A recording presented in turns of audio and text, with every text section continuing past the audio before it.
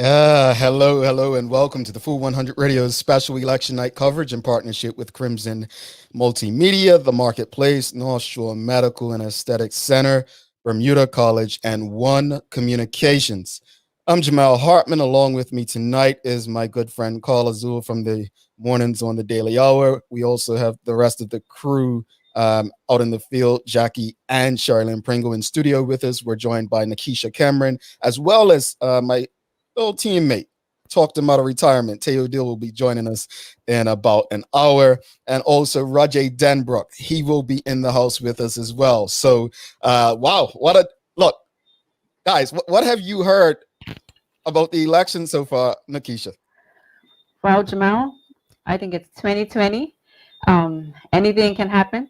Well, almost anything. Let me not say anything can happen. Almost anything can happen. I think it's going to be an interesting one. I think we're in for a couple of surprises. There will probably be a couple of upsets tonight, but it's going to be a good evening. All righty. Well, Carla, look, how your hunches? How you feeling about your hunches, Carla? Hey, look, hold on. Before you get on your hunch, right? I still have 10 votes for one of them, but go ahead. Keisha, we're here for a long night, okay? I take it back, Jamal. I take one of them back. But actually, I've had a few messages. I'm here in the UK. People are concerned about voter turnout. Just saying, I had someone message me just a while ago. She's in Warwick. I'm not sure which one, but she said it was very low. So I think that concern is reverberating on the island, wondering if people are going to come out. But then I've seen a few posts where people are saying they usually go after work. So yeah, I have spoken to, we're all in different chat groups. I reach out to the chat groups. People are saying, yeah, I voted. One very close friend just said to me about 20 minutes ago, all right, just left the pill. Well, she's just so carefree, like nonchalant. Just like, yeah, I just came from voting. And I'm just like, you just went? So it's just, yeah, I got it done.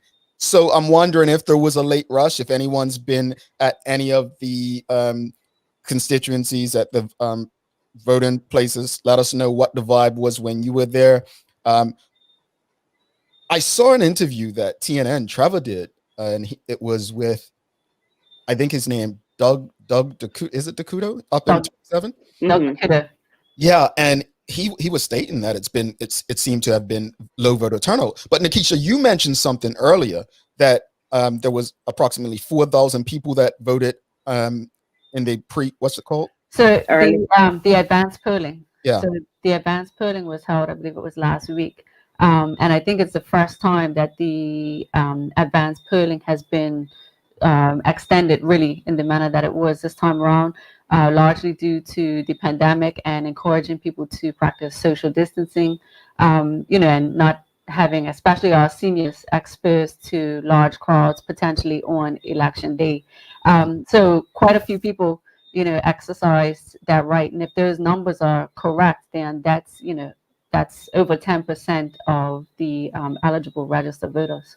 So, that's not an insignificant number. So I'm not quite sure how that's going to play out. And when we start getting in the fresh results, we should get a sense pretty early for whether it is in fact low voter turnout or, whether the advanced polling may be a factor in that. Carla, what have you been hearing? I know you have a lot of communication with so many different people. What's going on in your family chats, group chats amongst voters? Families just encouraging everyone to get out and vote first and foremost. I mean, but not much talk amongst my usual chatty politician. I think that politics causes divisions in families sometimes. So, but I have had a lot of people, because I have put on my WhatsApp, have you voted yet? And I've had at least 40 people say to me, yes, I've gone out and voted. So it's good. Okay. I've come across so many different things, but I wanted to check the voting turnout. Like what has it traditionally been? And I think around 70%, we would say normally that's what it was. I think it was 2007 was probably the highest in recent times. I have 70.5.87%. So anything that's lower than 70%, we could probably say it's extremely low. I had somebody text me guessing, saying that, oh, I think it's going to be as low as 50%. That probably would not work in the best interest of the government. Well, remember you laughed at me yesterday when I said my hunch is I think it's going to be high 40s. I don't know. I hear a lot of apathy out there as well. You think as low as 40%, Carla? Wow. No, I'm not people just with you. No, I know what you mean. People just seem turned off. I actually saw someone raise a question about does there have to be a quorum? I mean, I knew the answer to that, but it seems like it appears that many people seem like they may not be in favor of voting for at all. And then this is the first year I've seen people say they've struggled with who to vote for. I've never seen that before. Yep. No, similar. I've had the similar experience, Carla. This is the first time that I've ever seen, the large number of people who, on election day, I've had people sending messages saying, I don't know who to vote for, or I don't know if I'm voting. And, I've seen that sentiment expressed in quite a few places, both in chats as well as around social media. So, I mean, leading up to the election, I had a sense that we were going to be looking at a lower voter turnout this time around. Last election, 2017, voter turnout was just around 73%. And you'll remember that in the lead up to that election, we really had, a motivated PLP base who turned out in large numbers, and therefore, handed them the majority that they have today. I don't think we'll see, anywhere near that type of turnout. We'll probably be looking more around, I don't want to make any predictions, but I think we'll probably be looking more around, the 2012 type level turnout, which was, significantly lower, maybe not significant, 71% around 2012. So I think, we'll probably be hovering somewhere around there. And, I'm sure throughout the night, we'll talk about some of the reasons why that may be the case. But it's going to be very interesting to see. There are so many factors going into this election. So it's going to be interesting to see. Should the Premier David Burt be concerned right now, you think?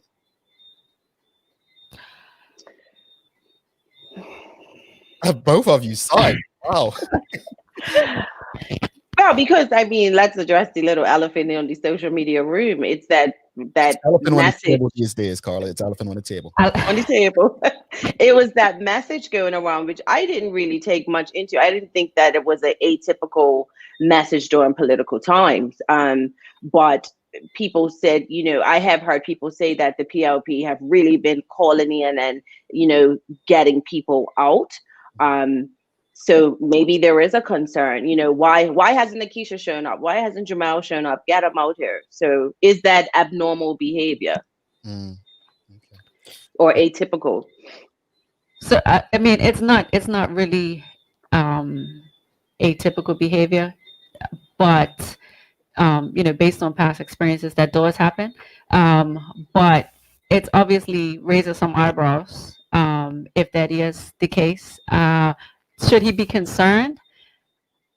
I think concerned might be a bit strong in terms of it translating into, lost seats or anything like that. I mean, I think at the end of the night, the PLP is going to remain the government. And I think at the end of the night, they will still have a significant majority in the House. However, lower turnout may be indicative of the general sentiment at the moment towards the PLP. So while it might not be about, losing this election or losing seats, it's definitely potentially, a warning sign of some other underlying issues or grievances or a lack of motivation, which are all, factors that will obviously need to be addressed, not necessarily this time, but going into the next election.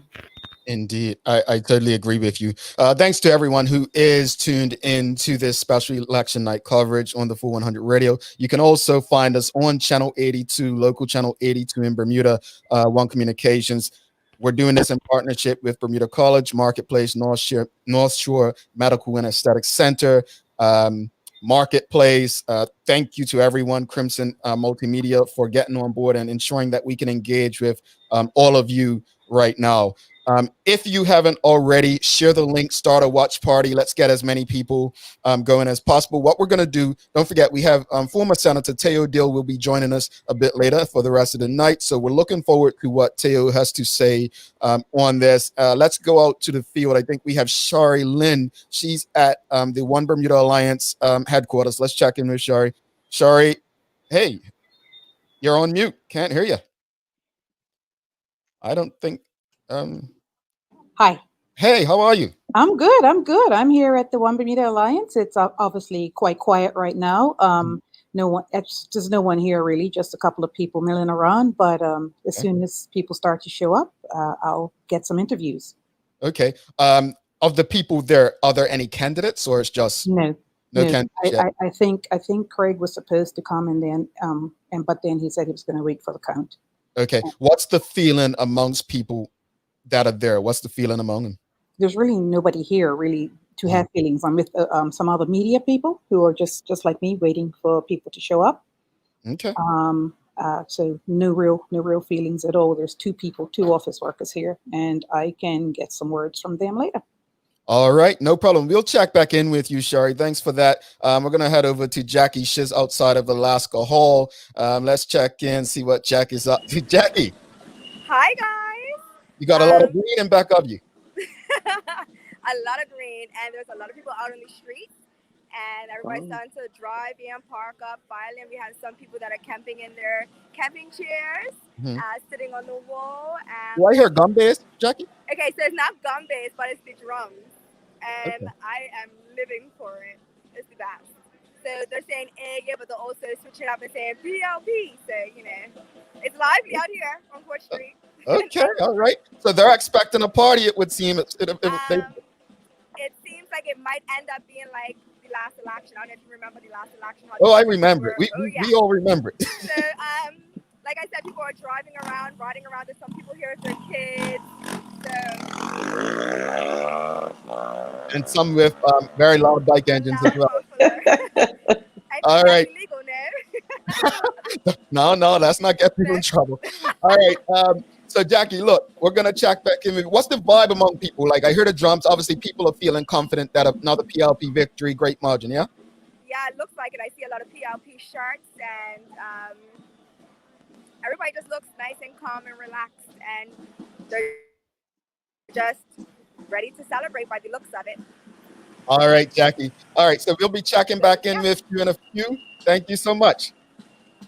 Okay, you're out. All right. Jackie out there at PLP headquarters. Michael, You can't ignore. They're going to be disappointed. Wow. I believe he's talking about the PLP folks out there. Want to go back to some comments. We did get quite a few comments, and this show is all about engaging with the people. So if you have any comments, any predictions you want to get past, please just reach out to us. We'll try to get to as many as possible. Artie Darrell says 24-12-2 is his prediction, and I believe followed by that's PLP with 20, the OBA with 12, and the FDM with 2. I think that's a safe bet. I would say that's a safe bet. This right here, I'm not sure if you touched on this. Mr. Talbot says also the uncontested seats muted thousands of votes. Well, I wonder how that's going to be counted and considered when it comes percentage-wise. It shouldn't matter. They can't. I don't think they can use that against the voter turnout because they couldn't vote. So it would be based on the remain, I would think. Correct. I would say so. I would definitely agree with that. Kathy Bromby says should be low as some polls didn't need to vote as no opposition. Yeah, I think that's in the same breath. Lisa James, they were not impressed. In fact, they were angry they lost their right to vote. People like me, right? I did lose my right to vote. I don't reside in Bermuda 6 months at a time, right? Let's go to another comment we have here. Is dread will be the feeling. So I'm not sure she's talking about the people outside of Alaska Hall right now. But you see let's go back because I'm thinking about 2017. In 2017, Court Street was packed. People just had this feeling PLP would win, they would be victorious. And when you headed over to the OBA headquarters, it was pretty much what you witnessed just now, ghost town, right? How does that set the tone for the night, though? Well, I was going to say you couldn't ignore the totally disparate settings in both places. Maybe they're going to need another reset yet again. I think all this time, in my opinion, I think the OBA has operated in a form of denial, and maybe this will be the night that will make them not ignore the situation they're in. So it could end up being yet. I remember the election 2017. Maybe it's another moment where they'll have to reflect. Somber. I mean, I think if we're honest, the OBA never recovered from the 2017 election. I mean, in fact, things got worse for them. They shortly after the election, there was a by-election 25, and that's when Curtis Dickinson won, giving the PLP another seat, right? So and then the OBA experienced a number of resignations, and they were going through a high turnover in terms of change in leadership. They had some high-profile resignations from people who had, really put the support behind the OBA from day one, and they never really recovered from that, and I don't think they ever really were able to rebuild and regroup and redefine themselves. So, I mean, if we're honest about it, I think the writing has been on the wall since 2017, and we have an opposition party that struggled to field a full slate of candidates. If that is not a damning indictment of the OBA and the experiment that was the OBA, then I don't know what is.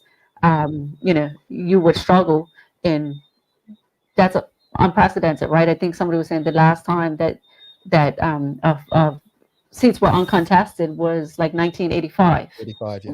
Right. So, I mean, what we're really witnessing is a shift. 2020 is, again, a pivotal year for a number of reasons. And I think it's translating and manifesting in our own election, in our own political landscape.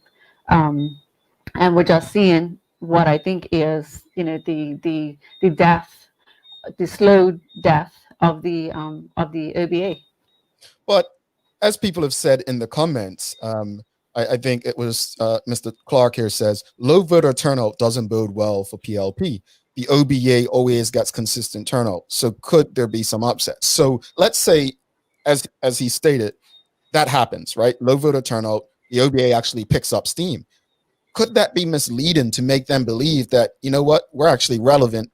We should have another go. And instead of folding, which would probably be, some people would say is in their best interest, and, letting something else arise, they just say, no, we're sticking around. We have this. I mean, it could go that way, right?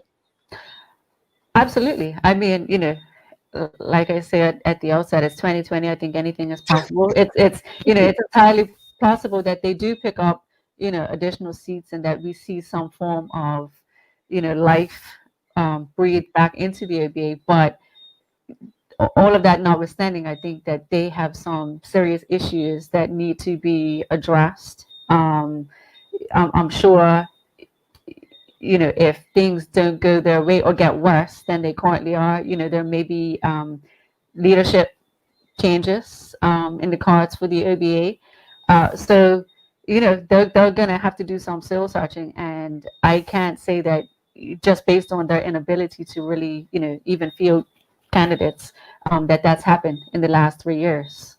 Indeed. Let's take our first break. Nakisha, Cameron, Carla Zoom, myself, Jamel Hartman, Teo Dill will be joining us in a bit. We've had Shari and Jackie out in the field at OBA headquarters and PLP headquarters. We also have Rajay Danbrook joining us a bit later. Going to take a quick break. Be back with more. Are you embarrassed by hair loss, dry or flaky scalp, suffering from thinning or damaged hair? Well, Salon B, Bermuda's only hair and scalp disorder clinic, is here to help by using a wide range of clinically proven treatments that will address all your hair restorative needs. We invite you to visit us for a consultation with our certified hair treatment specialist, which begins with a detailed scientific hair and scalp exam, followed by treatment services with our award-winning researcher and physician, Dr. Kyron Brown. At Salon B, we also provide haircuts, trims, colors, perms, highlights, and styling, all geared to clients suffering from hair loss or a variety of other scalp disorders. For your comfort and privacy, all treatments are performed one-on-one in a private and relaxing treatment room. To begin growing that beautiful head of hair you've always wanted, please schedule your appointment today. To make arrangements or receive more information, call 441-293-5476.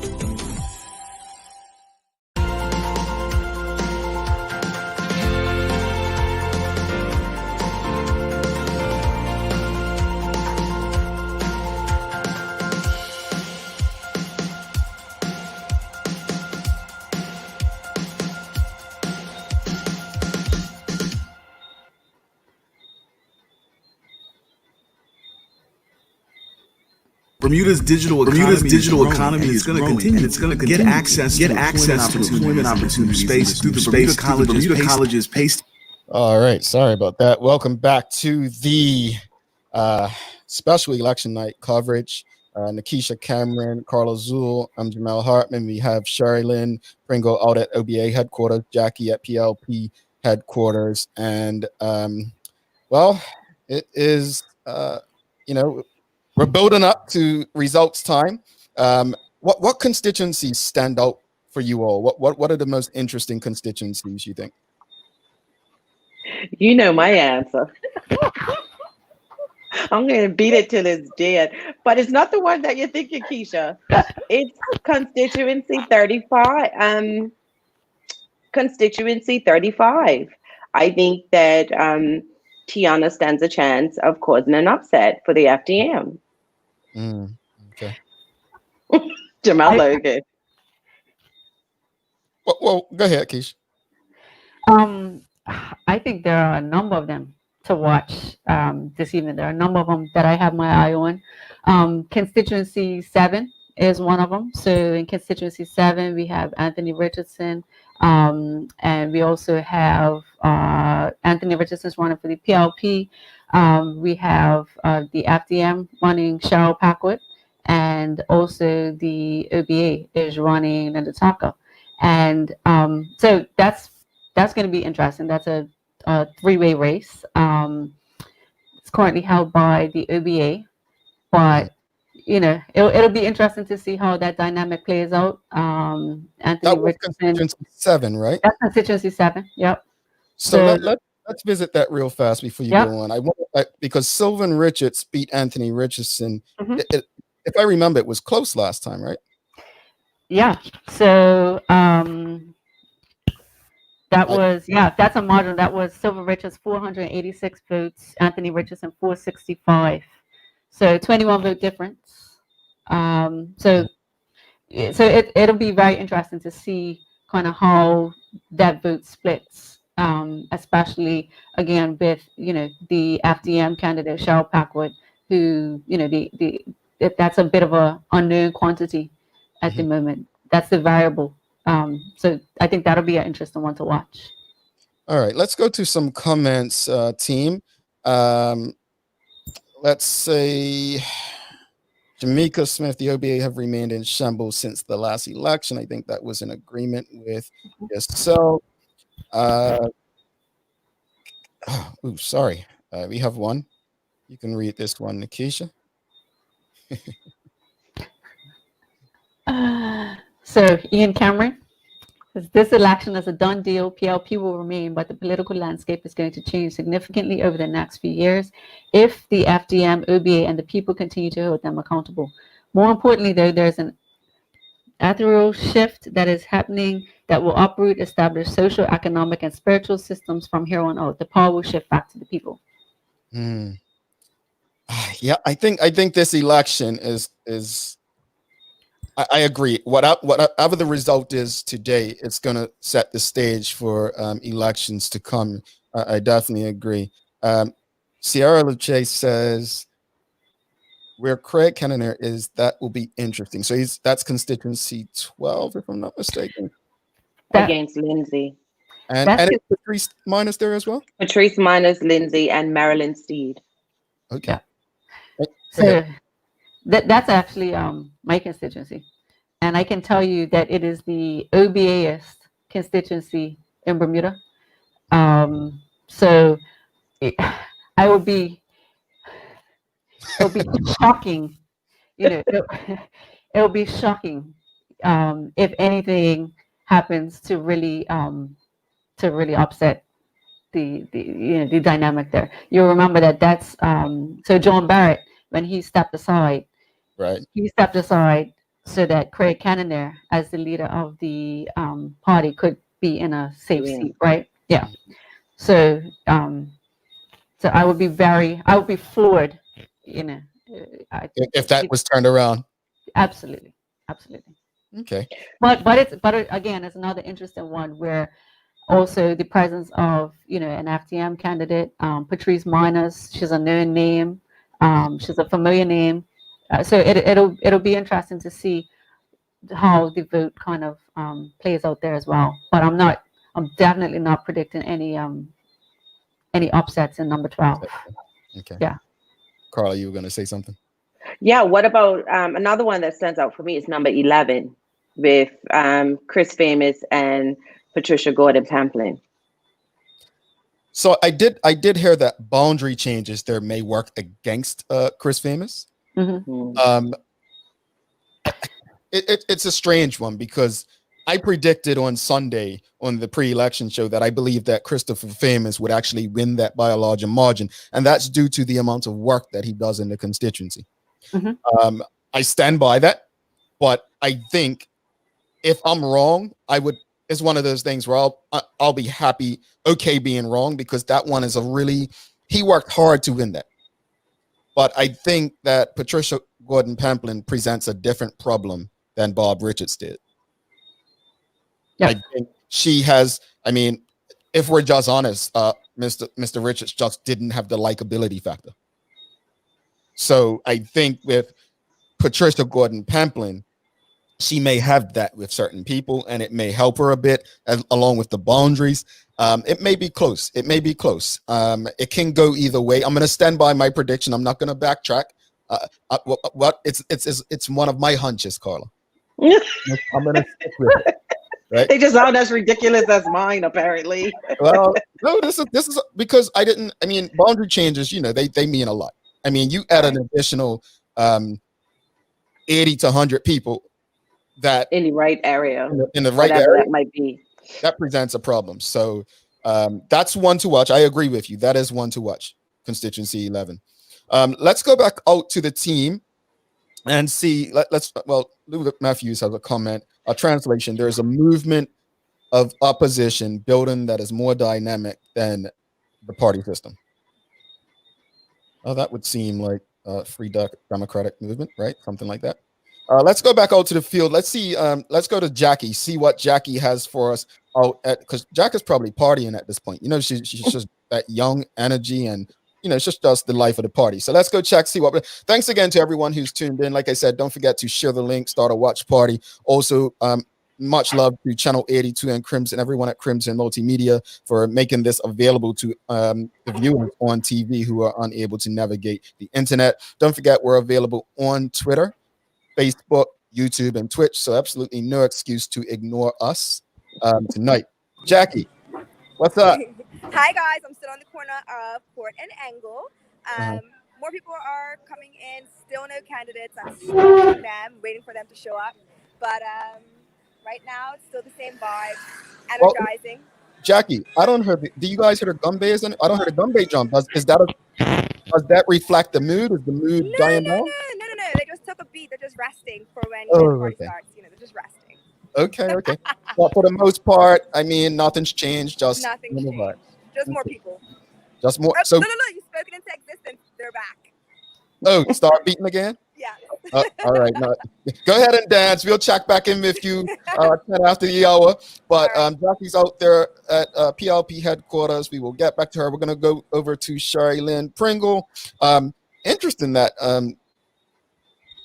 I guess David Burt did say in a press conference yesterday in an interview that there will be no celebrations or party. But I mean, you can't really stop people from going out in the public on their own unless the curfew was still there. You'd be able to do it. But obviously, you don't see any stage out there. That's what he meant. Like, it's not going to be streets blocked off and so on. But there are It's not organized. Right. It's not organized by the party. It's not an organized event. Let's go. Well, Sherry's not there. Let's wait till Sherry checks back in, and we'll go to her to see what if there's any updates at the OBA headquarters. Don't forget, Teo Dill will be jumping in with us in the next hour and sharing his. Teo has a lot of information that he's been going over. Let's talk about platforms, though. There was a lot of talk about the platforms. One of the things that stood out is what everyone seems to have in common more than what they disagree on. But the education authority part seems huge. It seems like everyone feels that's the direction to go. I don't have any children in an education department, but what are both of your thoughts when you see that? Does it make you comfortable with education when you see the term authority, or do you need more information? Or do you just see it as more talk? As someone who worked in the Department of Education for several years. I keep forgetting. Sorry. No, but I worked as a communications officer, but I sat around the leadership table, and like I said, it shifts so quickly. So it could be going left, and then an election comes, and then it has to go right, and everyone has to start all over. And what I've seen is that it's always, no matter how much people say it's in the best interest of the children, it's always a continual shift, and the goalposts keep moving. Mm-hmm. So I don't know if an authority is going to stop that, because everyone always thinks their ideas are better than the last person's that were implemented. Mm-hmm. And then everyone still have to play catch up, learn new systems, etc. So it just doesn't impress me. Yeah. I think that we need to take the politics out of education. Education has been a political football for too long, and it's too important, an issue and a topic to, as Carla was saying, to be shifted around all the time. Interestingly, the OBA and the PLP both had similar approaches on education in their platforms. So both of them speak about an education authority. I would definitely be interested to hear more about how they actually see that playing out. And they also both talked a bit about training for teachers and that bit. But interestingly, those two were very similar. But the FDM's proposal and platform for education, which you may recall that actually came out first, right? That's the first thing that they released when they announced that they had formed the party. And that was in advance of, anybody else having released platforms yet. But their take was the complete opposite. So, their whole ethos is built around, small government. And they were actually talking about putting the actual education control back in the hands of the stakeholders. So the teachers, the principals, the parents who would actually be best placed to administer the education system. And personally, that resonated with me in terms of those are the experts. I shudder at the thought of adding another layer of bureaucracy in the form of education advisory on top. Do we add that on top of the Ministry of Education? So do we now have schools, the Ministry of Education, and an education authority? So to me that sounds problematic, but I would definitely, be interested to hear the details of how they actually see that working out. Indeed, I definitely agree with you. Let's check in and see if Shari is available to chat. Let's check her out. She's at the One Bermuda Alliance headquarters, so don't think that she's a candidate. I know you all probably saw the the background. Remember, she had that background just now. Before we jump to Shari, I just want to go to comment by Jude Richardson says, Royal Gazette seems to suggest low turnout good for FDM or not. I just don't think a low turnout is good for the governing party usually. I don't know. I don't know. What do you think about FDM? I think generally a low turnout will be good for the opposition, which in this case is, the OBA. I don't think it will be necessarily translate to a good result for the FDM, because the FDM, it could be argued, would be more likely to take PLP votes, right? Right. So I don't think a low turnout will necessarily work in the FDM's favor. All righty. I don't think Shari is ready yet, but we will go to her. She's ready. Okay, let's go to Shari. All right. Shari Lynn Pringle. Hi. How are you?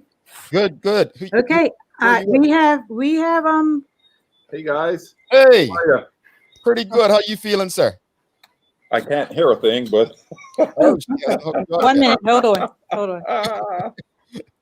Take this. okay, that's okay. Yeah. You look so cute in them. Ears. Hello? She's like, how are you? She said I look so cute in these. How's things, Mr. Cannonair? How you feeling? Oh, I'm feeling great. It's been a great day, quite frankly, for people to come out and vote when it comes to the weather. A great opportunity. Unfortunately, because it is a great opportunity, it seems to be that Bermuda has responded to the premier calling this election by not showing up. So are you saying that it was a low voter turnout, you think? Extremely low in my estimation thus far. We're looking at the numbers right now, and appears as if we're looking at 50% across the board. That is unheard of in Bermuda. That is extremely low. And there was a low turnout in 2012, if you recall, which tends to be, when it's a low turnout, not good for PLP. So I've watched in my own constituency. In fact, I stayed there all day just to see how things were going. And wow, what I can say is just wow. I did not see the typical turnout that you would assume or expect coming from our government. Do you feel that your party has a chance to, because of the low turnout? If you're, if we're predicting that low, do you feel like we can actually win this? Yeah, what it means, quite frankly, is that there probably will be some anomalies in this election, where there may be some seats that we would have never thought might have been won, might just be won. But it's still too early to predict. But when you look at numbers that low, I think that the reaction by our government speaks of volumes. When you start seeing last-minute calls for it's a low turnout coming from the premier, you've got to get out. That would suggest that people are crunching the numbers just like ourselves, and there's a major problem for government. Okay. Makisha, Carla, you had any questions? No? All right. Thank you, Mr. Kennedy. We look forward to chatting with you later on in the evening. Good luck. Yes. Cheers, guys. All righty. Well, sorry for no tie. You see how we are. Yeah. All right. Thanks again. All right. So, wow. Jamal, I said it. I mean, I hope it's not true, but I did say it. So Carla's hunch. Carla's the first hunch of the night. And if you all know the history of Carla and her hunches, I give her a hard time. But let's take a break and then come back, because those were some very interesting words. We're going to take a quick break, pay some respects to our sponsors. Woo! Wow. Bermuda bananas are back. Toilet paper demand has decreased, and Taste of Bermuda Weekend is returning for a food festival drive-in experience that can be enjoyed from the comfort of your own car. The city of Hamilton has flexed its imagination to bring back a much-needed celebration of food and culture. Wake up from your corona coma, grab your masks, fill your gas tanks, and join us for Taste of Bermuda Weekend October 9th, 10th, and 11th. You can expect cooking demos, a drive-through photo station, free food samples, drive-in movies like Ratatouille and Chef, and enough hand sanitizer to put Purell to shame. Friday night is vegan vegan themed, utilizing locally sourced items to please your palate. Saturday is focusing on comfort food, with the weekend ending with your favorite Bermuda traditional sweets and treats like Nana used to make. Try your luck at prize draws and giveaways. To get into this event is simple. Show a receipt valued at $25 or higher from any city eatery. Be sure to save those receipts between now and October 11th. Don't be a Corona moaner. We'll see you at Parleyville Car Park October 9th to 11th. Security will be on site to ensure strict adherence to health and safety guidelines. Hamilton, Bermuda at its best. When you upgrade your Wi-Fi to Eero, something amazing happens. Everything just works, letting you connect with what's important. That's why we made Eero, the world's best reviewed home Wi-Fi system. Eeros replace your router, forming a wireless mesh network that blankets your home in fast, reliable Wi-Fi. Eero is simple to set up and can expand to cover any home, meaning all your connected devices work the way you want them to, wherever you want them to. Yep, still at the office. Then I'm at the other break. With Eero, you'll have no more dead spots, slow spots, drop-offs, or buffering. It's Wi-Fi so good, you'll never think about Wi-Fi again. All right, welcome back. Thank you so much for joining us for this special election night coverage. Nakisha Cameron, Carla Zul, myself, Jamal Hartman. Thanks again to Crimson Multimedia, all of our sponsors, Bermuda College, North Shore Medical and Aesthetic Center, the Marketplace, and One Communications. Thank you, thank you, thank you, Channel 82. And of course, to all of you who are watching, whether it's on Channel 82 or one of our social media outlets. But wow, wow, wow. Wow. I mean, wow.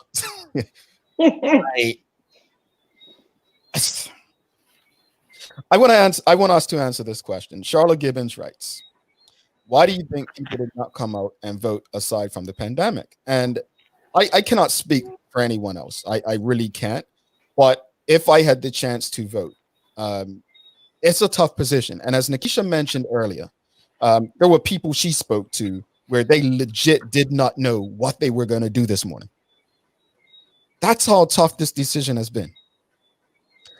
From a personal perspective, if I had the opportunity to vote, I would have been in that same position, because the MP that I have, I may like, but the government or party they represent, I may not like the direction. And I think it was a viewer earlier that said, Bobby Singh, you know, we have to look at, you know, how did our lives improve based on the governing of the current government from when they took over in 2017?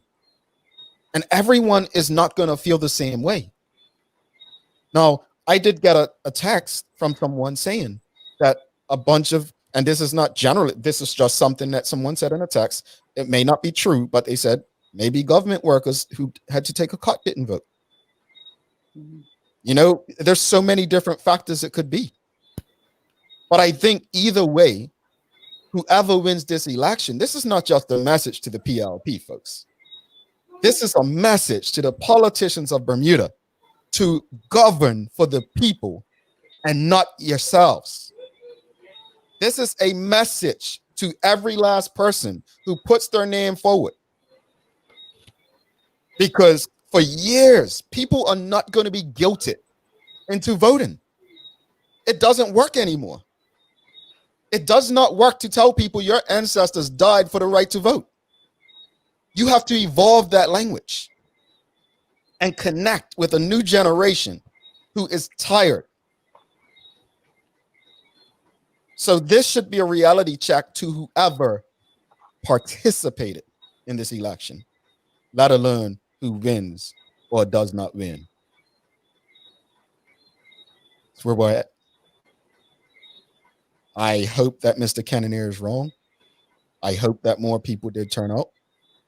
But I completely understand those who may have decided to not participate in the process. I completely understand them.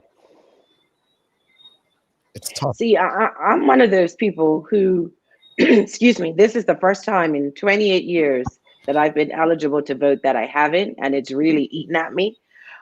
But I've also been a person who I've always voted party. And looking at the way things are, I'm like, would I want to vote again? But then I consciously cannot vote for another party. And that bothers me because it's more like a habit as opposed to a gut decision. You know what I'm trying to say? I can't articulate it the way I would like to say it, but it's almost like because I feel I have to vote, I have to vote. But it should be where I feel confident that in who I'm voting for, as opposed to just doing it because it's due process. And I think a lot of people were feeling that way, you know. So I mean, I think once upon a time I was one of the people who would have fallen into the camp of, you know, no, you have to vote, exercise your right, it's your civic duty, you know, your ancestors fought for this, right? But you know, my thinking on that has shifted. You know, when we talk about, and I had made this point about the U.S. election recently, you know, we talk about voting for the lesser of two evils. You know, voting for the lesser of two evils is still evil, right? You're still, you know, so we have to get out of this cycle of, you know, somebody comes around once every 5 years and, you know, comes, talks to us for a little bit, shows their face, you know, and then we show up and check a box, right? So we have to evolve where our relationship and the accountability is there, and we're holding our government and our MPs, you know, accountable. And sometimes that may manifest differently. And again, Jamal, I think we're dealing too with another generation, a younger generation, who that's not going to resonate with them, right? In terms of trying to guilt people into voting. They actually want to see tangible results. They want to feel connected. So, you know, when they ask for interaction with the leaders of the country, the leaders of the party, you know, these are the things they're trying to engage. And I think that when our elected officials, you know, don't provide that necessarily that access, or show that they are deferring to and respecting kind of the wishes of the public, people are going to demonstrate, right? And people are going to protest. And it'll be very interesting to see as the night plays out, what if we really are looking at, you know, 50% across the board, how that translates. That is definitely a game changer.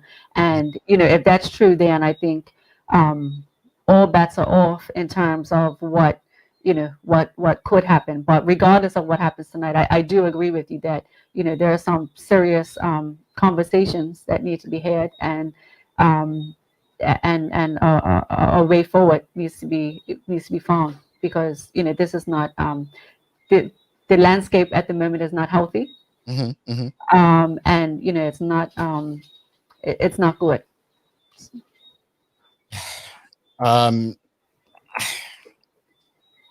It's not often that I'm speechless, and I don't think it's necessarily that I'm speechless. It's almost like you want to believe it's wrong, but I want to share something with you all. Because of 2012, when Bermudians Against the Draft, we were, you know, pushing our no vote campaign. I've had young people from 2017 through now, today. I had quite a few people reach out to me and saying, you know, don't be mad at me, but I'm considering not voting. And this is what I say to people. You know, while I will never encourage another person not to vote, I will not guilt you for choosing not to vote. If you don't believe anyone is going to pass legislation or policies that are in the best interest of your family, your community, yourself, then you have to make a decision. Do not be guilted, and don't let fear drive you to the polls. The job of the politicians is to work on behalf of the people. And we must remember that. We must remember that. We have Teo Dill who will be joining us. Let me just check because I think we do have results in from first counts, right? What you got, Keish? You're on mute.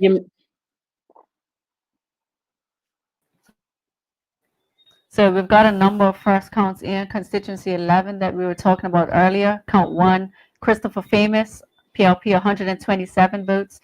Patricia Gordon Pamplin, OBA 73. Okay. Constituency 12, Craig Cannonier, count 1, 108 votes. Patrice Miners, FDM 25. Lindsay Simmons, PLP 39. And Marilyn Steed running as an independent. She's got 3. Constituency 15, Pembroke East, Walter Robin, count 1, 133 votes. Scott Stewart, 116. Moving down to constituency 19, Pembroke West, tight race. Joshua Adams, PLP, 82. Marcus Jones, OBA, 83. Ooh. And Leonie Junos, FDM, 9 votes. Constituency 20, Susan Jackson, 109. Davida Morris, 41. Constituency 21, so this is Curtis Dickinson, 108. Gavin Smith, 33. And I think that's it at the moment. But just real quickly, you said in it was I got 127 to 75 with Christopher Famous and Patricia Gordon Pamplin. 127 to 73. 73. All right. So, all right, as predicted so far. I mean, that's only count 1. That's only count 1. What's the numbers for 12 again? Numbers for 12, Craig Cannonier, 108, Patrice Minus, 25, and Lindsay Simmons, 39, Marilyn Steed, 3. Okay. All right. So, looks like Mr. Cannonier has opened a decent lead. So, nothing surprising yet. Nothing surprising. Everything as normal right now. I'm not sure. I think the Joshua Adams and Marcus Jones. Yes, that one. Yeah. That's quite close. Number 15 is close. You don't think? I wasn't expecting it to be that close. 15. What was that? Say it again. 133 to 116. Walter Rabin to Scott Stewart. 133 to 16. Oh, to 16. I thought you said to 116. Yeah, okay. That I was like, makes sense there. I know. That's why I was like, wow. Okay. Because that's my constituency. What we have for 36 looks like we have 36 constituency 36. Let's bring Teo Dill into the conversation, everybody. My old teammate. This puts a big smile on my face to welcome Teo Dill in the conversation. What's up, brother? Good evening, fam. How you doing? Man. Hi, Tay. Hey, y'all. How you doing? I'm doing solid. I am focused and excited because, as you have all mentioned, this is a significant election going beyond the specific results that we will see tomorrow, far beyond the government that we're going to have tomorrow, but what it represents as far as Bermuda's ongoing socio-political development. But the one set of results that Keish didn't get to, I think it might have refreshed before you finished your list, or after you finished your list, I should say, is 36. Mark Bean for the FDM, leader of that new movement, 48. Kathy Lynn Simmons, the Attorney General, 89. And Jeff Souza from the OBA, 23. Ooh. Which is about where it felt like it was gonna be. I had my prediction. I actually had the PLP losing that one, but again, did you? Yeah, because I felt like man, Carla's gonna come out of this looking good if I get this one. Look, let's no gloating, Carla. No gloating. Listen, I am the worst, but I have logic. Whatever. Look, people up in 36, don't do this to me. Don't do this to me. Because my prediction for 36 was I felt that Jeff Souza had a better chance of winning for the simple fact that I thought that Mark Bean would take a lot of votes that would go to the PLP. And because it was very close, I think 9 vote difference in 2012, although the former minister Michael Scott extended that I just felt like it would probably, they would cancel each other out. I mean, look, I have nothing. Still early time. It's still early. That's not one. Yeah. So another interesting one too, constituency 30, and I had this on my list of ones to watch. Yep. Southampton East Central. So Leah Scott, deputy chair of the OBA, deputy leader of the OBA, 122. Jason Wade, PLP, 150. I predicted that one would change. I predicted the PLP would. You did say that today. That's significant.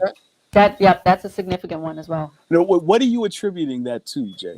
Like what led you to suspect? Looking at the number, so if I know boundaries have changed, but if I'm remembering correctly, in 2007, a lot of people forget that was the actual constituency that Zandy Silva was originally in, and he beat sent Dudwell into retirement. Right, I remember that.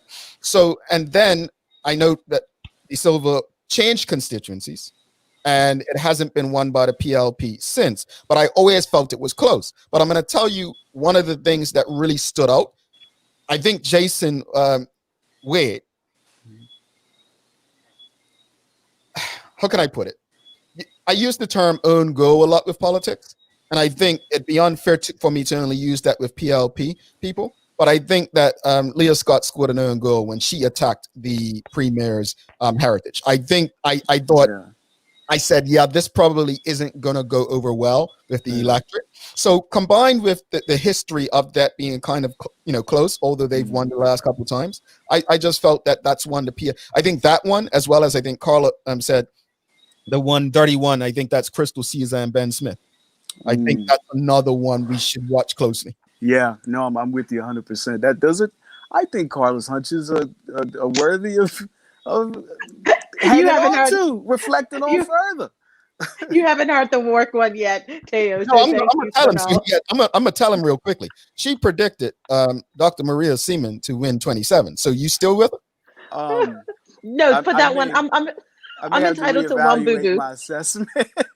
Please do. Please do. So guys, we also have, we actually have a second count in for 21, Curtis Dickinson, 216 to Gavin Smith, 69.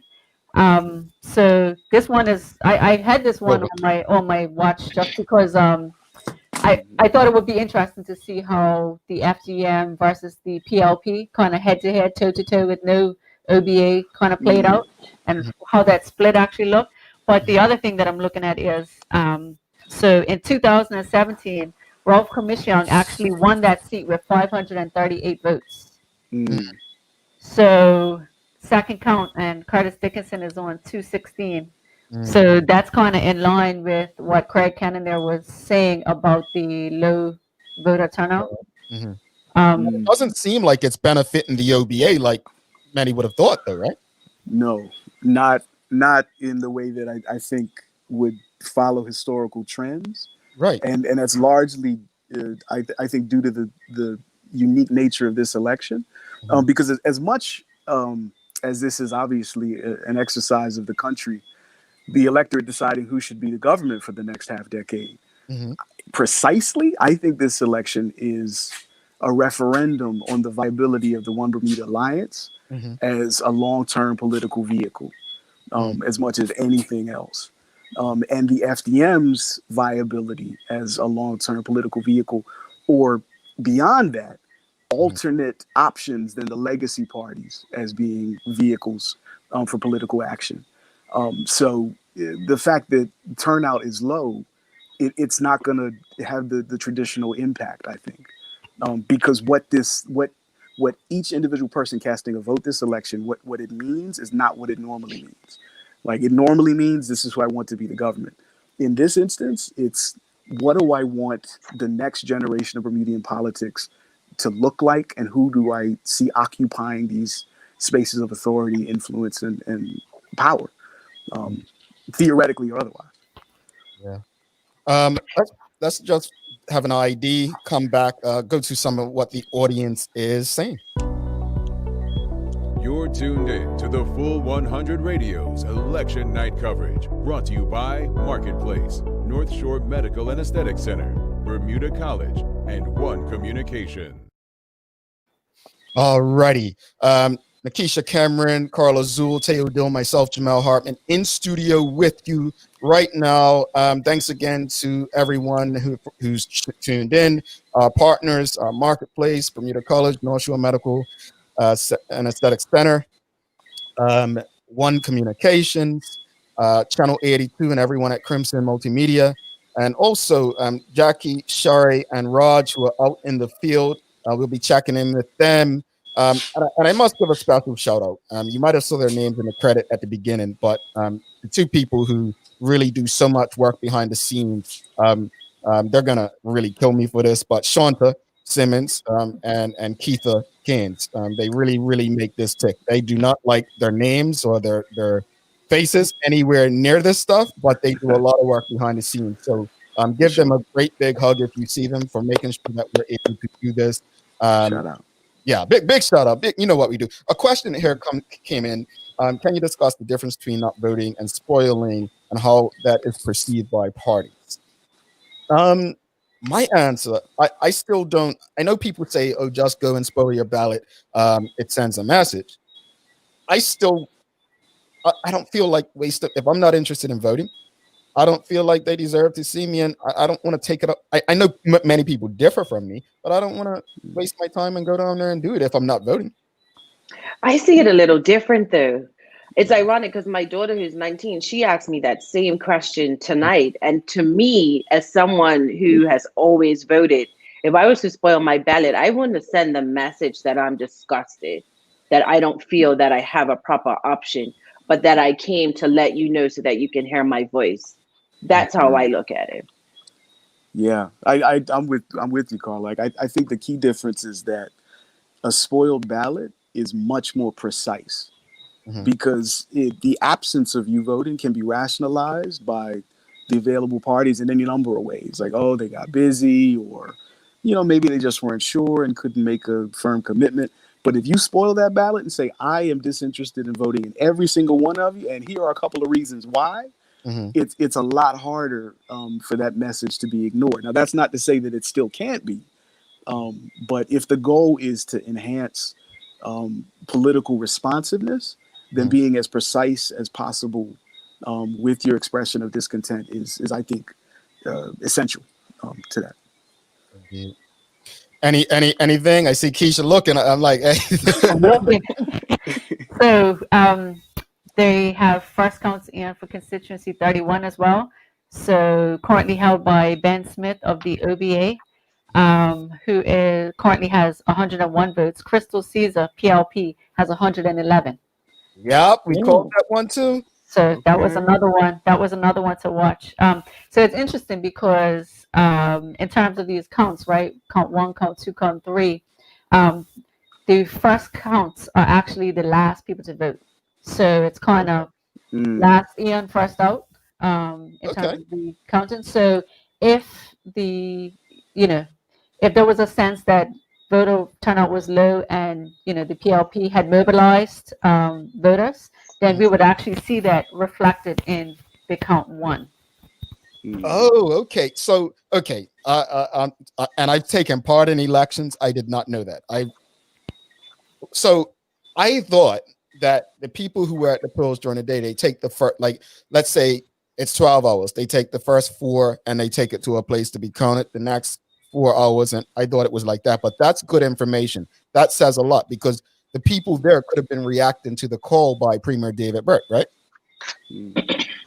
Yeah, that's interesting. So Talent Clark said that's 2 OBA seats potentially lost. But remember, I'm waiting on the counts for the ones I predicted that they would, the PLP would lose though, because I'm looking at constituency 28. I want to first count on that one. That's Dwayne Robinson and young Dennis Lister, and then also 25 with John Bronson and Ianthea Wade. So we've got that. We've got 25. Okay. So first counts on 25 are in. So John Bronson, 87. Ianthea Simmons Wade, 113. Oh, okay. Another Carla Hunt so far. Carla is, well, again, that's first count, but Carla, man, we may have to buy you a bottle of champagne. Do you drink champagne? Listen, it is 1 a.m. I will drink anything right now, okay? But Did 7 come up in any of your prior hunches, Carla? Or is that something that's been discussed? Because this one, I think I is did actually. especially What you interesting. got, Kevin? Was Cheryl Packwood for the Free Democratic Movement 43, Anthony Richardson for the Progressive Labor Party 146, and One Bermuda Alliance's freshman candidate Robin Tucker 110. Now, I predicted Anthony Richardson. Now, this is significant because in most of the constituencies that the FDM was able to put up candidates, it felt as though, and obviously we're all spitballing at least partially, but it felt as though they would be carving into the PLP's space. Yes. But with this combination of candidates in this constituency, the FDM may have gotten in the way of the OBA being able to hang on to this seat. Again, this is really interesting. Well, I was going to say that I've noticed that as well. Like based on what the first counts you guys have provided so far, it's like, hold on, they may have canceled out one another. Yeah. A question based on history here. Curry says, do first counts usually show winners, or is there much difference in counts? It depends. Yeah. It depends on the constituency. I'm trying to think because I was very close to this stuff, especially in 2007. And I mean, the constituency I was working on back then was very close. It was 13 with Glenn Blakeney. And we were concerned that night, but eventually we became victorious. So here's another interesting one. Constituency 9, first count. That one is the one that was just vacated by Trevor Manis. So Vic Ball of the OBA has 109, and Vance Campbell PLP has 115. All right. So let's go back to the conversation with Mr. Kennemer. He said an extremely low count. Extremely low count. Traditionally, everyone would have thought this was bad news for the PLP. I'm going to repeat it. This is looking like the PLP may come out with even more seats. Is this good for Bermuda? Because as I stated earlier, to me, regardless of who wins, the low voter turnout is a message to every last person who put their head in the ring this election. Carla, we have something for you. If Maria wins, we should all fly to the UK to buy Carla dinner. I don't think that hunch. I don't look. If she gets that right, oh my God, I might have to take a week off the show in the morning. That was one of your hunches too. She predicted Dr. Seaman would win up in. Teo, hold on. Let me explain. Damn. Oh wait, no, I'm sorry, I misunderstood. I thought you had the hunch of Mr. Manas' seat changing hands. Oh, no, you call that? It's interesting. It's interesting. No, it's interesting you mentioned that because that's one of the seats that we did not discuss actually in the whole pre-election. But no, I just said, don't be surprised because a lot of Christians seem to support each other, and that's all been refuted. So why keep bringing up dead weight? Let's move on now. All right, Carla, look, you got people that want to send you their account number. All right, let's go to the field. Let's see. Let's check in with Shari, and then we'll go to Jackie at PLP headquarters. Let's see what everyone's saying. Shari, are you ready? All right, let's check in with Shari. Shari, we spoke with Mr. Kennemer earlier, and he seemed a bit confident based on the low voter turnout that seemed to be. What's the vibe in there after the first counts? There's still not many people here, Jamal, and they're in another room crunching numbers. I tried to get an interview with Nick Kemp, but he is declining an interview at this time, but hopefully we'll be able to get to speak with him a little later. He's the only other candidate that's here, and there's not many people here at all. All right, no problem. We'll check back with you in 30 minutes. Keep us posted. Let us know if we need an emergency check-in. All right. All righty. Sorry over there. Before we go to Jackie, what do you have for us C28, Nikisha? So C28, Dennis Lister III, 189. Dwayne Robinson, 111. Oh, I might be Yeah. wrong there too. And we also have a second count in for constituency 30, Southampton East. Leah Scott, 189. Jason Wade, 225. Oh, so 180. What was it? 189. And Jason Wade 225. Yep. Oh, let's go to Jackie out near Alaska. There might be a party. There might be a party. So real quickly, I want to say this because a lot of people don't know this. So she says 252 viewers. That's actually not true.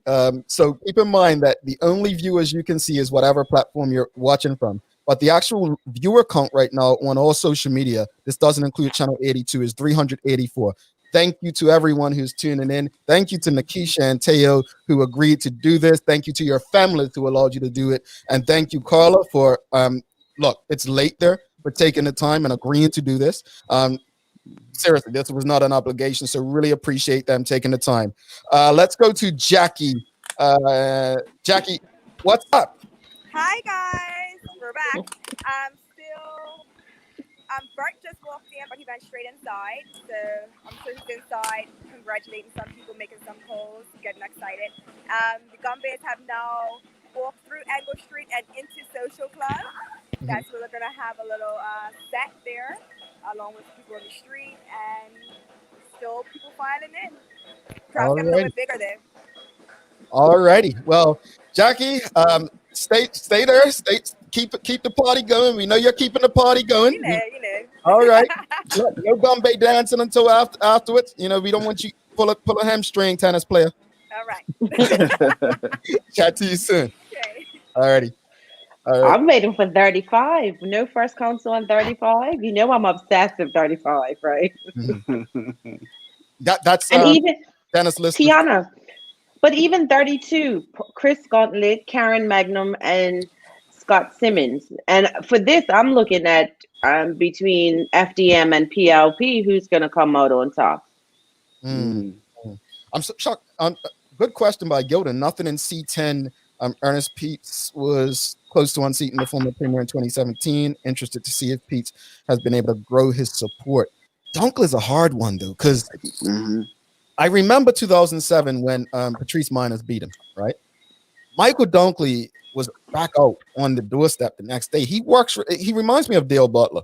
Really, really works hard in his constituency. So Peets would have had to be right back out there the next day, working extremely hard to get that one back, man. So, Carla, you got your wish. C35 results are in. First count. Okay.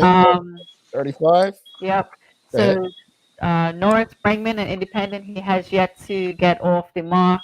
Michael Can, OBA 23. Dennis Lister, PLP 126. And Tiana Soltis, FDM 33. Okay. Right. So a cakewalk for Mr. Lister at this point. Looking like a cakewalk. Charles, it's looking like it might be a lonely night for Sherry Lynn C2017 for record. Well, you know, she's at OPA headquarters. Let's hope that's not the case. Let's hope people, you know, are out and about. Ian Cameron says younger people inherently don't rely on the government to meet their needs. The days of lifelong political allegiances are over. Social movements will move people forward. I agree. Regardless of what happens tonight, I definitely would agree. Yeah, no, Jay, like the point that the show has underlined is an incredibly important one, because I think in this way we are experiencing what many governments throughout the developed world have been going through. That is to say, a collapse in trust of institutions to provide justice. To provide access, to provide opportunity, to ensure safety. It didn't start with the 2008 crisis, but it feels like almost every global event that's occurred from that point between then and now has further led people in this part of the world, or these parts of the world, to grow this sense of abiding deep disaffection with institutional power, where I shouldn't say they, where we do not trust these organizations populated by these people to truly act in our interest. And further and further political disengagement is one of those like the top line consequences of that disengagement. Yeah. But ultimately, like I'm embarrassed to say I'm not insightful to know like whether there is a solution to that that doesn't take like a couple of generations of fundamentally different behavior to address it. But it is real. Like folks do not believe. They don't have faith in the system in the way that folks used to. I agree. I agree. It's sad to see, but actually, it's not sad to see. It's evolving. It's time for a change. You have a final count there, Makisha? Yep. So we've got the final count in first final count of the night for constituency 21. Curtis Dickinson takes a seat for the PLP, 346 votes. Gavin Smith, FDM, 104 votes. So that I think is the PLP's first seat of the night. So that's very interesting, though. These numbers are incredibly low. That's 450 votes between the two candidates, right? Rolf Commission won in 2017 with 538. So this is in line with what Craig Cannonier had mentioned earlier in terms of the voter turnout. Wow, this is incredible. Incredible scenes in Bermuda. So let's say the scenario happens, the PLP end up with more seats. Going forward, let's give them 27, right? Hypothetically speaking, obviously. What does that mean because of such a low voter turnout? Like, do they understand what it means? Do they take it and say, you know what? We have work to do. Well, like, how do they respond to the low voter turnout? It's not, even if they win by more, I don't feel the people have given them a mandate. Yeah. Like it exists on paper, but what it represents is not what it did as recently as 2017. Yeah, man, like I that is a needle that I'm not sure any of us can necessarily thread tonight, but it needs threading. But I think that's where the honesty and the deep, I said it earlier with OBA, but the same thing with PLP wins. Like, you have to be honest and look at it for what it is. I think you do yourself and you're doing the people of the island a disservice if you don't. If not, it's just arrogance, in my opinion. Well, this is why I plead with the electorate, and we'll use our platforms to help encourage and push this. But I plead with the electorate to hold your elected officials accountable. Don't just show up or expect them when it's election time. You have to demand and remind them that they work for you. You have to demand things of them. So, Jamal, we've got a second count in for your constituency. Constituency 36, Sanders North. Mark Bean, 99. Kathleen Simmons, 177. And Jeff Souza, 49. Oh, my. Mr. One Love Bermuda is getting a beat down. Boy, One Love, One Bermuda, Jeff Souza. Wow. I didn't see that happen. What you laugh at? Yeah. I didn't think he stood a chance up there, to be honest. So we've another count? We've got another second count in for constituency 19. Joshe Adams, 169. Marcus Jones of the OBA, 161. And Leonie Junos of the FTM, 19. So hold on, 169 for Joshe? Yep. And 161 for Marcus Jones. This is tight. And how many for Leonie Junos? 19. This is tight, folks. This is tight. So this is another one that's currently held by the OBA. Yeah. This is tight. Let's go to some comments. We have Lou Matthews. This is not yet a mature uprising to the PLP. What it is, in my view, is a fight for a stronger opposition movement, not party, but movement. So that what I think you'll see the uprising of opposition. And in the next election cycle, one that might mature into a stronger stronger government alternative, phase one. Let's take a quick break. We got to pay a bill. We'll be right back. Don't leave us. For those who are just joining us, Nakisha Cameron, Carla Zul, Teo Dill, myself, Jamel Hartman. We have Sherry Lynn Pringle and Jackie Lambert in the field at the headquarters of each the PLP and the One Bermuda Alliance. But we're going to pay a quick bill, and we will be right back. When you upgrade your Wi-Fi to Eero, something amazing happens. Everything just works, letting you connect with what's important. That's why we made Eero, the world's best reviewed home Wi-Fi system.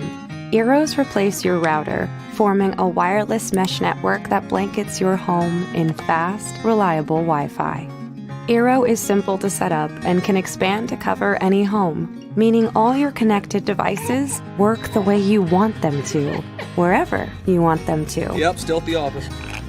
Then I'm at the other break. With Eero, you'll have no more dead spots, slow spots, drop-offs, or buffering.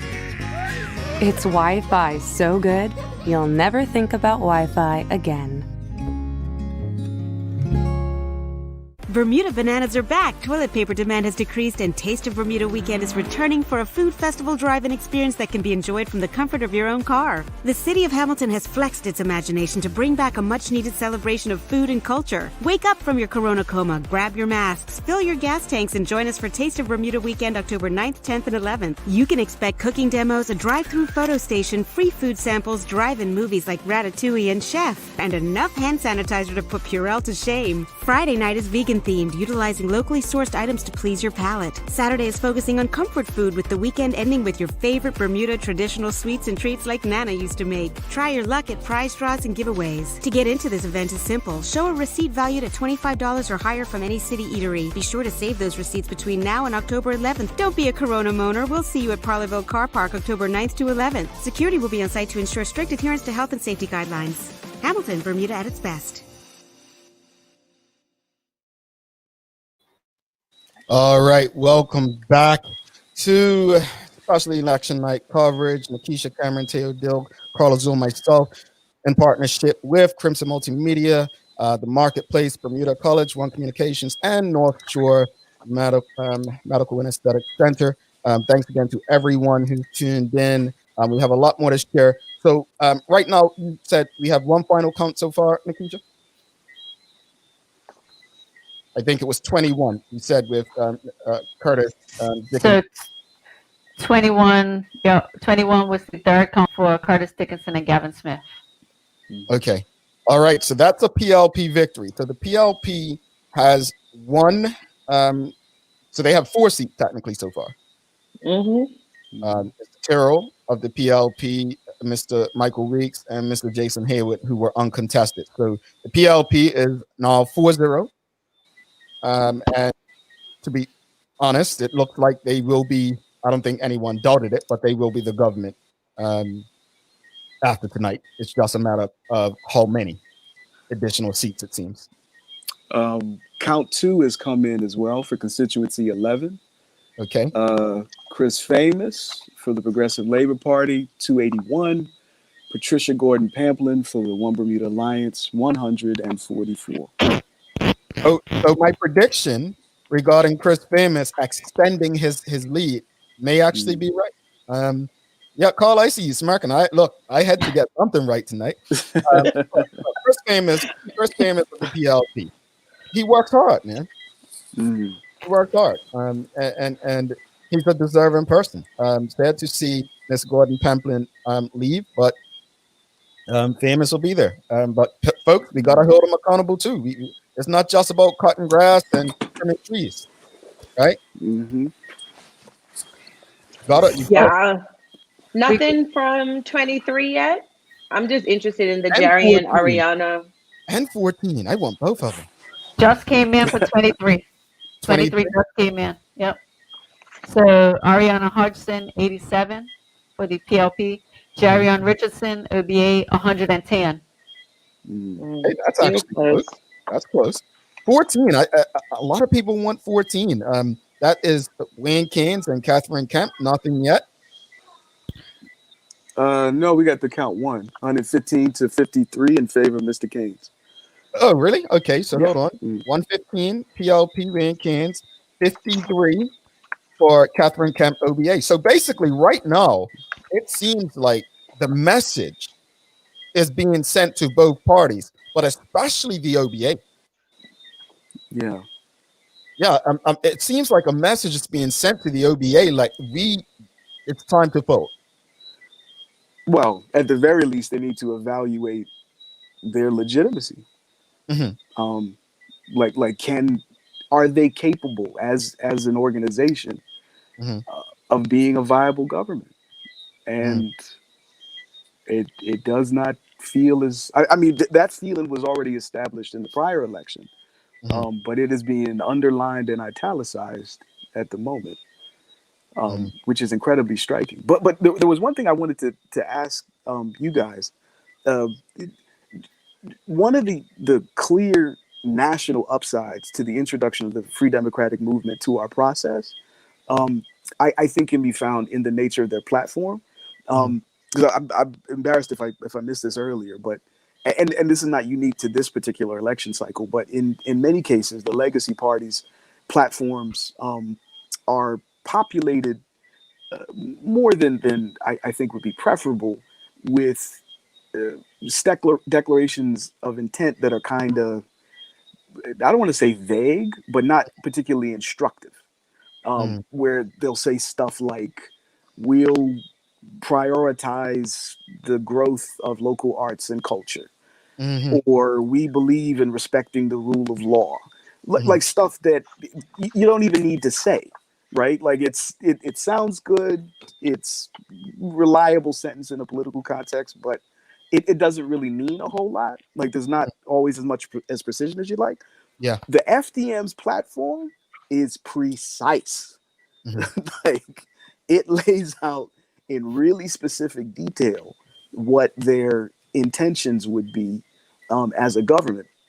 And the reason I'm mentioning this now is because if it does, the result of this election, one of them, is that the OBA is no longer a viable opposition party on a national level, then if the FDM does step into that space, they'll be bringing like a level of political specificity that has not existed in modern Bermudian political history, which I would think would necessarily require a more precise response, so that the conversations that we'll be having on the national level will have to become more granular, more detailed, more intentional, like not as focused on rhetorical flourishes, but specific, detailed, actionable, or at least described precisely in such a way that could make them feel more actionable plans.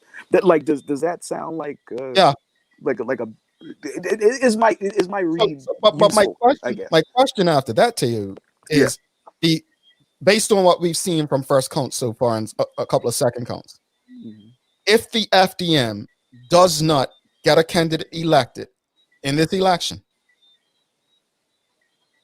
are they gonna? Do you believe are gonna stay the course to make an impact the next time around? So I think that's the concern right there. Is if they don't pick up, is that all a wash? Well, you got to go ahead, Keish. So I think the lack of viability of the OBA opens up the path for whether it's the FDM or whether it's somebody else, another party to come in and fill that void, right? Kind of step into the gap there. And the other thing is, I think what we'll see and what we've seen in the last 3 years is actually a rise in pressure groups. We've got the Black Lives Matter, we've got social justice Bermuda. We've got the youth organization as well, who, Social Justice Bermuda put out their own platform, right? As a social justice minded pressure group or lobby group, or so I think that we'll see probably some more, potentially more grassroots type movements where people are kind of taking things into their own hands, especially if we're talking about the low voter turnout that that we're potentially seeing tonight. I don't think it just sends a message to the OBA. I think it sends a message to both parties, right? And about the perception that we the people have of government, the fact that we are unhappy with the existing relationship and existing arrangement, and the possibility of redefining that on our own terms. And I think that's what we're going to potentially see more of in the near future. Indeed.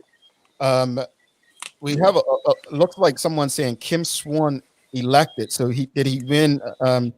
Looks like C2 has a third counter, 405 PLP, 54 FDM, and 141 OBA. That's correct?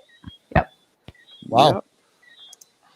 I mean, St. George's is pretty much PLP town, and we don't have anything for one, but I expect Minister Renee Ming to pretty much win convincingly as well. And again, Jamal, I think if we look at last election results, so 2017, Kim Swan won that seat with 690 votes. So he's managed to kind of scrape together 405 this time around, which obviously it's a win, but again, I think a message is being sent to both parties. Yeah, indeed. So the FDM candidate was Dwayne Smith. Dwayne Smith. Yeah. And Mr. Harvey. So real quickly, we have someone saying that Susan Jackson, Nicole Walker says Susan Jackson wins in C20. Yep. Wow. I'll tell you this much. I agree with Mr. Talbot's comment here. The PLP is going to be under some serious pressure until the next election. I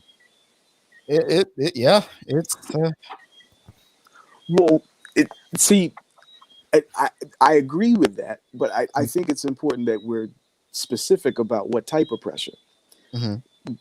Because in the absence of like a whole bunch of things going right for whatever the opposition party ends up being, that pressure is not going to be political. It'll necessarily be from the community, from us, which frankly is probably better as far as getting outcomes that are more in sync with what we all want, or at least close to that consensus as can be constructed in that way. Okay. We did share this earlier, but yes, Curtis Dickinson did win the PLP seat in C20, right? Was it not 20? 21, sorry. Victorious, and then C20 right here, 346 to 104. Wow. Yeah, and that turnout issue that we've been focused on, it seems to be universally applied. In that 2017, Miss Jackson for the OBA won 600 with 650 votes, and the PLP representative, Mr. Mall, earned 176. So that's like a 300 vote drop for Miss Jackson. I'm interested. Okay. Wow. Four seats. Again, I said still nothing from 27, right? And 25, 27 and 25. Oh, we have 27. We've got first counts for 27. Okay. What do we have there? You ready, Carla? Shut up, Keisha. You said it. So, Colonel David Birch, PLP, 148. Doug Dakuda, OBA, 29. Antoine Rayner, 3. Collingwood Robinson of the FDM, 14. and Maria Seaman running as an independent with 2. So I predicted that Dr. Seaman would get 10 votes. Don't get me wrong on this.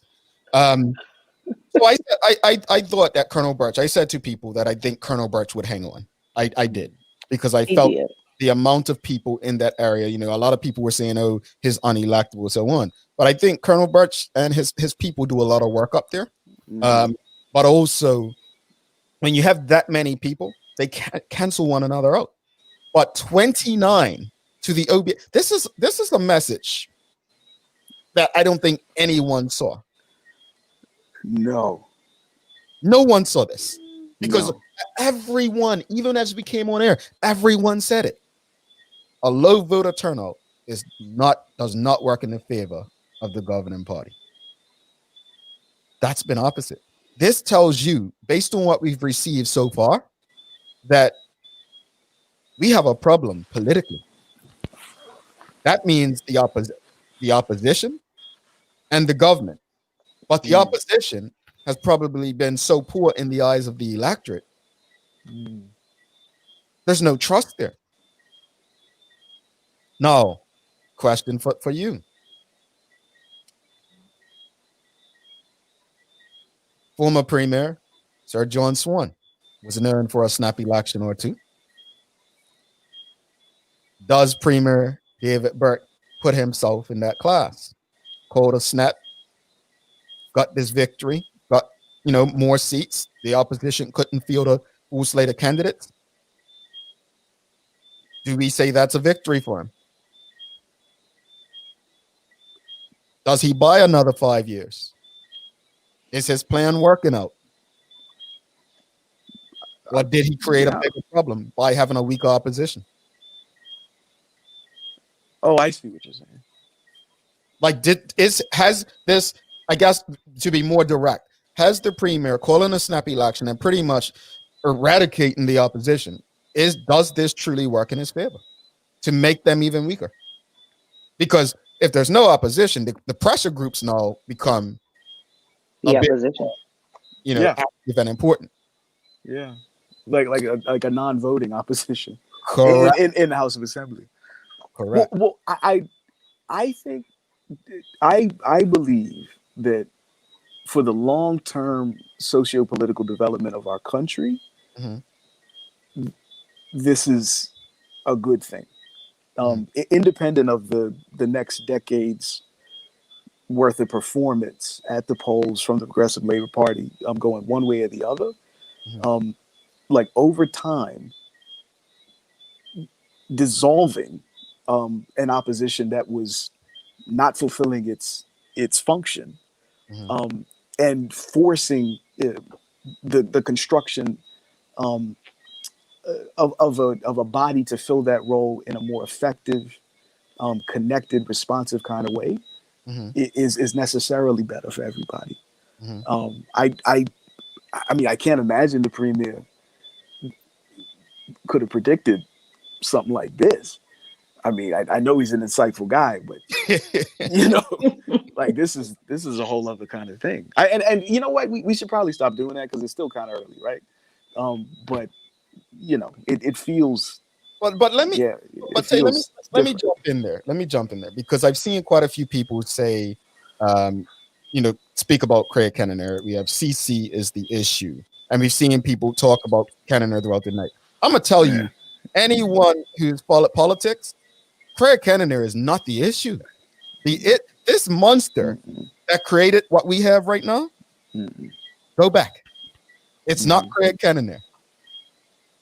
It's not Craig, not the face of Craig Kennener. That's the problem. We have to think deeper. Yeah, like it's not that simple. No, and beyond that, I think we got to get beyond this great man theory of politics. Like all you need is the right guy at the right time with the right suit, and then that'll solve all of the problems. Like that's not how any of this works. But not really. Let's take a quick break. But I want to get back to a comment I see about low voter turnout. We got to pay a bill, but I promise we will be back. Shop at the Marketplace for everyday low prices. Look for the items marked with these special signs. These deeply reduced prices are available in every department and are in effect for 1 month, allowing customers to take advantage of these great deals for a longer period. Everyday low prices is part of our commitment to providing high-quality, affordable items while reducing the cost of groceries for our hardworking customers. The Marketplace. You can count on us. Data is king. It's how companies figure out what their customers need and how they want it delivered. This is why a qualified data analyst is a valuable member of any professional team. And that's why Bermuda College's PACE division is offering you an online certificate in data analysis. Add this skill set to your portfolio and boost your professional value in the local job market. It's that simple. Whether your business is home-based or in a large company, this certificate will take your ability to succeed to the next level. Visit college.bm/PACE to find out more. Many paths. Discover yours. Have you always wanted access to treatments used by the most popular Hollywood celebrities? Looking for a better way to remove unwanted hair, achieve a more youthful appearance, and create a contoured physique? Spa Medica, Bermuda's premier med spa, is here to help. Visit us and enjoy a relaxing experience at our newly renovated facility located at North Shore Medical and Aesthetic Center. In addition to a board-certified clinical massage therapist who specializes in improving circulation, promoting relaxation, injury, stress, and pain relief, we have a qualified licensed clinical esthetician who will enhance body contouring, give soothing facials, chemical peels, microdermablation, laser lipo, skin tightening services, and remove unwanted hair and acne. And don't forget, we specialize in Botox injections, dermal fillers, and other aesthetic treatments that will enhance your skin and overall appearance. Aim to look and feel refreshed. Give Spa Medica a call, and we'll create the look you've always wanted. For appointments, please call 441-293-5476. All right, welcome back to the special election night coverage. Nikisha Cameron, Teo Dill, myself, Jamel Hartman, Carlos Zul will be back with us. We also have Rajay, Jackie, and Sherilyn out there in the streets. Do we have any updates from you guys? Anything? Nothing? All right, nothing. Let's go to some comments.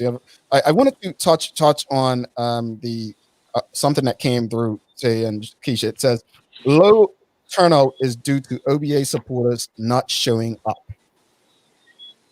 Traditionally, people actually said that their voters always show up and PLP voters are more likely not to show up, right?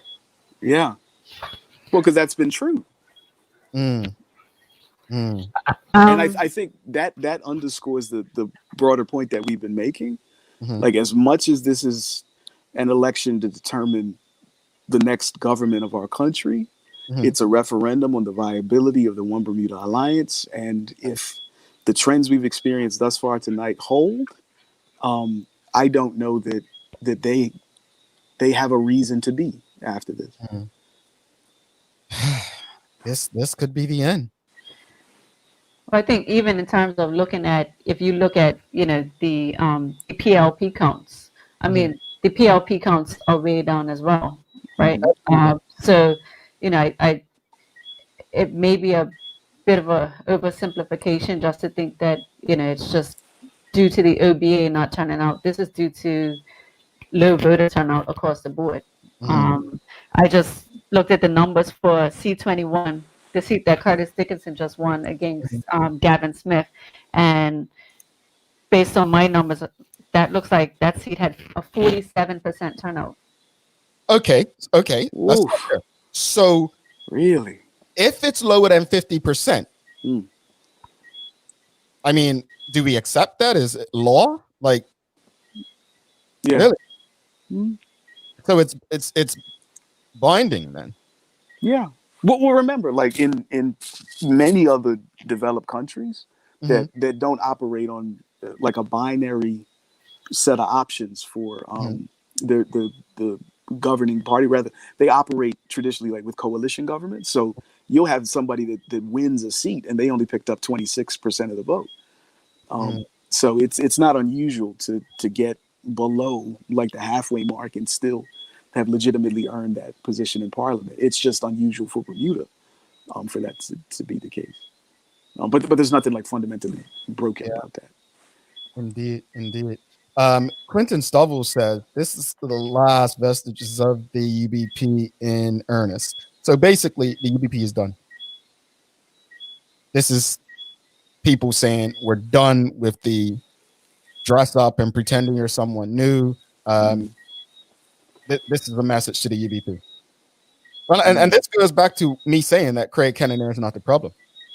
You know, there are many things that created this monster that we now face as a country. Say Ryan Robinson, parent chief, you can read that one. Oh, sorry. People are underwhelmed across the board. More options by way of parties did not equate to inspiration. What we're seeing is widespread disillusionment. Everyone will have to work extra hard over the next few years. Yep. Yeah. That's right, Ryan. Thank you. Our language, right? I definitely agree. What you got for us, Keisha? So we have the third count in for Craig Cannoneer, 391. Patrice Miners, FDM, 86. Lindsay Simmons, PLP, 112. And Marilyn Steed, who ran as an independent, 11. Okay. So, like I said, I don't think there's any surprise there in terms of Craig Cannoneer retaining his seat, but it's worth pointing out that, you know, he won that seat last election with 748 votes. So right now he's hovering around, you know, the 400 mark. And what's also significant is that Miss Miners for the FDM got 86, and Miss Simmons got 112. Now in 2017, George Scott got 152. So that, I think, indicates that the OBA base, like the base of the base of the base, like in the leader's constituency, is making different political choices. Yeah, indeed. I mean, it's fascinating what we have so far. I mean, for me, it's quite. I mean, it's a message. This is a message, folks. As you can see, I've shared it up on the screen so people can now see the results. So we're just talking about constituency 12 that has come through. We got a third count as well in constituency 19. Pembroke West, Jashay Adams for the Progressive Labor Party, 263. Marcus Jones for the One Bermuda Alliance, 231. Oh, wow. And Leonie Junos from the Free Democratic Movement, 29. This is huge. Wow, this is huge. I mean, wow. I don't think anyone called that. I don't think any of us called that one. No. It looks like Jason Wade in C30. Looks like people are saying he's in.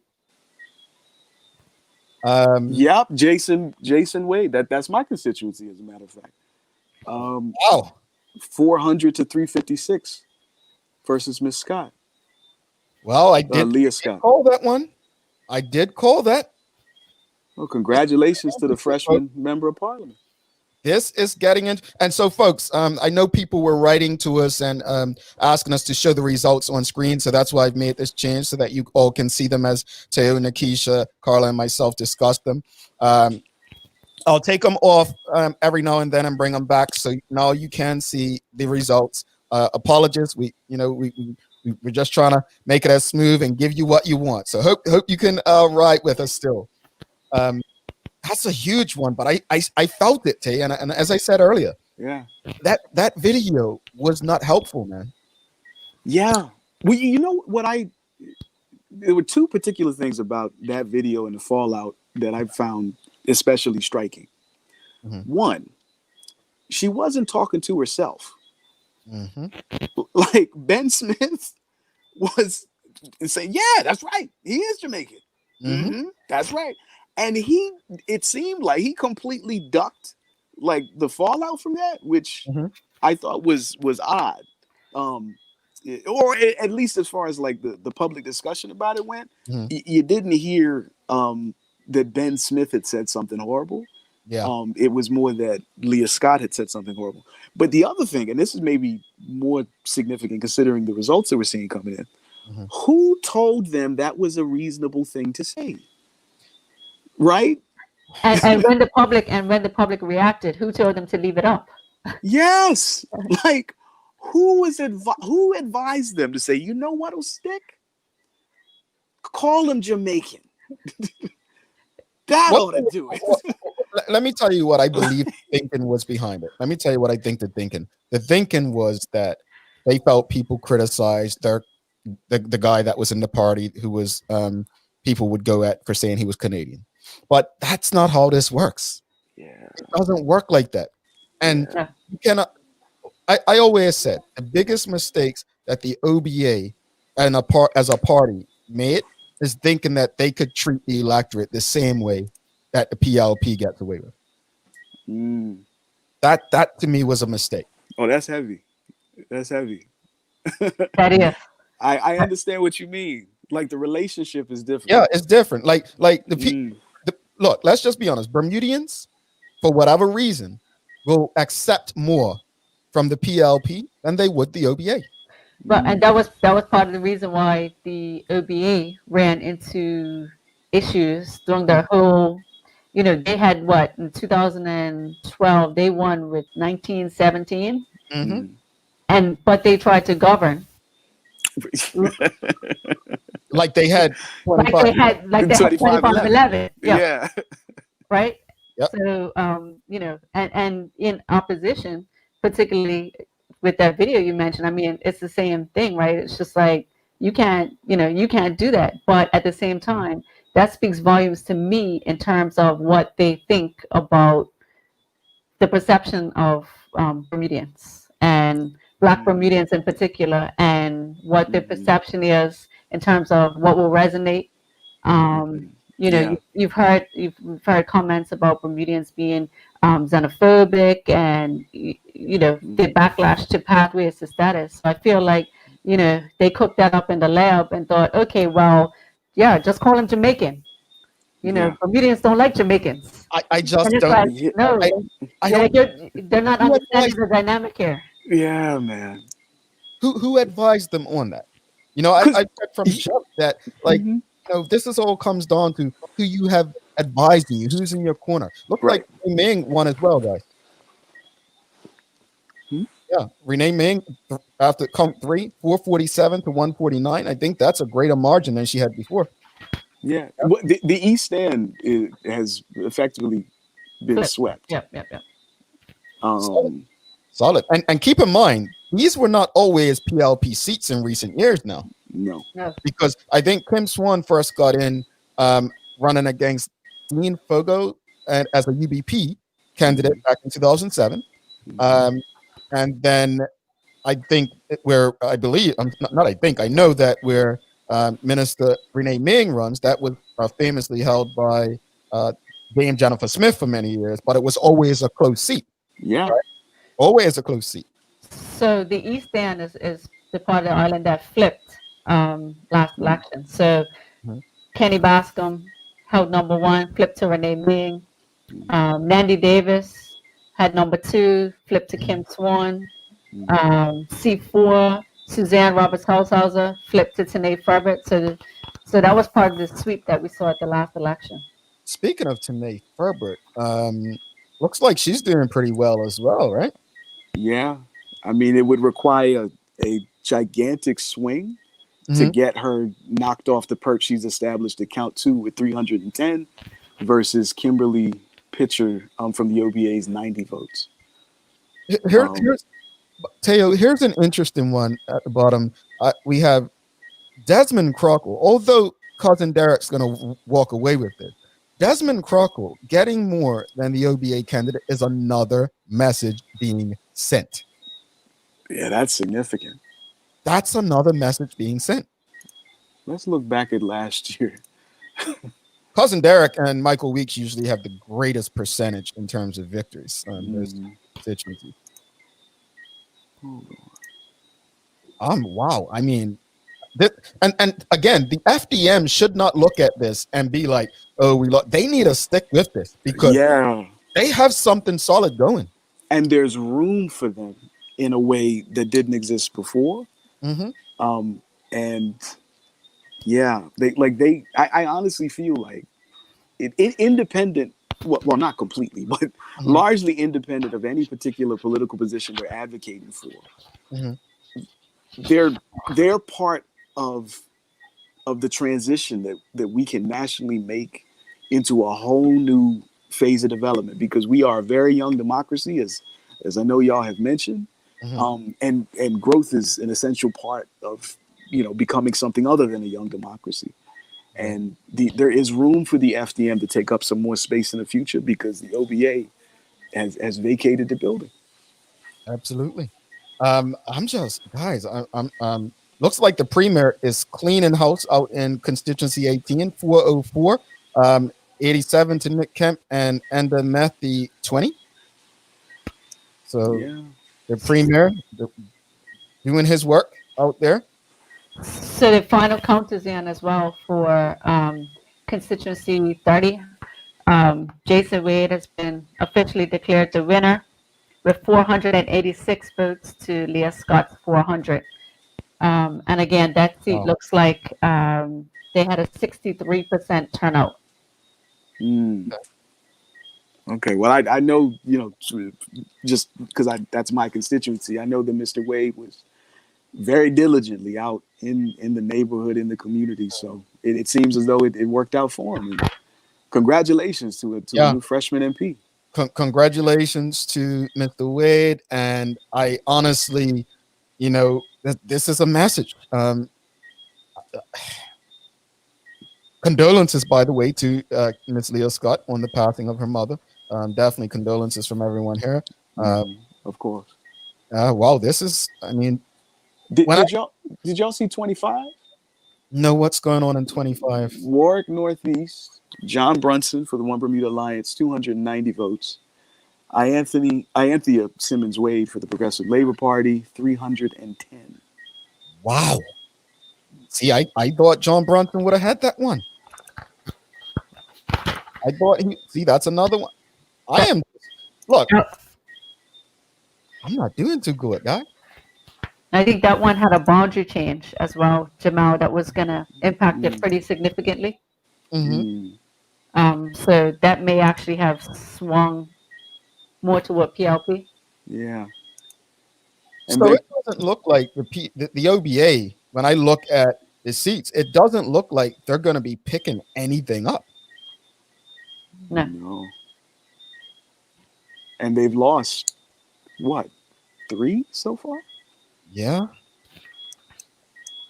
And wow, this is quite the message. And as the Premier David Burt said, wow, this is a great showing as well. Let's show this up in 33 with Jamal Simmons and Christina Story. Jamal Simmons with a big lead, but 169 votes.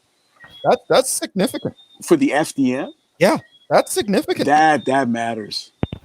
Yeah, that does matter. And if you look right under at constituency 34, Clarence Eugene Dean 100 to 42 on second count by Nikki Garrett. Is it? Nikki Garrett. Yeah. Yeah. This is huge, folks. Again, the FDM may not be victorious in this election, but one of the biggest mistakes I think made in my lifetime politically was the BDA teaming up with the UBP and being the OBA. I think that the BDA, had they stuck the course, they had a chance. Absolutely. Yeah, because they would have been able to sort of occupy a cultural position. Yep. Similar to the FDM, one that is genuinely disconnected from the legacy of the United Bermuda Party and everything that it represents. All right, let's take a quick break for the ID. We'll be back. Carla's joining us again. She was just setting up her house for the victory party for Dr. Maria Seaman, folks. I'll bring her back in a second. You're tuned in to the Full 100 Radio's election night coverage, brought to you by Marketplace, North Shore Medical and Aesthetic Center, Bermuda College, and One Communication. All right. Let's go to this comment real quickly. last week we had former Premier Dr. Ewart Brown on, and Talbot says, remember former Premier Brown's interview, former Premier hoped that the introduction of the FDM would wipe the OBA off the map. He predicted. Well, he's a brilliant guy. Yeah. Well, I guess he was able to intuit something that I know I didn't, or rather the opposite result of what I thought, that generally in the majority of seats where the FDM was contesting, they would carve up the PLP's vote. That did not happen. They completely sucked the wind out of the OBA sails in a consequential way. I wonder if they even thought that was going to happen. No. I don't. I just think it's a party that stays in denial, Teo. I mean, look at Mr. Cannonier when Sherry spoke to him earlier. Oh no! I wonder if the FDM thought that they would be doing more electoral harm to the One Bermuda Alliance than the Progressive Labor Party. I don't think that. I would have thought they may have thought they would take away from the PLP. Yeah. I wonder. Oh, speaking of which, constituency 36 is at the third count. Mark Bean of the FDM at 149, Kathy Lynn Simmons for the Progressive Labor Party 279, and Jeff Souza for the One Bermuda Alliance 72. One love, One Bermuda, boy. I tell you, boy. I look. So Carla did say on the pre-election special, why would he leave there and his constituency he had run on in before and go up to Dockyard? And I think, he thinks he has a shot. He knows it was a close constituency in 2012, and he felt maybe the voters are not happy with the PLP. I think one of the factors people forget is voters have to like the individual sometimes too. They have to like the individual. I see a little differently as well, Jamal, because I remember seeing a post on social media a few weeks ago, a few weeks ago.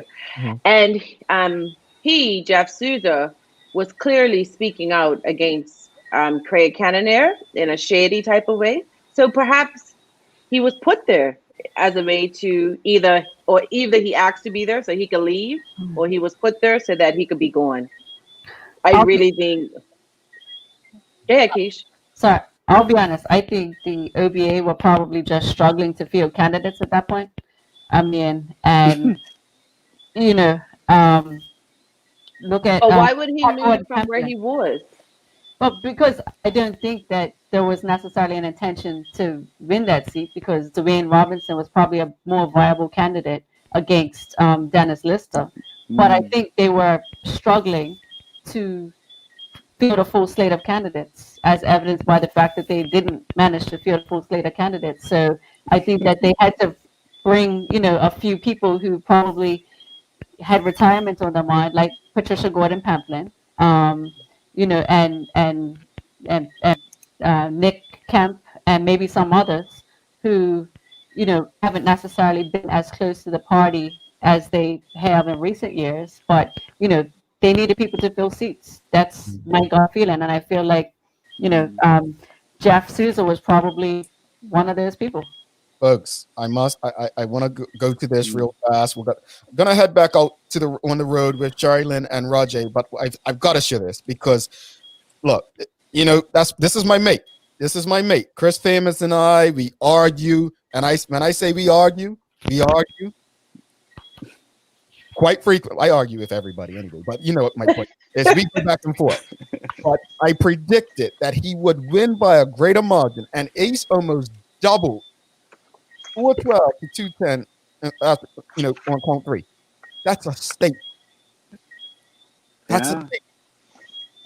Because I know people were saying to me when I was saying the seats that the PLP had a chance to lose, people were like, "Oh, why not 11?" And I'm like, this brother works. Let me use this example with Chris Famous. I don't know. I don't have a life sometimes.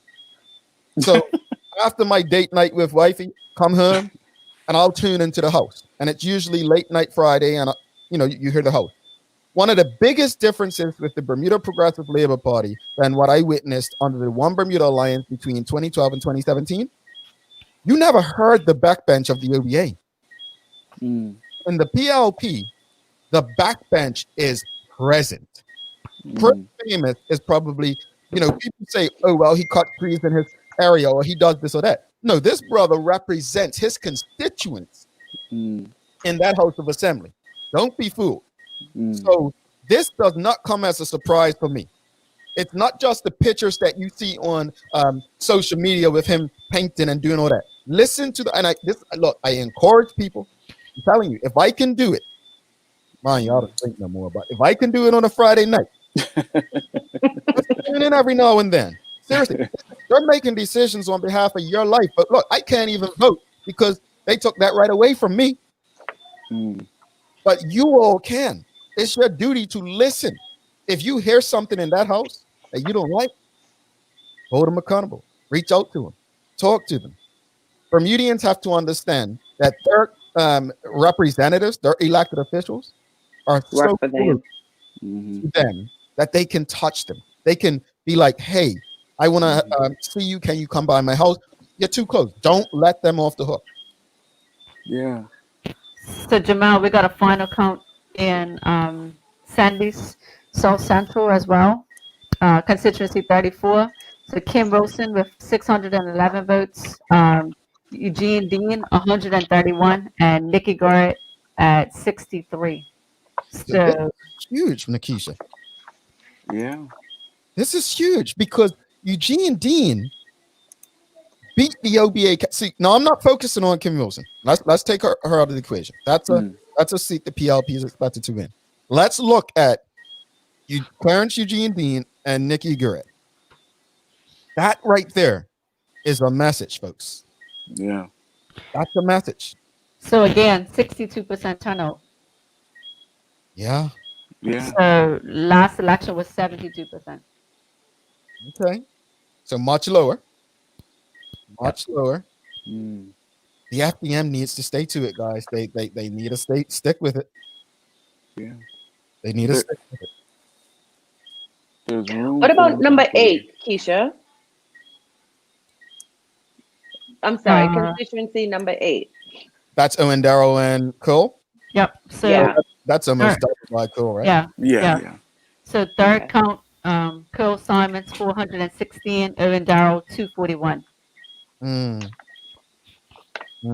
Interesting. That doesn't look like PLP is going to get any luck in that one.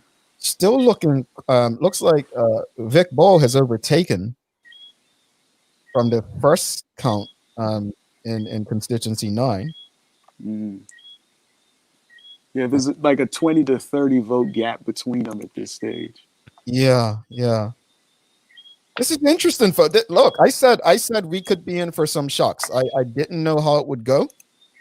But this is amazing. This is amazing. Folks, what are your thoughts? Let's get some the audience back involved. What are your thoughts so far? Let's take it over to Roger real quickly. Roger is at PLP headquarters. We're going to go to Roger and see what's going on with Roger. Is you ready, Raj? Give me a nod. Yep. All righty. Raj, how you doing, brother? Hey, good evening, everyone. How are you doing? Good. Little hard to hear you. Where's your mic? Here we go. Let's try this again. Hello? Yeah, we got you. How you doing? There we go. It's pretty good. I'm doing pretty good here. We're having some difficulty getting interviews with candidates because of how the PLP has their press set up. It's outside, and there's no PR rep from the party outside meeting with us. So we don't have anybody to talk to right now. But the atmosphere out here it's a small crowd. There aren't many people. I will say there are no young people out here whatsoever. Well, wait, can you be specific, Raj, about when you say young? What do you mean young?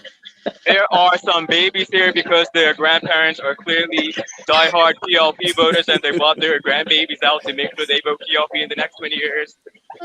There is literally nobody my age out there. I do not see anybody between 20 and 30, 32. Okay, I'll say 20 or 35. Let me turn my camera around 1 second. He is so funny. Significant, though. This is significant. Yeah. I'm just trying to establish whether he's calling us old or not. That's all. No, he's calling us old. That was definitely shade. That was definitely Yeah, I thought so. I plead the fifth. I'm actually gonna move back because I can't hear you guys from. The drums are going. So what's the vibe? What's the vibe outside there, Raj? Like people feeling like it's a big victory party? What it feels like, we're just going through the motions, to be honest. Mm. It doesn't feel like people are celebrating a huge victory. It feels like people were expecting it, and it feels like people said, "Hey, you feel like going around 4th Street and hanging out for a few minutes?" And that's what they're doing. Yeah, it doesn't feel like a real moment. It doesn't feel like anything substantial is being established or anyone's really celebrating anything. It really feels like people are just doing the performative motions of a PLP election. Just going through the rallies and bringing the PLP paraphernalia and then walking up on 14 on the night. Okay. All right, Rod. So we'll check back in with you in about 20 minutes, see if anything's changed. Look, go knock that door down and tell Premier Burt some people want to talk to him. I put on a bit of muscle. Let me do that. I'll start stretching now because I'm dirty.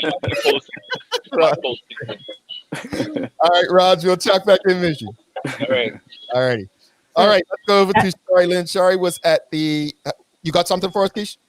No, I was just gonna say that that was a good observation made by Rajay, and I think that it really is in line with kind of what we've been talking about and how we've been feeling kind of in the run up to this election, right? And it just feels like a bit of a meh, like people are going through the motions, and it does feel very, very performative. So it's going to be, I think it's really going to be time to do some soul searching, both, the PLP, as well as, the people of Bermuda, really. Gotcha. I just want to let people know, because I just headed over to the Full 100 radio station, and we're live on there, and I forgot we were live on the radio station as well. So I just looked and I said, "Oh, people are listening. We're live on here." So we are live on the Full 100 radio station as well, full100radio.com. Let's head over to Shari Lynn and see what she's saying right now, if she's got anything new for us. Shari, what's up? Hi, I have absolutely nothing new for you. Nobody has come back to the location, and I was just going to go down Front Street and see if I could just get a couple of people to talk to me, but I forgot my mask, so I had to come back. So basically, as someone predicted earlier, the OBA's headquarters is ghosting like 2017. Yeah, pretty much. Craig is here, and he's giving an interview right now, and we'd be happy to bring him back on at the 40-minute mark. Yeah, bring him back on in about 20 minutes. We'd love to, because earlier, I think he believed that the low voter turnout would work in his favor.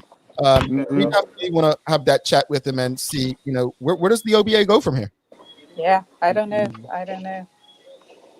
All right, Shari, we'll check back in with you in about 20 minutes. All right. Okay, great. Okay. All right, no problem. Yeah, this is something. Any updated results, guys? No. Yeah, so I think there are a few. Jamal Simmons has been declared the winner. 532 votes to Christina Story of the FDM's 202 votes. So that's constituency 33. That's huge. I mean, an FDM candidate got 200 plus votes, you guys. Yeah. And also people will say, well, there's no OBA candidate. That's no fault of hers. That's not even the point. No, it's not. Yeah. That's huge. And again, interestingly, we're looking at a 56% turnout in that constituency. So I hope that the Premier David Burt allows us to chat to him tonight, because I want to get from him what message he believes was sent to he and his government with such a low voter turnout.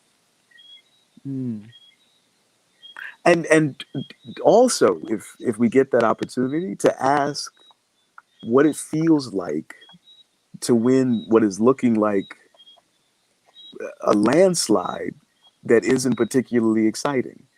Mm-hmm. You see this one that we have up? Looks like Kathy Lynn Simmons has won. Yeah. Wow. So Mark Bean smelt blood up in Somerset. Good effort. Good effort. Mm-hmm. And given more time, they may have made a difference. Mm-hmm. They may have made a difference. So Kathy Lynn Simmons defeats both Mark Bean and Jeff Souza up in 36. Yeah, actually, this just occurred to me too, y'all, and I'm embarrassed. You may have mentioned this before, but this point is like italicized much more at this point. Like the FDM, as based on all the available reported information, has only existed for like less than a month. Yeah, and they have just significantly, meaningfully, where it counts, outperformed one of the two legacy parties. Yeah. That's extraordinary. It's incredible. And I think people need to put that in context, how incredible that is, right? Yeah. Yeah. And this is the thing. I know people are going to say, oh, I told you they won't make a difference. Well, you try starting a political party within 5 to 6 weeks of an election. They've done very well. They've done very well, and just need to stay the course because a message has been sent. But again, it goes back to what I said earlier. You know, the premier may say that they were given a mandate if they end up with even more seats. But in my opinion, based on such low voter turnout, is it truly a mandate? That's the question. Is it truly a mandate? Oh boy, I was totally wrong, you guys. Look at this one. 28. 28. I mean, that was a caller hunch I took on that one. Ooh. Wow. Yeah, 440 to 285 third count. Dennis, James, Ryan Lister, and Dwayne Brunel Robinson. That is a hit there. Yeah, in order for Dwayne to win, the turnout trends would have to be defied in that constituency, and he basically have to earn every remaining vote. Yeah, like it's like the math. It just doesn't even make it possible for him. Yeah, for sure. Paget East looks like constituency 22. That looks like another victory for the OBA here. Scott Pierman and Curtis L. Richardson. So they will have Scott Pierman back in. The OBA will. And what's the biggest surprise to you guys so far tonight, though? Well, I'm shocked at the results thus far. I didn't think it was especially likely that the Progressive Labor Party would expand its majority. But it was inconceivable to me that the FDM would be slicing up the OBA's vote. Yeah. Like that, I just, like obviously I considered it as one of the obvious like hypotheticals, but it just was dismissed almost immediately. It was like, no, there's no way. But yeah. But you know what that indicates, right? That the folks who have traditionally supported what was the UBP and has now been the OBA are open to making new political decisions for different political reasons. That's huge because that block has been rock steady since 1963. Well, let me say something to you that was said to me by a friend today, Teo, before we take a quick break. Quote, white children are no longer representative of their parents and grandparents. And you think about it, it's true. They've become extremely liberal. And so they don't necessarily agree with a lot of what those parties stood for. Mm. Right? Look, think of the young lady, Conyers, that came on the show speaking about I'm a racist. Yeah. Oh yeah, no, I remember her. Yeah. Think about that stuff. Like it's a Yeah. different generation of people who are reacting differently. Mm. Yeah. And I think that cuts both ways, Jamal. There you go. That cuts Yeah. both ways, even in terms of the PLP support. You just heard Rajay say there was nobody under, a certain age at Alaska Hall, right? And I think that's indicative. And one of the interesting things, and Tay, I think we were talking about this earlier this week, was the appeal of the FDM, right? So, to people in a certain demographic who may have looked at the FDM's platform, it would have been eyebrow raising.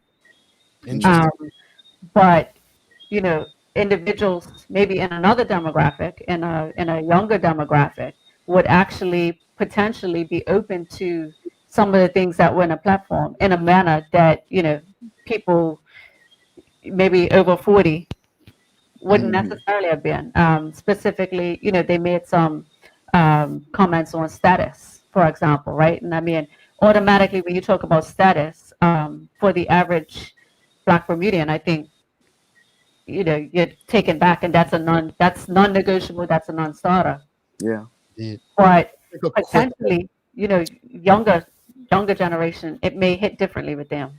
Indeed. Let's take a quick break, pay some bills. We'll be right back after this with more. Are you embarrassed by hair loss, dry or flaky scalp, suffering from thinning or damaged hair? Well, Salon B, Bermuda's only hair and scalp disorder clinic, is here to help by using a wide range of clinically proven treatments that will address all your hair restorative needs. We invite you to visit us for a consultation with our certified hair treatment specialist, which begins with a detailed scientific hair and scalp exam, followed by treatment services with our award-winning researcher and physician, Dr. Kaiwan Brown.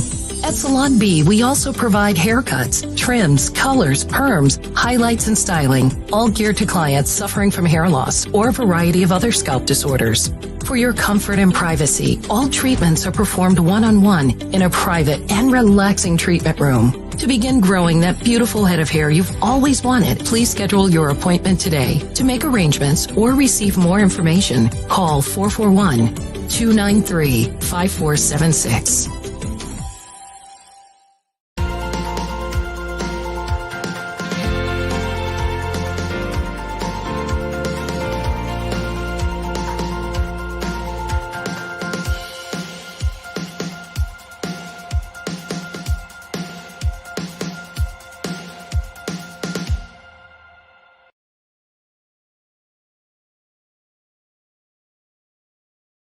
Bermuda's digital economy is growing, and it's going to continue to. Get access to employment opportunities in this new space through the Bermuda College's PACE Division's new partnership with the International Compliance Association. The ICA Specialist Certificate in Money Laundering Risk and New Technology will grow your tech skill set and enhance your resume to meet the new roles and responsibilities showing up all over the local job market. It runs completely online. You can get it done in 3 months, and you can start at the end of October. To find out more about the ICA Specialist Certificate in New Technology, visit college.bm/PACE. BC, many paths. Discover yours.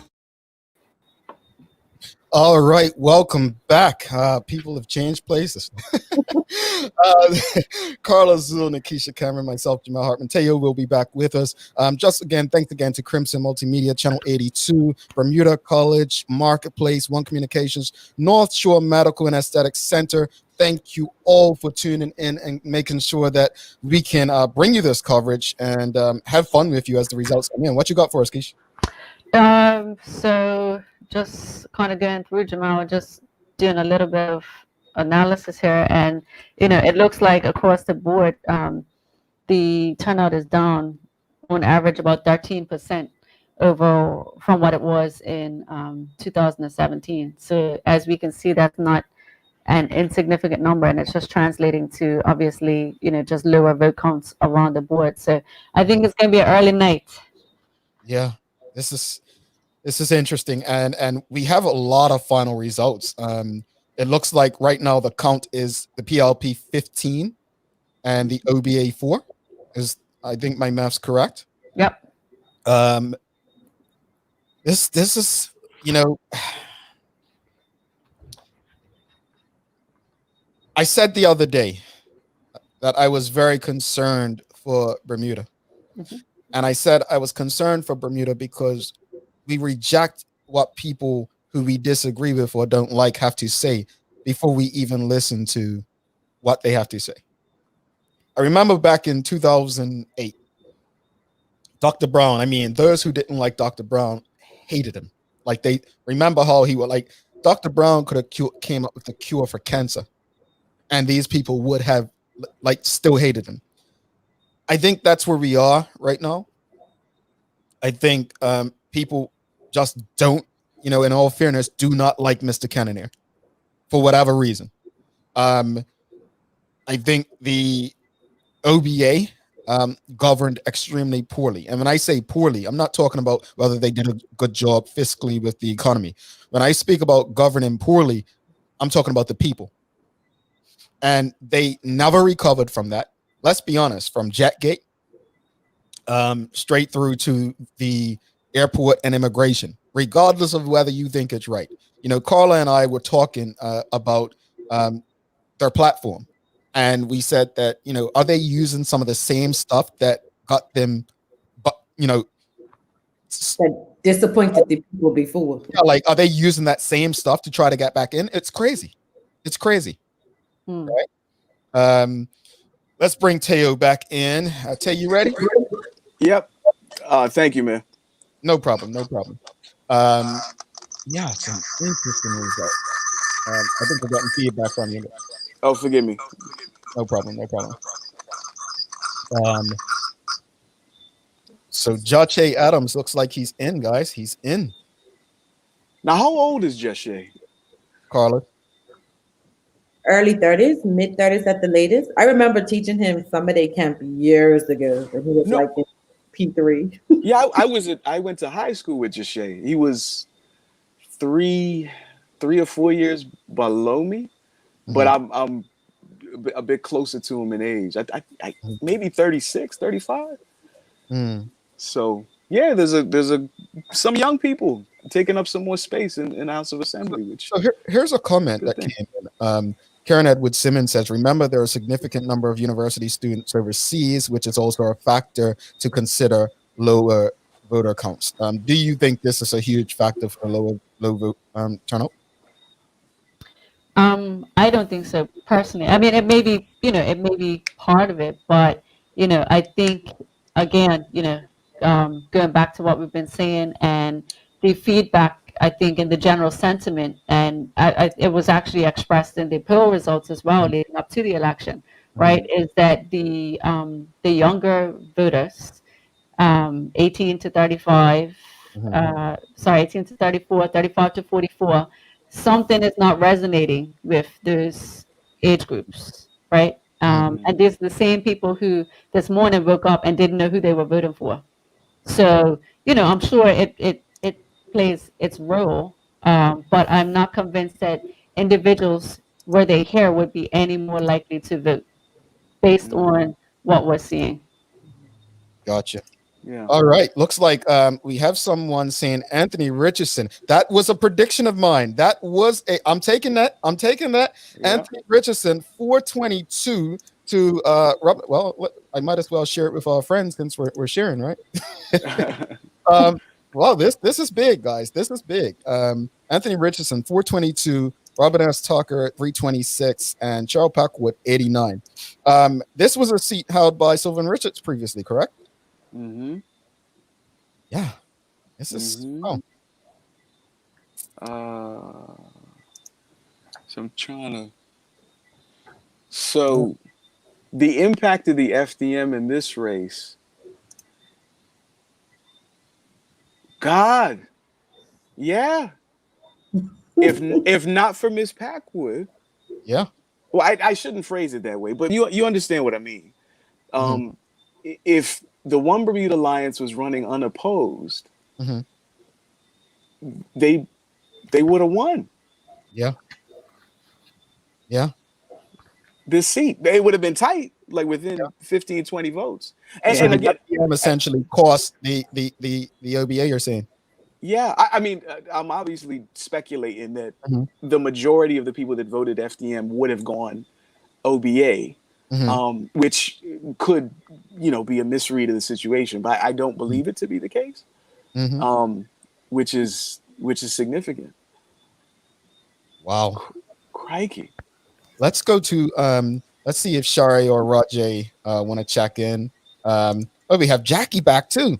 Let's check Jackie. Let's see what Jack has got for us. Jackie, you ready for us? All right, let's see what Jack has got. Jackie, you there? I am.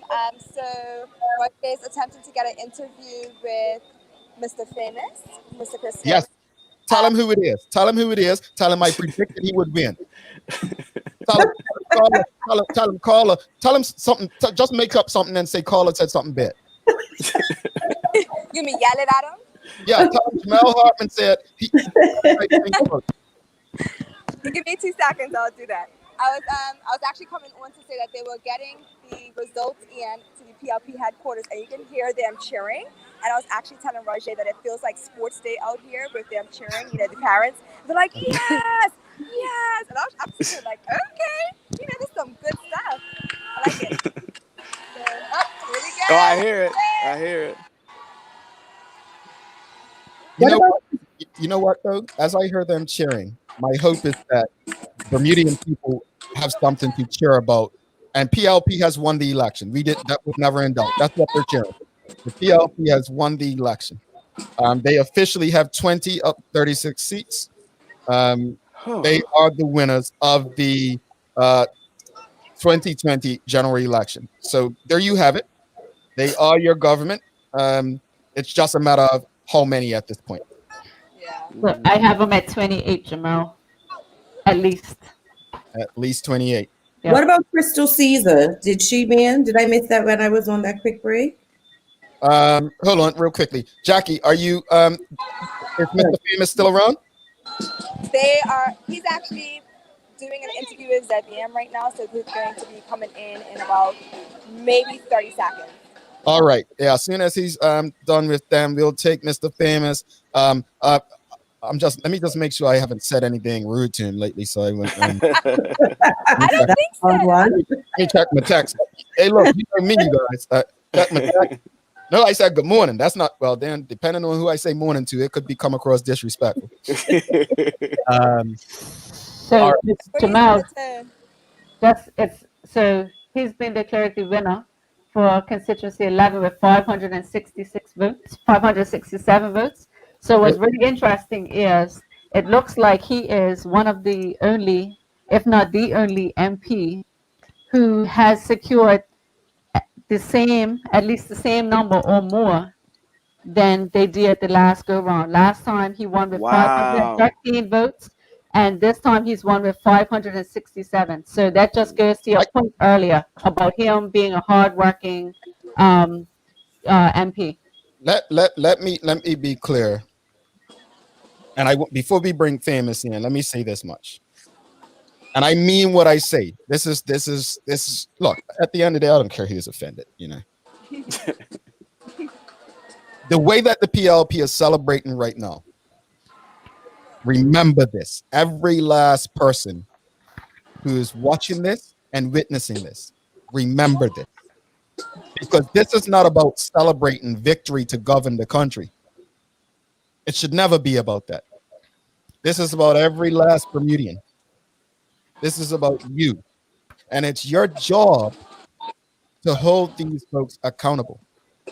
Jackie, you there? Yep. All right. Famous around yet? She's showing us. She's showing us a little. All right, just give us a signal when Famous is near, or just put him on camera and we'll come back to you. All right, fantastic. All right, no problem. Let's go to Raj. Raj, what you got for us?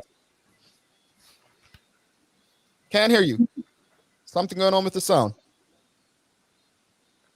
Can't hear you, sir. You might want to sign off, then come back in. Sign off, then come back in. Cool. Alrighty. So Raj having a little technical difficulties. So what's the count now? Let's see what the count is. We have 22-6. Does that count sound about right? Yep. And Crystal Caesar is at the third count against Ben Smith in which constituency was that? 31. 31. And it's a squeaker as of count 3. 322 to Miss Caesar for the PLP, and 314 to Ben Smith for the One Bermuda Alliance. Wow. This is crazy. Yeah, it's different. but I predicted those 2 seats that may go PLP. What about 23? Ariana Hudson and Darian Richardson. He won. Yeah, he won that. He won it outright. Yeah, that was called some time ago. Yeah, that would have been a break. My apologies. So one that we haven't talked about is constituency 24, Warwick Southeast. So that's Lawrence Scott. So count 3, Lawrence Scott. PLP is leading 398 to Tariq Smith's 194. And David Birch, the independent, has 8. Wow. And it looks like we have a final count up in 25. Ianthea Wade wins by 14 votes, it looks like. Jamal, I said she would win. Wow. Yeah, you did. 14 votes, Carla. You got it. All right, Hunchy. All right. That's the new nickname, Hunchy. Let me tell you all something. Carla didn't have to be here, didn't it? It's bedtime over there. But she just wants to show up, to act like she is right, and basis that whoa, whatever. You know what, Carla? Let me say this to you. You're not gonna get more than 10 up in 27. I can cancel the party. Cancel the party. Cancel the party. It's not happening. It's not happening. Nikki Mattel has a comment. This government is literally inheriting a government from itself that is at its worst ever, financially, morale-wise, crime-wise, education-wise. And on top of that, they don't have the population behind them either. This is like getting an inheritance and then realizing you still have to pay taxes on it. It's a monster. It's a monster, Nikki. And that's why I say this is on the electorate to hold people accountable. I will be banging that drum of the electorate to hold these folks accountable. Let's go back out to Rajay, see what Raj has got for us. Rajay, I think, is with Mr. Famous. Here we go.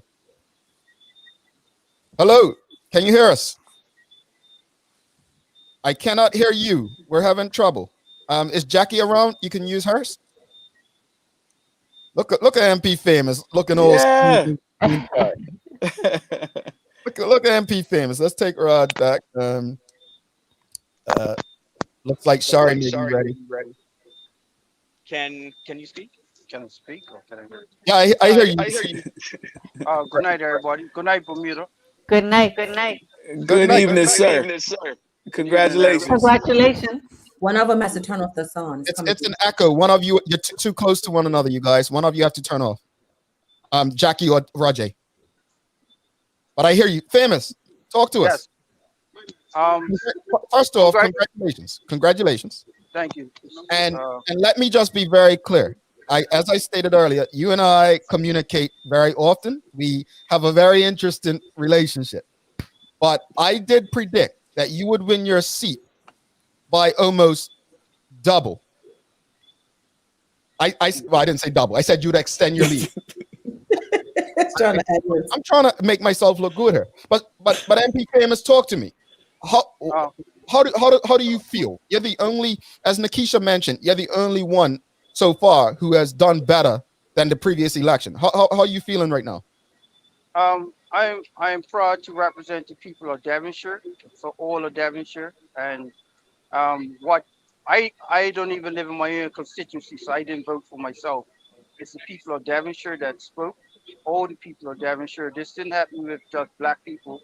This didn't happen with just white people. This didn't just happen with Portuguese people. This just happened with Devonshire people. And for those that the 280 that voted the other way, they are Devonshire people too. So this is a victory for all of Devonshire. And I want to say that unreservedly, that Miss Patricia Gordon Pamplin, she, in 1 month time, she did her darndest. Everywhere I was going, she had been. So she had worked very hard.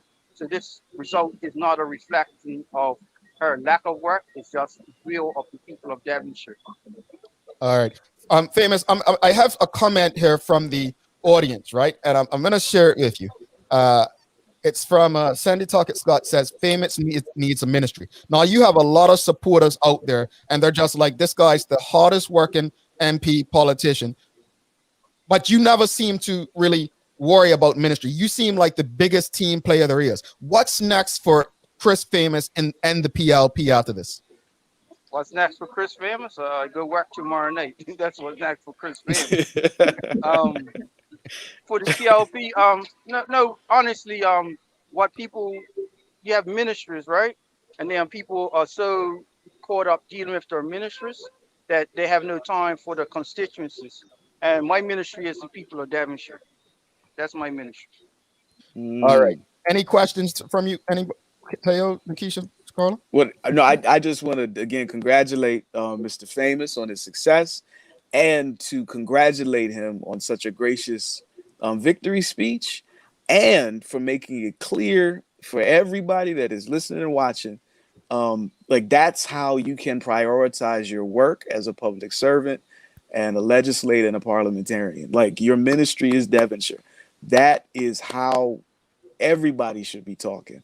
And I'm grateful for you setting that example, sir. So thank you. Thank you for the example you set, Teo, years ago. Oh, that was the you've done a much better job than me. I promise you that. One more quick thing before you go. MP Famous, obviously, it has not been a great turnout, and that has impacted what it seems so far, the OBA, more than it has the PLP. Yeah, so what does that tell us? That's what I'm asking you. Well, Mr. Kenninger, who's soon to be the former opposition leader, has a great way of saying, oh, it's been a low turnout. Oh, people aren't feeling the PLP. Well, the PLP people came out, and the OBA, those who used to vote for the OBA, some of them have voted for the PLP. So that's a judgment on his leadership or lack thereof. So I would say that although the turnout is less than what we normally have, the vote share clearly shows. We just took C19, a seat that has never been a PLP. We just took that convincingly. We took C30. We took C31. What does that tell us about the people of the will of the people of Bermuda? As you said, we are inheriting a very big challenge, but the people feel to themselves that the best stewards of this challenge is not the OBA, and it's not those people in Gould. As much as we love them, it's not them. MP Famous, check your phone. I'll hit you up later. All right. Have a good one, and congrats again. Carla on the line? Carla on the line? She's right here. Oh, I love you, Carla. Is Sherry on the line? Sherry is over here. Yep. Okay, love you guys, right? Thanks for all that you guys do, right? So what, you love Pawn Dogs United, right? You love everyone but United.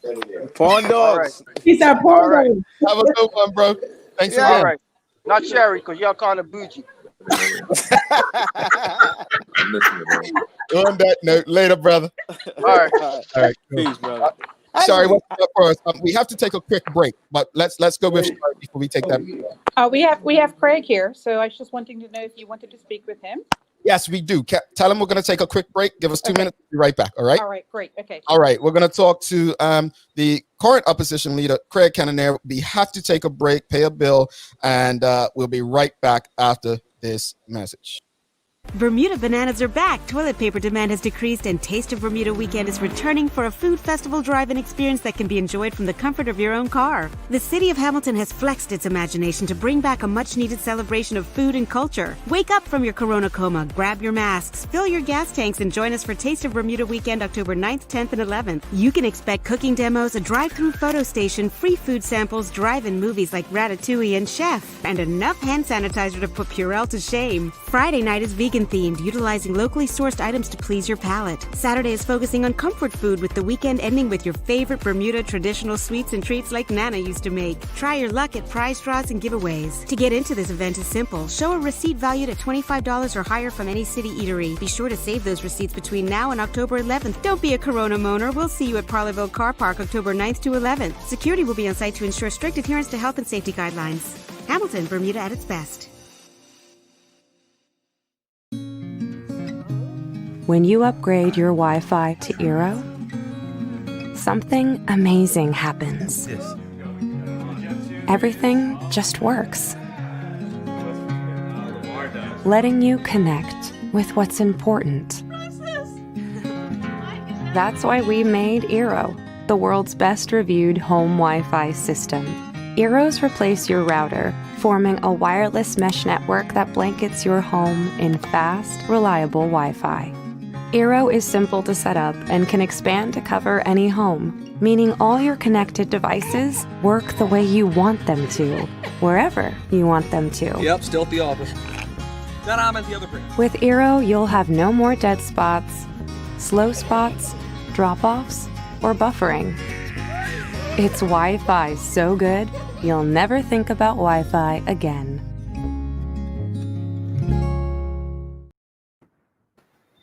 All right, welcome back to this special election night coverage on the Full 100 Radio. Special thanks to Crimson Multimedia, Channel 82 out there, Bermuda College, The Marketplace, North Shore Medical and Aesthetic Center, as well as One Communications. Thank you to everyone who's tuned in and continues to share the link, whether you're watching on Facebook, YouTube, Twitter, Twitch, the Full 100 Radio Station, the full100radio.com, thedailyhour.com, or Channel 82. We thank you. We appreciate you for sticking with us. And also just want to thank those on screen with us. Carla Zul in the UK at some hour in the morning. Nikisha Cameron here. Teo Dill coming out of retirement.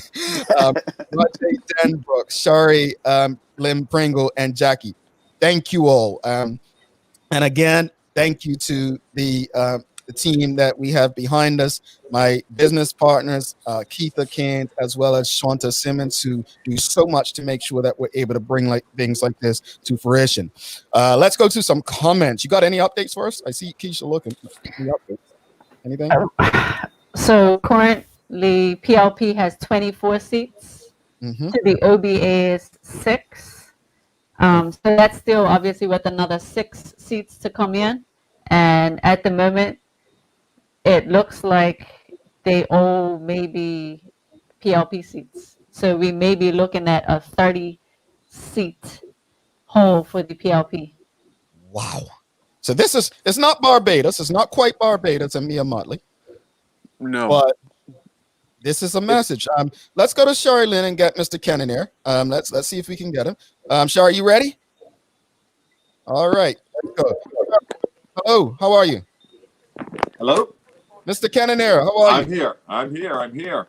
All right. So look, we spoke earlier, and obviously it has been a low voter turnout. Yes, but it absolutely. doesn't look like it's been in your favor. Yes. Yeah, when we've been going over these numbers, obviously we knew that some of them were going to be very, very, very close. I think the biggest shock for me was number 19. We knew that Ben Smith and Leah Seat was under or was very attractive to the PLP, and seeing if they could build the numbers there to win it. And 19, however, Marcus Jones for me is probably the most shocking one out of all of them, because I know the time that he actually put in that particular constituency. And although he only lost by 30 seats, there's some clear messages here. I believe that as we have been rebuilding the OBA after myself taking over and taking time to get some of these new candidates, the shortness of the time really did take effect. So I can't say enough about the team and the work that it's put in, but it's clear that we're looking at 7 seats that we've taken, and that means that we lost 4. We actually lost 4 seats. Mr. Cannoneer, we have a comment coming in, and it's a question. Is the clear message for the OBA to shut down? Is this a message from the electorate to say, pack it up, let's move away and let someone else step to the stage? Yeah, that's a fair question. I've heard that question before, but I just simply remind people that this is about rebuilding a team. We saw PLP go down to 7 numbers historically before as well, and it took them 2 decades to rebuild back again before they actually did come to winning an election. And this is a clear mandate that we need to continue on bringing new faces to the table. And now, after an election has been had, we have the time now to build on that. With so many new candidates being put into the field, which we know people were looking for, it showed that they needed more time to get to know them. So the OBA is not going anywhere? No, the OBA is not going anywhere. We've got a whole lot of work to do. If you look at the numbers, some of them are very, very, very close. I think the takeaway from this is, at the end of the day, if you feel like you have a mandate, you need to think again. And the Premier called this, made a political move. It has worked out. But in essence, for Bermuda spoke very clearly that it was not feeling that this was the time for an election. Had more people come out, who knows? But it was a clear message from the people of Bermuda to our Premier that, listen, we're not feeling this, and you did not have a mandate to call this election. If you take a look at the numbers, even the Premier's numbers in his particular seat, he's lost numbers, not gained numbers. But Mr. Cannoneer, yes, I understand what you're saying. It's low voter turnout. Yes, but and it is a message you're saying. You keep saying it's a message, but would the results not show that it's a message that people? And do you take responsibility because people just cannot get around and support you as the leader? Do you take any of that responsibility, or do you feel like it is on the Premier, even though when he looks at it, he's not looking at percentages? It's like a marathon. There are people who run the marathons and they don't care if they come first. They care about the time that they run it in. And there are people who run the marathon and care about coming first. It seems like what you're saying is that they may have extended their lead, but we need to look at the time they did it in. No, that's not what I'm saying. I think you're simplifying the message. What I'm saying here is that when you're rebuilding a team, just as I said, when PLP went down to 7, you need to spend some time rebuilding the party, rebuilding the members that are within the party. That's what I'm saying. To simply say that someone goes on to 7, as we've seen historically, the history will tell you that there is a life after today. So we've got to continue on building. For me to hear from anyone to say, "Oh well, you guys are down and out," would be foolhardy of me to say just that right now. Okay, so you're of the minds that the OBA can come back from this. You don't believe that it's time to pack up. You're of the mindset that this was a message to the Premier, not the OBA and yourself. Again, now you're putting words in my mouth there. No, that's why I'm asking. I'm asking for what you can't see. What I'm saying is the questions that are coming in on our side. Okay. So there's a lot of questions. So I'm trying to ask in the most respectful way rather than repeating a lot of the stuff that's coming through. Okay, yeah. So I don't know who those people are that are speaking to you. I don't know what political persuasion they're coming from. But you guys, as commentators, are smart enough to sit down and take a look and to hear what I'm saying and to understand what I'm saying. But if I'm not clear, let me just be very, very clear on what I'm saying. This is about rebuilding. This is not about packing it in. I certainly believe that FDM, certainly in a short period of time, did make some inroads. It was quite exciting about that. And I think that what Bermuda is telling us is that they're frustrated with the system that we do have. So we now need to start looking at what is the next thing on the horizon politically. If you take a look at the turnout, it was dismally low. That means that the OBA also played a role in that. I'm not denying that the OBA did not play a role in that, but I do know where we are. Where we are right now is rebuilding the party. That's what we are doing. And with the many new faces that we do have, I believe that with time, which is what we're looking for now, an election has been called. It was called early. I mean, I'm not going to discredit the fact that the premier called it early, or that I'm disparaging that he called a snap election. What I'm saying is that this is about rebuilding, and I'm not in any way prepared to give up on the OBA, just like people were not willing to give up on the PLP when they went down to 7. Got you. Any questions from anyone else? Teo? Yeah, no, you go first, Carl.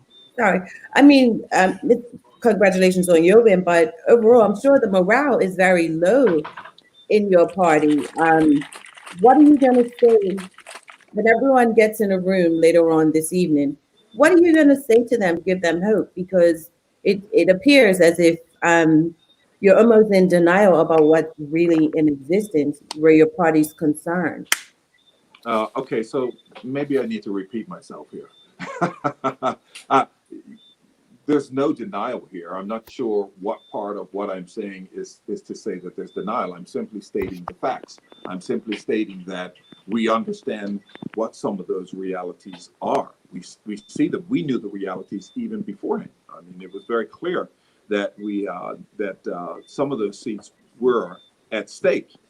So what I need to do is continue on with the party. When you say morale is low, I think you're making an assumption there. I can tell you right now that the morale is very high in the room. These are new politicians who have come forward who want to be involved. And so we understood the realities, but we're not going to give up on our mandate to have a great opposition in place. Just not going to do it. Indeed. Teo? Yeah, I think that Mr. Cannonier's last remark leads into my question, in that in your conversation with Jamel and Carla, you made it clear that rebuilding is happening. Yeah. But I don't know that you've been able to articulate why you should be rebuilding. Beyond the fact, question. Well, no, I understand, but under the circumstances, I would think that explaining as much would be key, because in the last sentence you shared was that Bermuda deserves a great opposition. Yes. Now, I'm not familiar with a national political party whose chief aspiration is to serve in opposition. So if that's the case, I'm not confident that that's sufficient justification to rebuild. Do you understand what I'm asking? Yeah, I hear you very clearly, but I do believe that it seems to be coming with a bit of shade and a different persuasion. We are rebuilding. I'm not denying anything that has been said. If you ask me the question, what do we believe is our mandate? Listen, we're opposition. So our effort right now is to ensure that we provide Bermuda with a strong opposition, which is why we are rebuilding, because the reality is we are opposition. By the time we pull around to another election, we will be contesting that election to become the next government, just like any other government has done. So when it has gone down to 7 numbers. So we need to rebuild. Rebuilding means we're the opposition at this present time. And that means we need to get our act together, because it is clear that Bermuda is looking for a reform. We got the, listen, in 2012, we got the economy correct. What we did not get correct was the reform that people were looking for. And that's the part we are rebuilding right now. We know what to do when it comes to the economy and how to fix it. Okay. So reform now is key. It's key. And Bermuda right now as a whole is asking for reform. They have not gotten the reform from government. And so this election, to me, is speaking clearly that it's looking for reform. Now, some of these numbers in Bermuda, these numbers are close. This is not like, in other jurisdictions where it's 1,000, 20,000 difference. We're talking about 20 votes here, 10 votes here, that kind of a thing. And with the makeup of some of the constituencies, it could go either way. So people, to me, are saying they are looking for reform. We know that the OBA can fix the economy, and we know that the PLP are good at certain things. But what about the reform that we've been crying for over the last decade? And that's what I believe Bermuda is looking for right now. Real reform. The system is not working. It's an antiquated system. I believe, quite frankly, in my personal opinion, that the Westminster system is not working for Bermuda. All right. Just one quick question before we let you go. I know you got other things to do, but people have been very critical of the OBA's campaign. Sure. Do you think that your campaign, let's just go to the 2 seats up in, I think, 30 and 31, which, the PLP had a chance. Yes. It looks like they've won them both. Yes. Both of those individuals, Mr. Ben Smith and Leah Scott, were in a video and referenced the Premier's mother's heritage. Mm-hmm. It didn't go over well. The PLP asked for an apology. I don't know whether or not that worked out or not or happened. But do you think that some of the stuff in the campaign may have cost the OBA? That quite possibly was the case. I mean, we still need to sit down and take a look at that. But that's quite possibly the case for both of them to go like that. Okay. Absolutely. All right, sir. Mr. Kenner, right. Thank you. Really appreciate you taking the time to do this. I know it's been a tough night out there. Sure. But please know the door is open whenever you'd like to have a conversation. Anytime. All right, thank you. Thank you, sir. All right, guys. Bye-bye. Let's go to the ID. Come back and discuss. Sometimes it's not easy to remain professional and do this. I mean, let's take a break. I need a drink. Yeah. You're tuned in to the Full 100 Radio's election night coverage, brought to you by Marketplace, North Shore Medical and Aesthetic Center, Bermuda College, and One Communication. All right, welcome back. Wow, thanks again to One Communications, Bermuda College, Marketplace, and wow. Can I ask y'all a question? And Max, sorry, go ahead. How much of that conversation with Mr. Cannonier do you think was him doing what he has to do versus him saying what he genuinely believes? I think he genuinely believed it. And I that really made me, I'm trying not to act like Jamal right now. That really made me cringe because all I can hear again was deflection. You want to bring up the PLP and all of this, and even saying it was a short period of time. But look at the FDM. I was just about to look at the traction that they made. So is it? And I feel sorry for Dwayne Robinson and Catherine Kemp and any young person. Because to me, I feel like they are hanging on to do they even want to hang on to a log that's floating down the river? And he kept deflecting, and that's been a part of the problem. And if you can't listen to the critiques and check yourself, I think that's really scary. Yeah.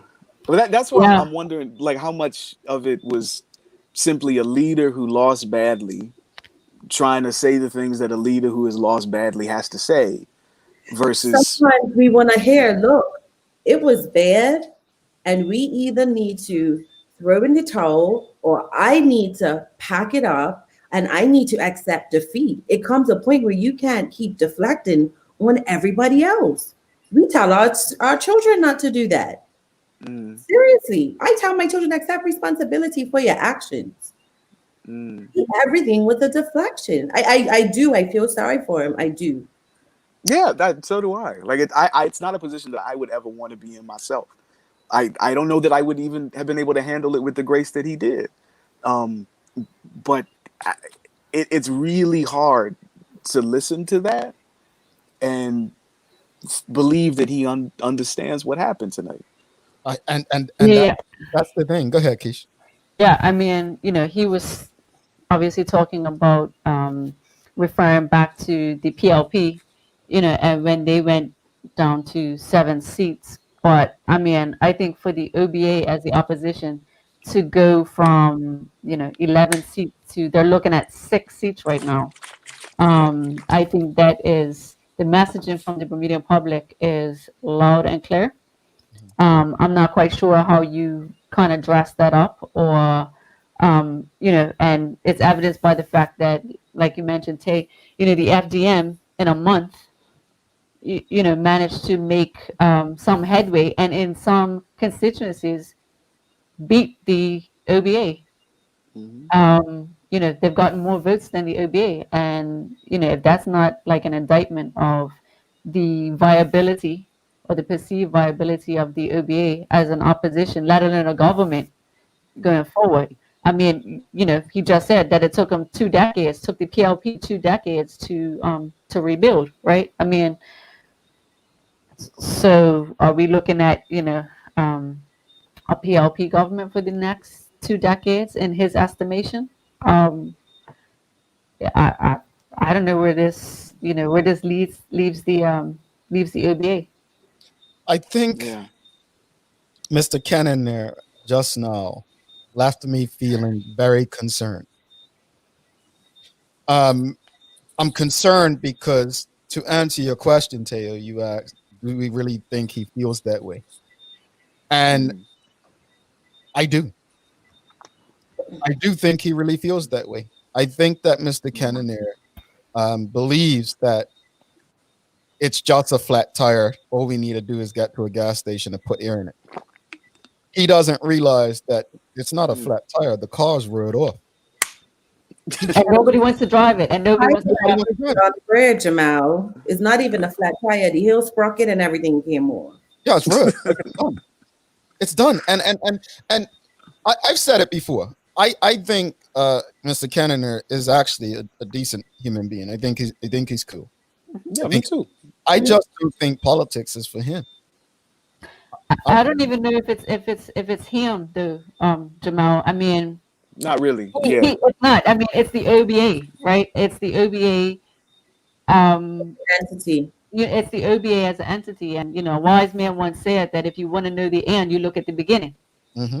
Right. So, I mean, if you look at the breadth of the OBA, how things came to pass in terms of the UBP and the BDA, the OBA has been unable to shake that stigma, and rightly so, based on the performance in government in 2012. Rightly so. But at some point, I mean, you have to sit back and take stock, I think, and ask, like, the election's just been called.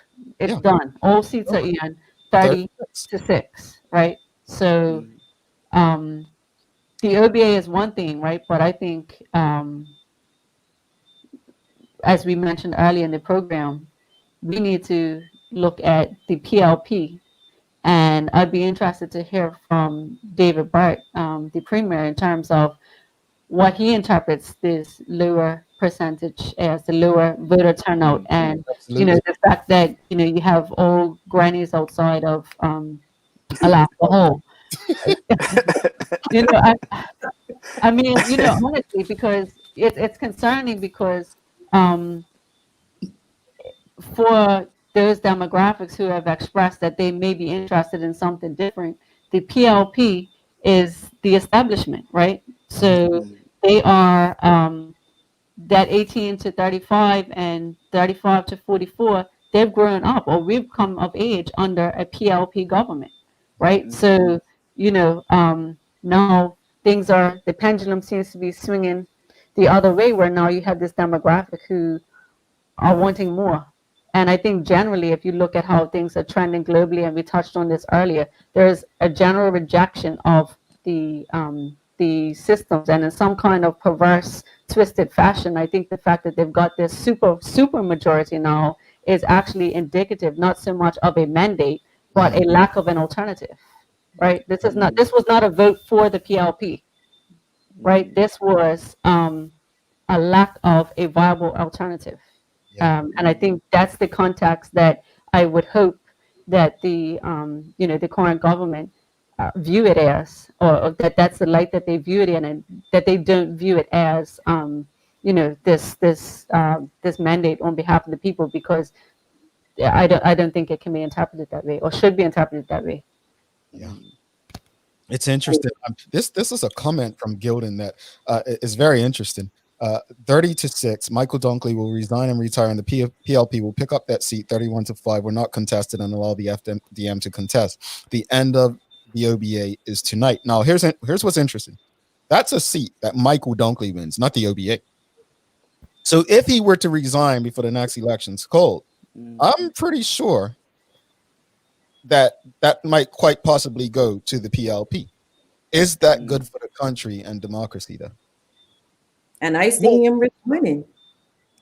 I think short term, there are some real concerns about something like that. But long term, as far as getting the kind of genuine evolution that we're looking for in our overall socio-political experience, the legacy stuff, the legacy organizations, like, they have to be revolutionized or replaced, right? Yeah. And it seems as though that the OBA is experiencing the latter, and I hope very much that the PLP experiences the former, because it's inevitable one way or the other. But with the former, you can manage it, control it, hopefully refine the process and the outcomes. The latter, you just wiped off the public stage. Real quickly, I did not realize this result. Which? He won. I did not see this happening. What? Wow. That's the result of the night right here. This is the result of the night. I know we've spoken about Jache Adams. But this right here is the result of the night. That's extraordinary. I thought you guys said he had won. No. He was leading. I remember Vic was leading, but wow. That is quite possibly, to me, based on the history of that seat, that is the Yep. of this election to me. That's amazing. Because what happened was I was expecting the OBA to win 7, and just now, as we're saying 36, I'm like, well, which one did they lose? This is a statement, because I think this. Let's be clear about this. Mr. Vic Ball is very vocal in the newspaper, speaking about the economy and about the PLP. This is huge, folks. It's particularly considering that the FDM wasn't involved to draw votes one way or the other. This was a straight contest. PLP, OBA heads up in what has been, for my entire adult life, UBP/OBA space. This is significant. Yeah. Let's go, Raj. Are you there? You ready to go? Let's see if Raj has got something for us. Let's see. Raj, you there? Oh, can't hear you. Having those technical difficulties again. Not sure what's going on. Might have to link up with Jackie. We hear something. I think we hear something now, Raj. You hear us? I'm still shocked. Okay, there we go. Can you hear me? Yep, we hear you. Okay, awesome. Thank you. Yeah, I think there might be an issue with my splitters. There we have. Here on Court Street, it's starting to liven up a little bit. I can take you over, let you see what's going on. Okay. Unfortunately, we haven't been able to secure any more candidates for interviews, but as you can set my camera around very. I know, set my camera around very. Looks like a lot of green shirts behind you out there on Court Street. There we go. All right. They're starting to liven up a bit out here. We just had Gun Base bringing their energy. Not a very big crowd, but a lot more enthusiastic now. What's the social Well, back- distancing rules right now? No one's out enforcing them, and no one is taking the initiative to respect them. So Got it. I am, as a representative of Full 100 Radio, of course. But Well done, brother. Thank you very much. But yeah, as you can see, not a really large crowd. Everybody nearer to Alaska Hall is very celebratory. They're enjoying the energy. But as you can see, mostly everybody sort of at the back, hanging out, just sort of spectating. The demographics the proportions have remained more or less the same. There aren't many young people out. Much more of an older crowd, definitely diehard PLP supporters. So yeah, nothing really nothing really extraordinary to comment on going on here at on 4th Street. All right. Raj, stick around. I want to see if we can get a premier or someone bring that door down within the next break. All right. Okay, sir. I'll do my best. All right. Thanks, brother. All right. So, all right. 36 is the total. That's that is the. No, I was going to say, Jay, that I guess like underlining the point that we've been revisiting throughout our time together tonight. Like an electoral result of this nature, you would think would lead to a lot more celebration. Do you know what I mean? Like a lot more excitement, like this kind of parliamentary success. Yeah. I mean, you haven't seen it in a couple of generations in Bermudian politics. Yeah.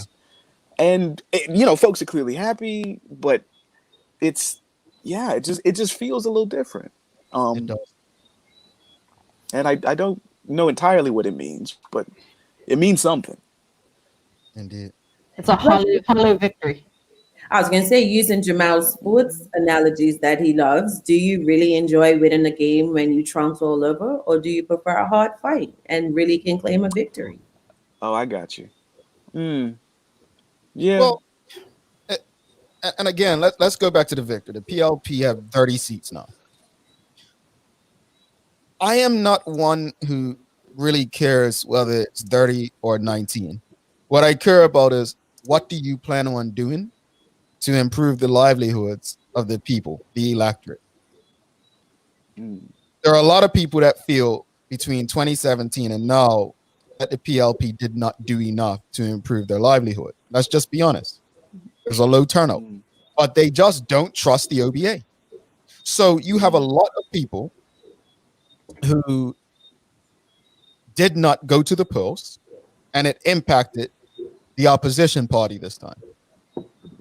But I don't think we can dismiss the fact, and this is why, as Nikisha mentioned, we really need to get a statement from the premier to actually discuss that, because Chris Famous is probably, not a good example when speaking of doing the work and having the respect of the people in your constituency to do what you do. But outside of that, there seems like a lot of work to be done. And the work needs to begin with the electorate holding those who they love and vote for accountable. Wait, Jay, what does that look like in practical terms? Like in between the election periods, right? Because in democracies, the chief way that voters, the only way, as far as I can tell, that voters hold elected officials accountable is how they cast the vote. Well, outside of that, like, what does that look like? That's what we've been taught and told for so long. But I think I always tell people, we have to go beyond our vote. I mean, you look at Bermudians against the draft. You look at social justice, Bermuda just starting. I always said Bermuda's always had pressure groups. We had in the 80s the unions, right? You've had the environment people under Stuart Haywood, Best, right? You've had under the OBA, you had the People's Movement. What Bermuda needs is a pressure group, because we can't trust that the One Bermuda Alliance with 6 people has what it takes to hold the government accountable. So it's going to take the pressure groups who are formed to do that. Mm-hmm. Yeah, that I expect that to continue and grow, because like the work that Social Justice Bermuda has done as like a community organization in presenting like an election platform that is detailed, precise, with actionable, measurable goals is extraordinarily work. I mean, this is probably unkind, particularly now, but like the Social Justice Bermuda platform to me was much more compelling than the One Bermuda Alliance one. You know, like if they were carrying that document and this may be the bridge that wasn't crossable, if I believe that that group of people would truly be interested in fulfilling those priorities, you know, this election could have gone a different kind of way. So yeah, the community groups that are growing in power and influence, I think is just a good thing for the island generally. Let's take a quick break. Come back. Might go back to Raj. Second last break. It's getting late, but hopefully we can get the Premier, David Burt, on before we head out.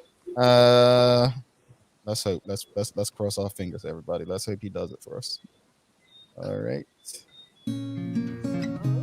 When you upgrade your Wi-Fi to Eero, something amazing happens. Everything just works, letting you connect with what's important. That's why we made Eero, the world's best reviewed home Wi-Fi system. Eeros replace your router, forming a wireless mesh network that blankets your home in fast, reliable Wi-Fi. Eero is simple to set up and can expand to cover any home, meaning all your connected devices work the way you want them to, wherever you want them to. Yep, still at the office. Then I'm at the other print. With Eero, you'll have no more dead spots, slow spots, drop-offs, or buffering. It's Wi-Fi so good, you'll never think about Wi-Fi again.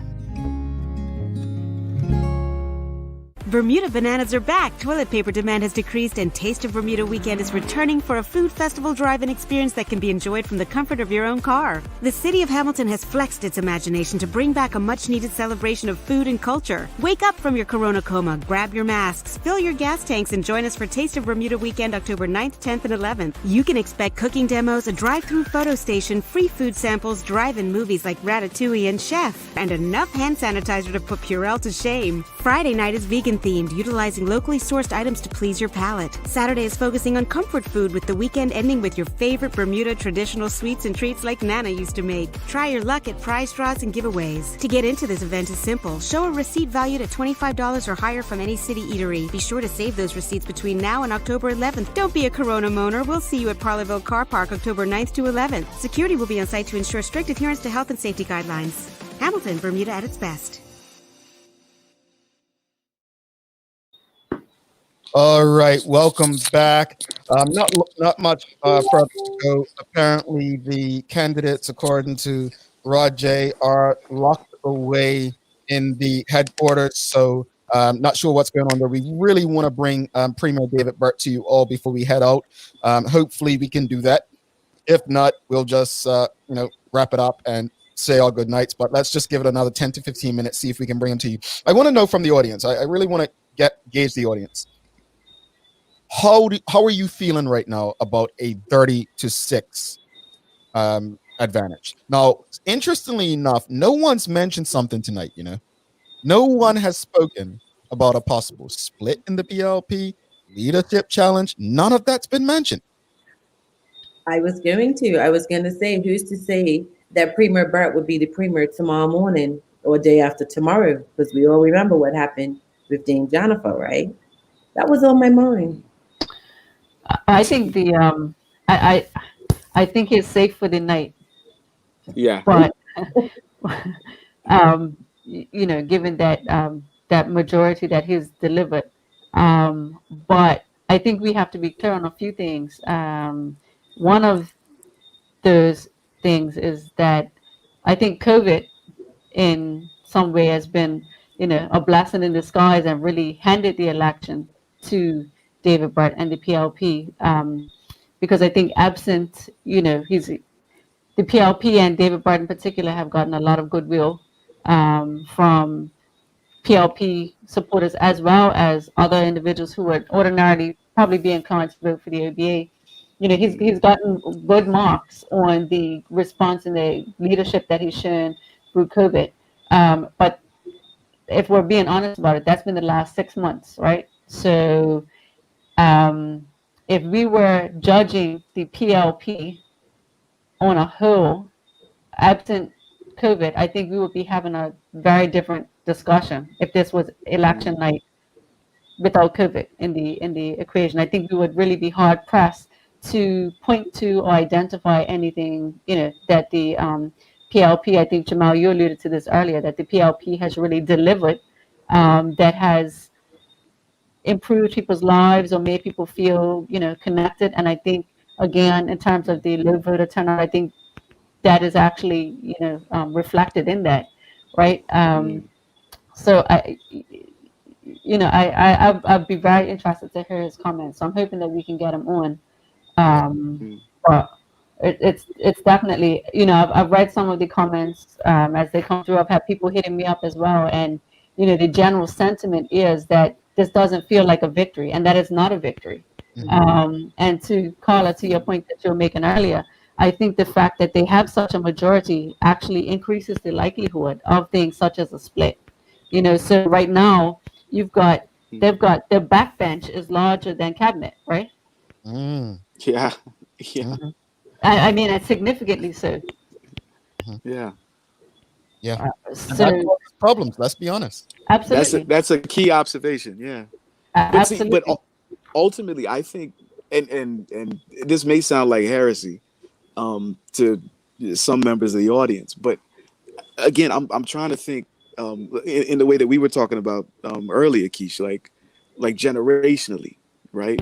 Because the goal, I think, for any democracy is for folks to vote their values as opposed to fighting old battles endlessly, right? So if the Progressive Labor Party in the next 1 or 2 election cycles splits on ideological purposes, and the FDM sticks around, for example, then you would conceivably have like a genuinely progressive, left of center party, a more centrist to center right party, and then like a harder right, small c conservative party. And at that point, for the first time in Bermuda's history, folks could vote based on who they think have the ideas that are most in sync with their own value set, as opposed to fighting against institutional white supremacy as a concept, or trying to fight against the increased presence of people of color in places of power, right? Like, because that's been the hard dividing line that has set the two parties apart since their invention. And the things that bind the members of those two organizations together aren't necessarily shared values, but are shared enemies.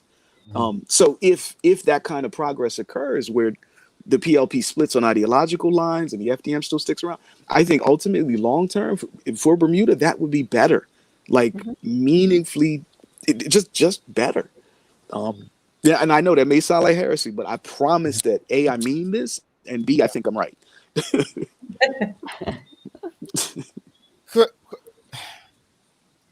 Let's go to some. I'm as you were speaking, Teo, my mind just went back to Mr. Kennener, and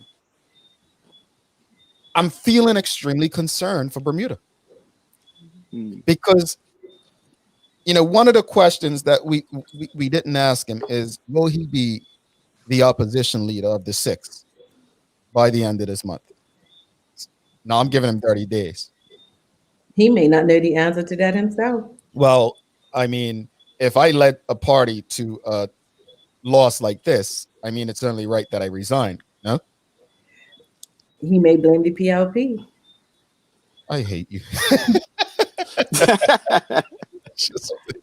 Lamone Wood says, Has any PLP MP broken ranks within this current term? So this means they're all on the same page or fearful of going against the grain. Which is it? That's a decent question, actually. That's a decent question.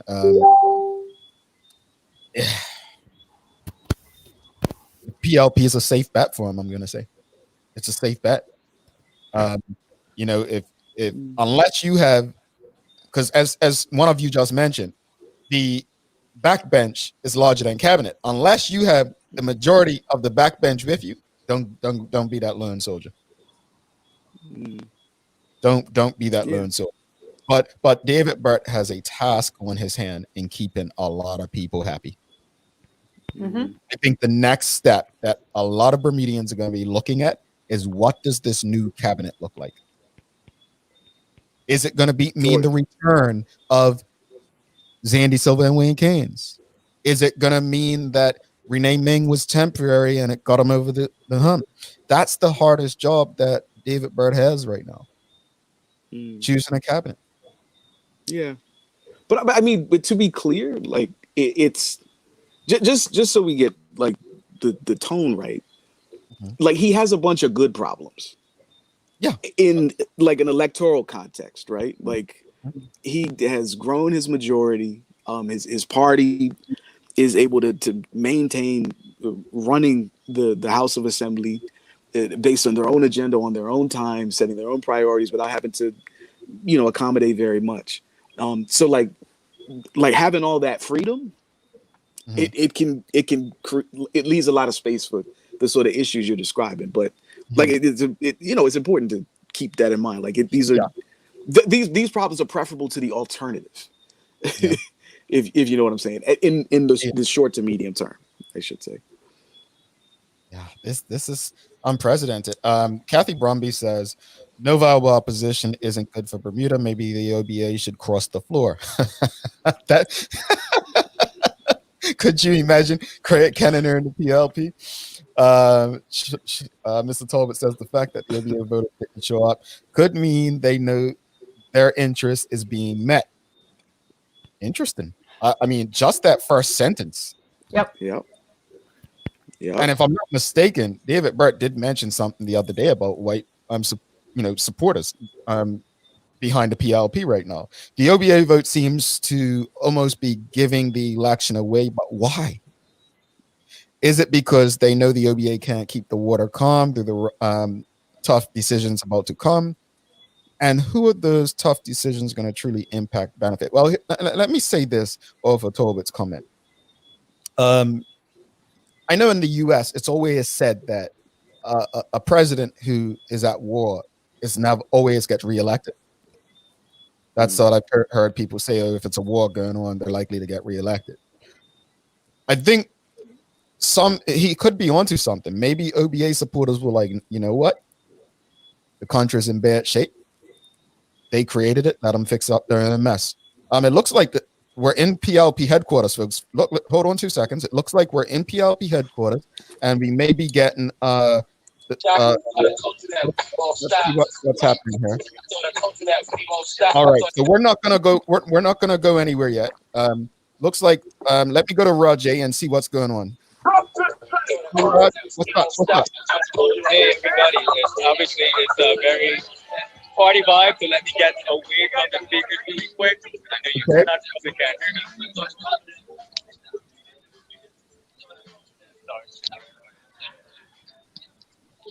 Okay, so I'm upstairs at Alaska Hall in the PLP media room. You didn't break in, did you, Raj? You got in? Yes, I did. I did it. You gave me a job to do. I was graciously invited. All right.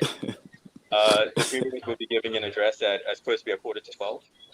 11:45. Okay, Yeah. so that's 12 minutes. Nothing ever starts on time in Bermuda, so but let's hope he is tonight.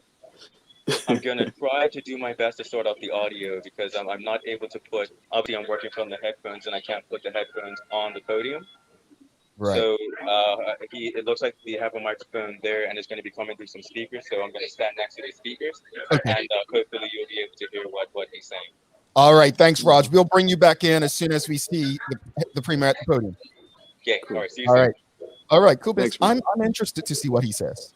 Before you brought Rajay in, though, in response to Shamore's comment, this is the first time that I've seen so many OBA supporters express openly on social media their disgust with the campaign. And I think that was a factor. I feel that played a role in it as well, because even when the Leah Scott, Ben Smith conversation, and you had people who you see them in other realms of diehard OBA saying, why are you taking this route? I think this is immature. And I think maybe their campaign has also come back and bite them as well. Yeah. I mean, we mentioned the campaign. We asked them about it earlier, right? Here's someone, Bermuda Triangle says from Twitter, Premier Bert's biggest problem is finding senators. Most of his guys are MPs now. Well, actually, I think that's an easy problem because he has 6 people that didn't win seats. It's 5 spaces available, right? Well, yeah. Yeah, 5 senators available for him. Yeah, So, yeah. It's actually easier than that, if you ask me. Just use 5 of the 6. Quick question. Does anyone know off the top of their head if any of the ladies in the OBA won, or is it all men that won of the 6? Susan Jackson won. Susan Jackson. Yeah. Okay. Susan Jackson is the lone woman. Wow.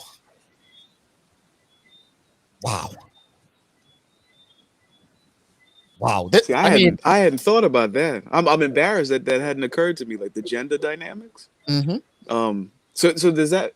I guess we're gonna have to count, but like, do we know what the gender split is in Parliament at this point? Has anybody done that? I haven't checked, but when I look at the when new woman in, I believe Crystal Caesar is new, right?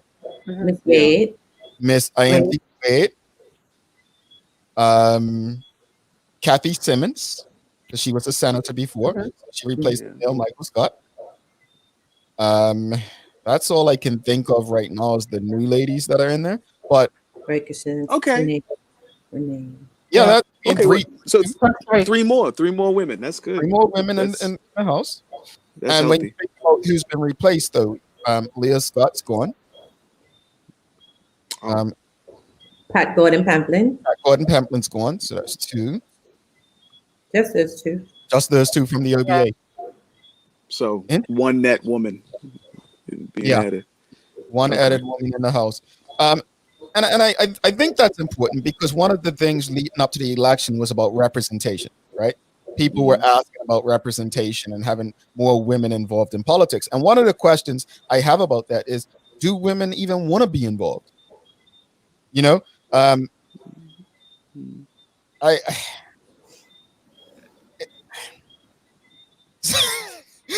think we assume that they do. I mean, I'm sure if Nikisha and Carla wanted to get involved in politics, they do it. And I think they would offer a wealth of knowledge. But I think it's more to do with whether or not they want to. When I'm old. In Bermuda. You're what? When I'm old. My plan is to return and if I was to do it like in my, well, I'm saying late 50s, that's not too far away. Oh, that's what I mean. That's why I said when you're what? Yeah. I mean, come that's on. That's cold-blooded, man. You see what I did? You see what I did? Look, let's take our final break. And it looks like we're almost set up at the podium for Premier David Burt to give an address. We're going to take our final break, and then hopefully when we come back, we will show Premier David Burt giving an address to the country after tonight's victory. All right, so commercial break. Are you embarrassed by hair loss, dry or flaky scalp, suffering from thinning or damaged hair? Well, Salon B, Bermuda's only hair and scalp disorder clinic, is here to help by using a wide range of clinically proven treatments that will address all your hair restorative needs. We invite you to visit us for a consultation with our certified hair treatment specialist, which begins with a detailed scientific hair and scalp exam, followed by treatment services with our award-winning researcher and physician, Dr. Kaiwan Brown. At Salon B, we also provide haircuts, trims, colors, perms, highlights, and styling, all geared to clients suffering from hair loss or a variety of other scalp disorders. For your comfort and privacy, all treatments are performed one-on-one in a private and relaxing treatment room. To begin growing that beautiful head of hair you've always wanted, please schedule your appointment today. To make arrangements or receive more information, call 441-293-5476.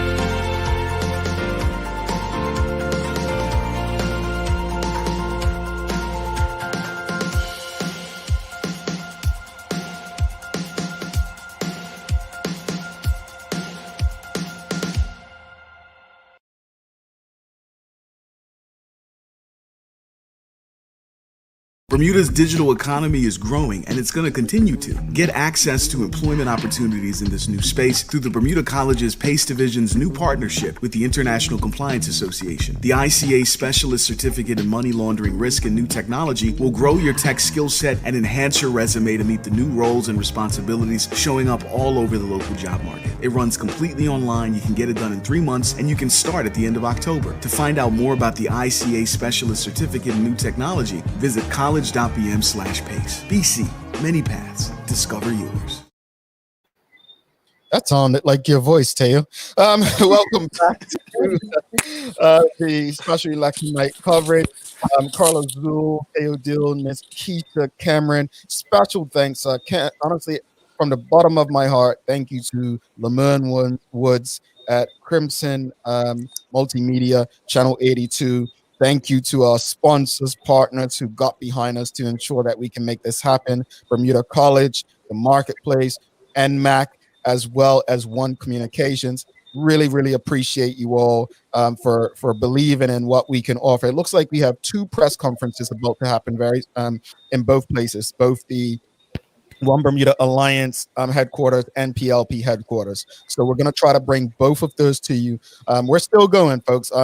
Again, I really, really am appreciative of, the people who are here doing this with us, their families, their young children, spouses, everyone for allowing us to do this. My wife actually snuck a sparkling water in her. She's like, I haven't been checking my phone for text. So she sneaks in thinking I'm need something. But, I've had my Heineken Zero here, not trying to give anyone any props, but that they're keeping me cool for the night. But no, thank you to everyone, especially going to say their names again: Keitha, Ken, Shanta Simmons, the engines behind this car that goes. Really, really appreciate the work in the background. And so don't forget, every morning, 8 a.m. Bermuda time, it is the daily hour. I'm not sure how Carla and I are going to make out tomorrow. We may be very tired, but bear with us. Remember that text I said I'm going to send Chris Famous, right? Hopefully he doesn't work the morning shift. I'm going to send him a text and see if he'll join us tomorrow, so we'll have someone that's as tired as us. But so listen, Shanta and Keitha are the wheels that don't fall off. Right on.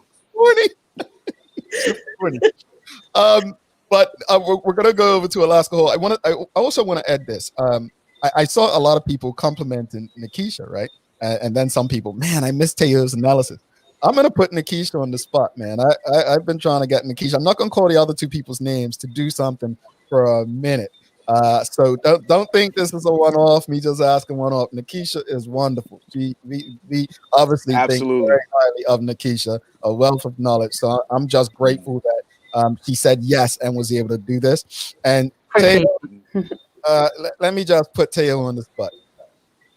I could text Teo happy birthday and he'll respond to me 6 months later saying thank you. That's how often this man checks phone. So I'm really, really thankful that he's joined us, done this. This is my guy. Like, this is, I've worked with a lot of people, and every job I go to, I tell people, if I can have a relationship with you, like Teo and I didn't look. I used to drink after work. Teo didn't come out drink. We didn't hang out like that, but I probably had the best relationship with Teo that I've had with anyone professionally, because we just understood what we needed to do in our role to make things work. So thank you for doing this, Tay. We appreciate it. You ready, Raj? I appreciate you, man, very much. Thank you.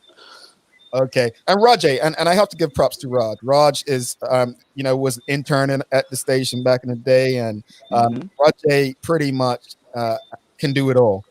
He's a fantastic person, a young father now, And I really, really can't thank him enough for saying yes when we asked him to do this. Obviously, we needed all hands on deck to ensure that we can bring you a certain level of quality. And then my colleagues, especially on the Daily Hour, Carla and Jackie and Shari, doing this, committing to do it.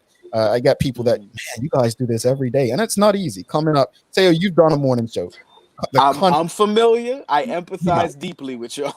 It's not easy. So I thank you all. I honestly, words can't. Yeah, this is the one day I'm not at the advantage because usually 8 o'clock, it's 12 o'clock out here. Yeah. It is 3:45 in the morning, and I got to be up at 7 to get my son ready for school. There you go. And do the show. So I'll get sleep when I'm 50. Drop them all. Look, drop them all. Come back home. Go sleep. Get Go ready. lay down. Yeah. It's Friday there. It's Friday. That means nothing. I tried. Well, I think school in Bermuda's back open tomorrow, right? Because I remember the premier saying it's going to be right back open. Yeah. Oh yeah. Yeah. So no day off for the teachers again. Well, I saw some people talking about schools being closed today, but aren't schools normally closed for an election? Yeah, Pearland Station. Yeah, that's not unusual. Yeah. Right. That's what I thought, but I saw people, complaining about it and so on. They don't have anything to complain about. In the history of voting, everywhere in the world, besides probably some word place that Sherry would pick next Thursday for geography, you close the schools because they're polling stations. Yeah. Yeah. Well, it's been a historic night, folks. I mean, it's been something that will be talked about for years to come.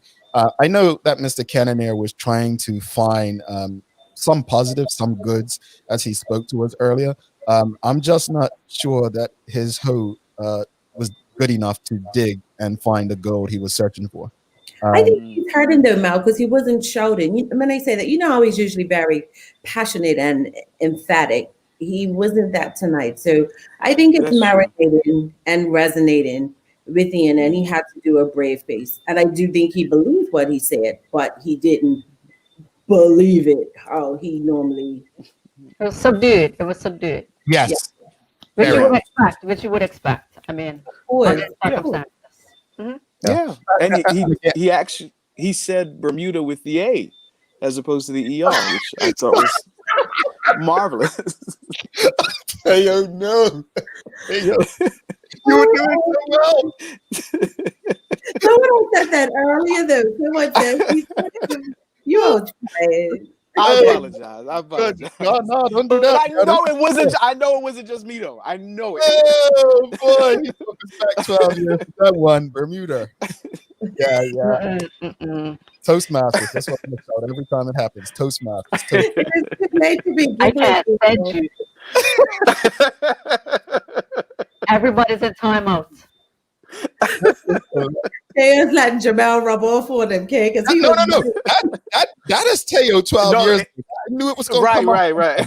I knew it was going to come out sometime tonight. I'm getting tired. Yeah, You filter it coming off. But as he said, you knew because but all of you are making great points. Like we're laughing, we're joking, but he was very subdued. He pronounced Bermuda the correct way. And so you notice, I mean, I'm trying to be serious, but that says a lot. And I think once he takes time to think about it, evaluate the position of his personal position, as well as the position of the party, I think that hard decisions are going to have to be made. I'll tell you what I hope does not happen. Not that I don't hope that the OBA doesn't fold. I hope that it doesn't come back in another 2 years with a new name and the same. I'm serious. I hope that they've learned that lesson, if nothing else. Well, I think it goes to the point that somebody made earlier in terms of, is the OBA even really necessary? If you look at the UBP, right? If you look at the OBA, you look at what those have historically represented, right? Mm-hmm. Are they really necessary if you feel that your interests are being served elsewhere? Yeah. Interesting. That's perfectly phrased, Keish. Like, that's the question. Like, what are you for at this stage? Yeah. Do they know the answer? It looks like all our correspondents are at the PLP headquarters now, waiting on. Didn't I tell you that he said at 11:45? It's not 11:49. You know, ain't nothing starting on time. Come on, Premier. You know, people have got to go work tomorrow. You know, Carla's got to be up. You know, come on now, respect our time. Who am I? At least I can vote, I think. Still. No, I'm still so we got to look into that situation, because I'm just wondering how anybody knew that I wasn't in Bermuda to be on the registry, but Carla still on the registry. You've been going longer than me. Teo, listen, if you have not heard me say this, I'm going to say for the last time. I know after this week, I will no longer, because Jamal has mentioned it so many times, I'm going to pay for his sins, okay? Are you calling me a telltale or a snitch? As they say out here in the UK, you are a grass. Yes. Oh, he grassed you up. Word. Jamal, it's 4 years. It's not long, but I flew back. Ironically, I flew back the last time, like literally 2 days before the 2017 election, just by coincidence. But I know eventually I'll get scratched off, unless you and Charles Jeffers, and I'll join the fight, so that those of us who have interest in Bermuda can still vote. Because I do think it's different. I do think it's key. We pay taxes and have mortgages and all of that in Bermuda and cannot vote. I think you flew back. You voted in 27. I voted. You voted in 27 tonight. Yeah, because she got more than 10, right? I voted in 27. Listen. Almost got it. Everybody should be quiet, because the party is started in 9 minutes, okay? Carla, honestly, you got a lot of stuff right. I'm gonna give it to you. But politics is not the same. But whatever you drank before you thought Seaman was going to win that, don't ever, if you even see that drink, 20 people turn around, go the other way. I was just trying to think outside of the box, Jamal. I honestly thought I thought because of who her candidates were, her competitors, I thought that all the church people would drift in droves and vote for her. I did. You realize that's like saying you think that all the women are gonna support what's that lady name? Sarah Palin. I concur. But I said to him, Keisha, I don't know if you heard me. I said to him earlier in the week, John Bronson is not, I didn't think he would win. Right. And he came on the Daily Hour and nice man, but I felt that he did not represent well. And I was like, no, I called it. Mm-hmm. Man, you called that on some BS feelings. You didn't call that on no dang like history or. I feel if you can articulate, remember he was new coming back. So to those who he was, in his heyday back then, but it's a whole different electorate now, and you have more younger ones. So, but the younger ones ain't gonna vote for PLP at this point. That your logic still. I know now, but I'm saying in the the lesser of two evils. I didn't feel that he would win. He just did not connect. Right. So that of evils got Seaman a victory too. Whatever, woman. Hey, I ain't letting no one go. I'm posting and getting all crazy about those victories. We'll just bring it up. What was it? 28 we'll revisit this again tomorrow. Oh, yeah. Look, I can't let her win like that, man. Come on. It's killing him, okay? It's killing him. Yeah. You could just say 27. Just whenever, just 27. 27. No, it's 27. I'll take it. Well, look, we have one. I'm a church person. I would never vote for Maria Seaman. Wow. I thought we were friends. Can you please stop? Thank you. Seaman did get 22 votes though. So I mean she beat the 10 that I expect. But in fairness, she has a decent family up in that area. What I will say about Dr. Seaman is I'm not afraid to try. At least I try. Instead of staying in that comfortable little non-political box that I like to live in. Well done, Carla. Well done. Yeah. Yeah. Pat me on the head. Honest attempt at analysis. And Yeah, more of your hunches came off than not, I think. Yeah. I think you nailed like the majority of your hunches. Yeah. I am up at Hold on. This is a miracle, okay? Because No, Carla. No, let's put it in perspective. When you measure the loss that Seaman took, it takes away at least 2 of those hunches. It takes away at least 2 of those. That's a hater. You're such a hater. Man, that's cold. But listen, I can take it and I will claim it. I will not deflect it upon anyone else. I will take it.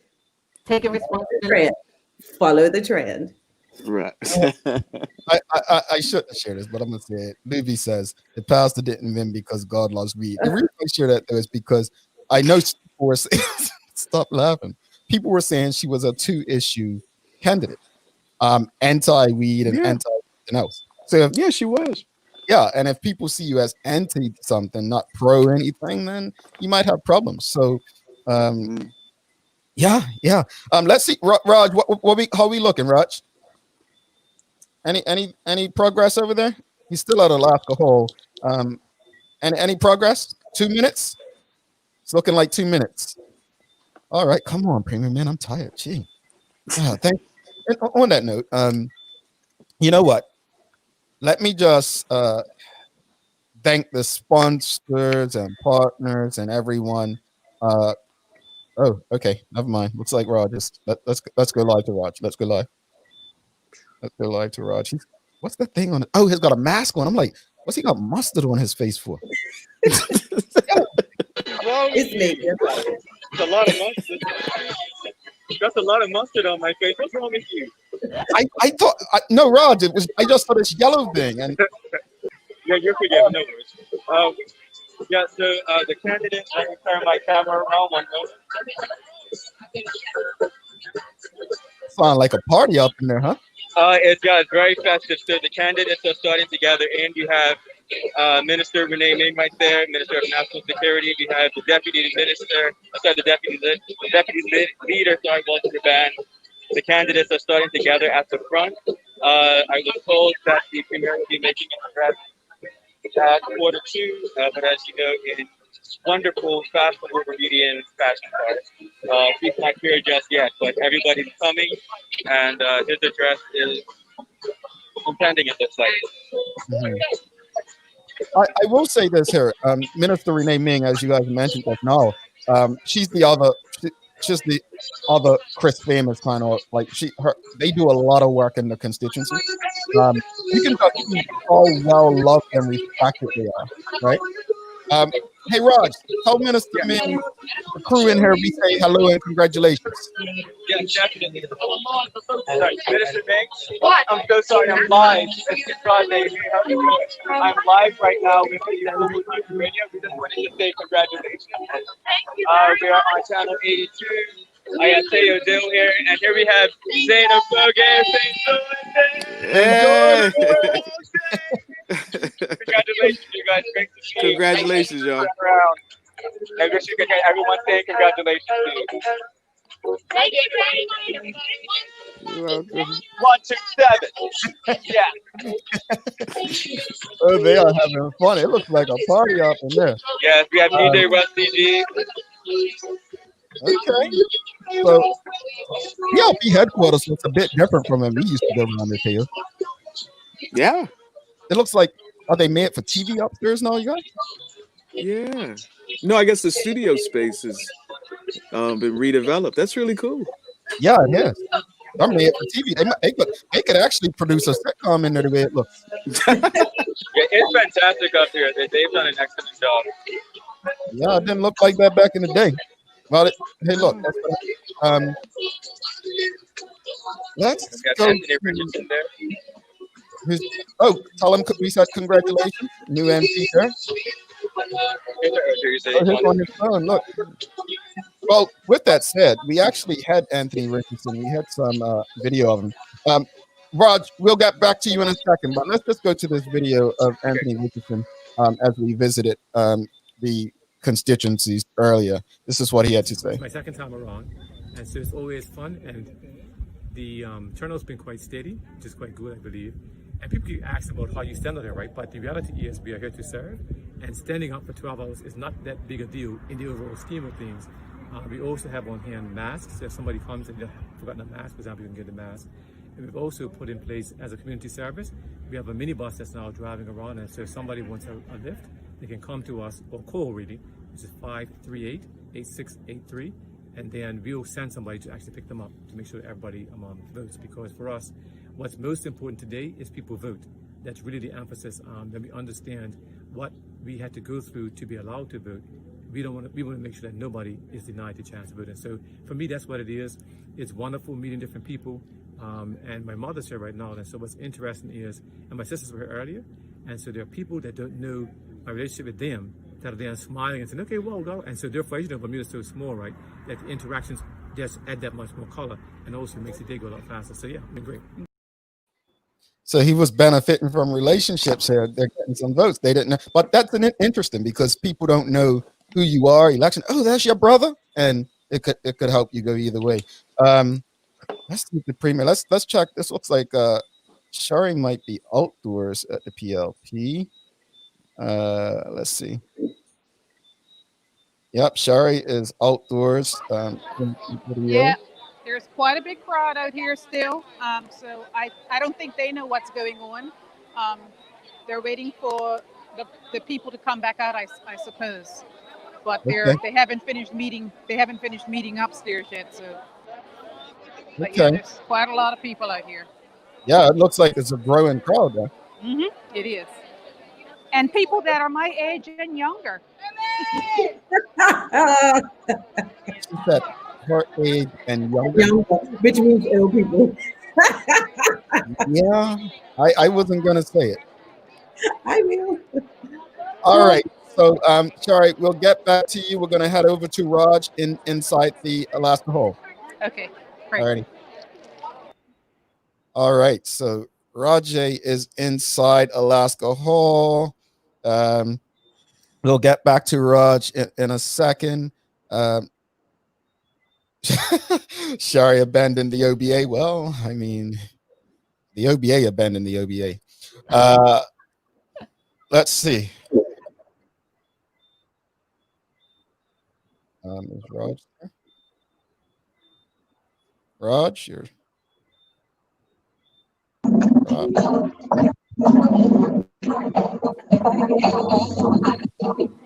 Hey, sorry.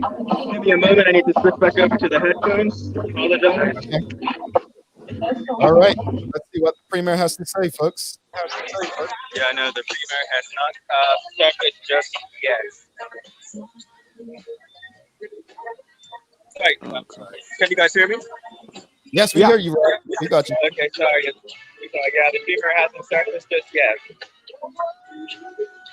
But the candidates are slowly trickling in.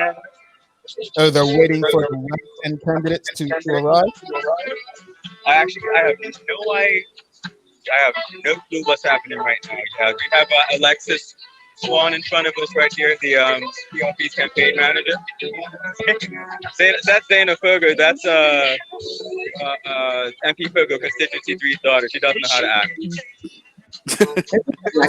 She's like, you don't know how to act. You need to stop it. And that's our campaign manager. She's live.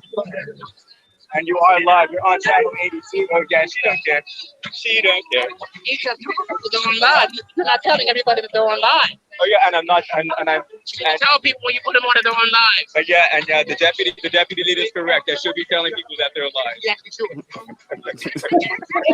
T-Rod, you just got in trouble, man. Wow. And I was actually just trying to catch Alexis Swan, the campaign manager. She just disappeared. I think that's a left light one, not a left thing. Yeah, that's a black one. I'm so sorry. Yeah. This is look.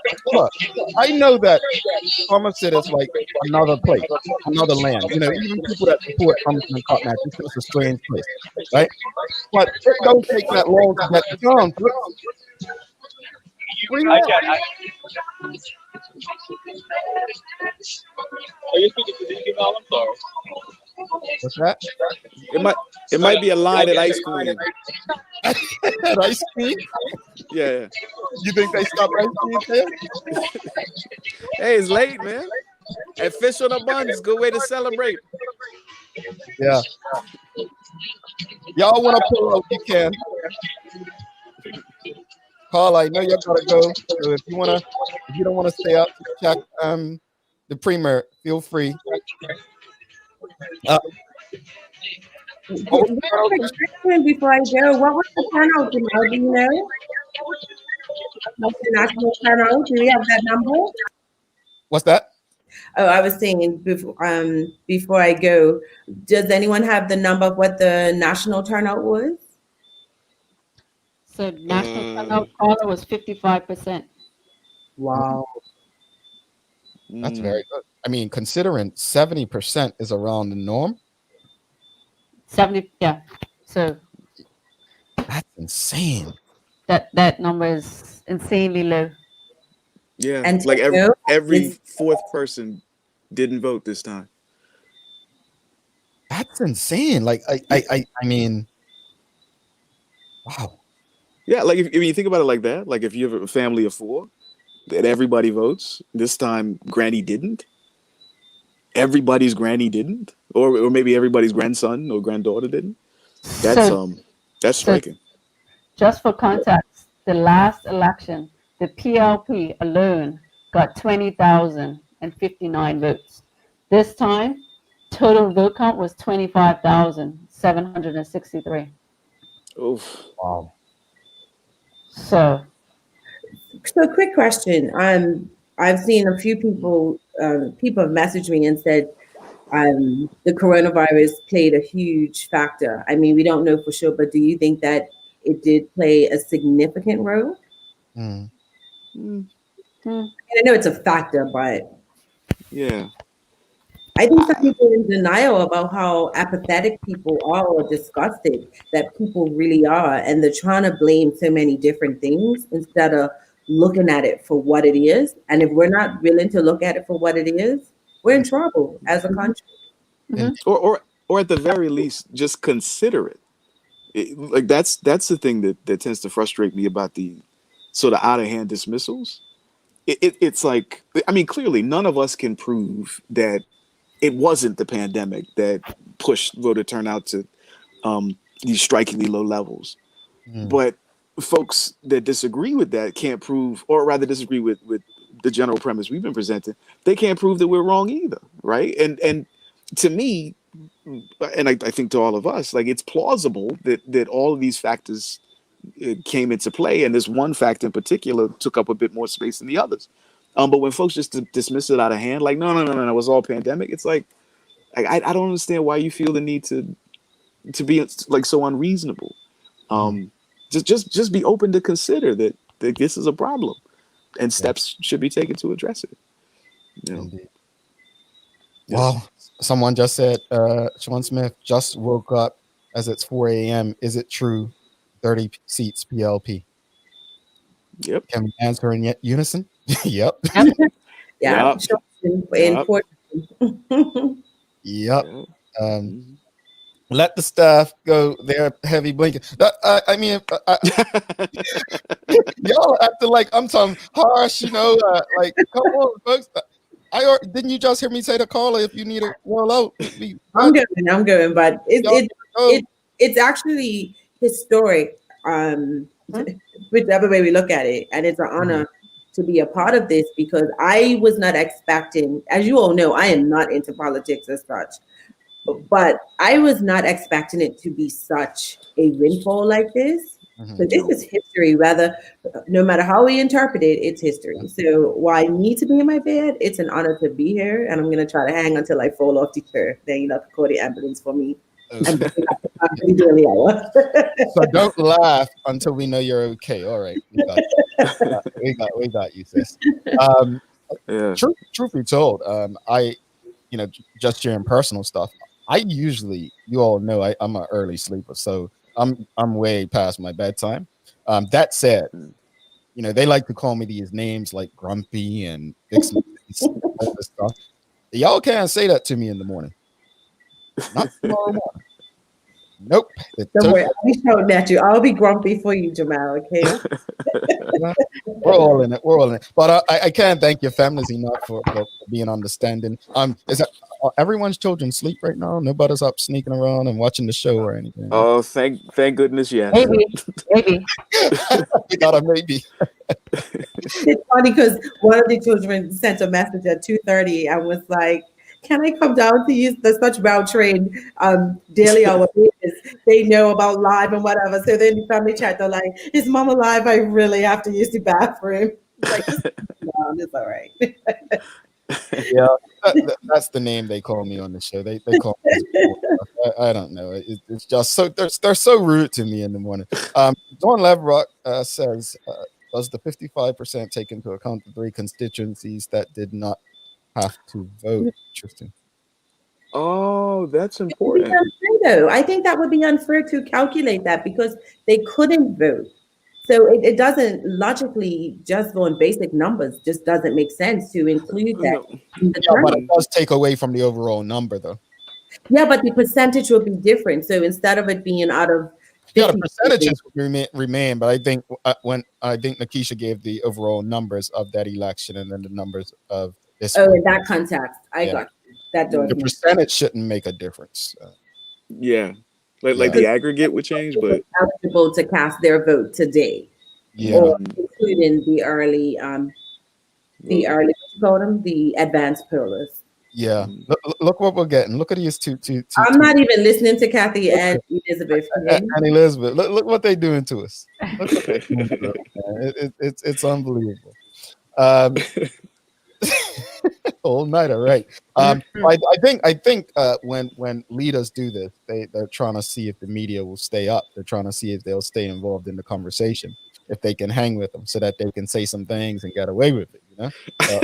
We got them covered. Teo, as a former senator, though, you've been in this space, and after the 2007 election, I believe the PLP had a 22-14 advantage off the top of my head. You were named a senator. There were people that felt at that time that the opposition was weak with 14. They have only 6 right now. Yeah. They'll name 3 senators. Back then, we thought we had a weak opposition. Then we had went to 12 and 11 after 2017. Now 6. What do you feel they can do with 6 people to actually looks like the premier is here. Hold on. Looks like the premier is setting up. Let's go to the premier. I'll take it off. I'll take them off. All right, Raj, you there? Say it again. All right, Raj is there. I think they're still hooking up. When do we find out how many ballots were spoiled? Well, that's a good one. Actually, the website, because I saw some stats earlier, it said 8 spoiled, 1 invalid. So if you go on the government website, the stats are actually up there now.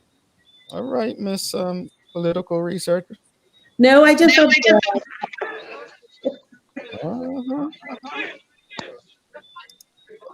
What's that noise? You're watching a fight?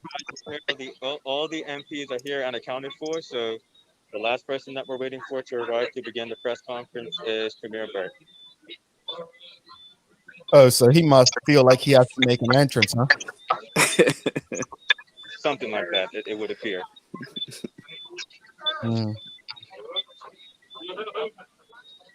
This was, Lou Matthews makes a great point. He says the Senate can block or apply legislation given the current structure. So I think the last time they did that was with the corporations, if I'm not mistaken, the municipalities. Remember? They're trying to push something through and the Senate. Yeah.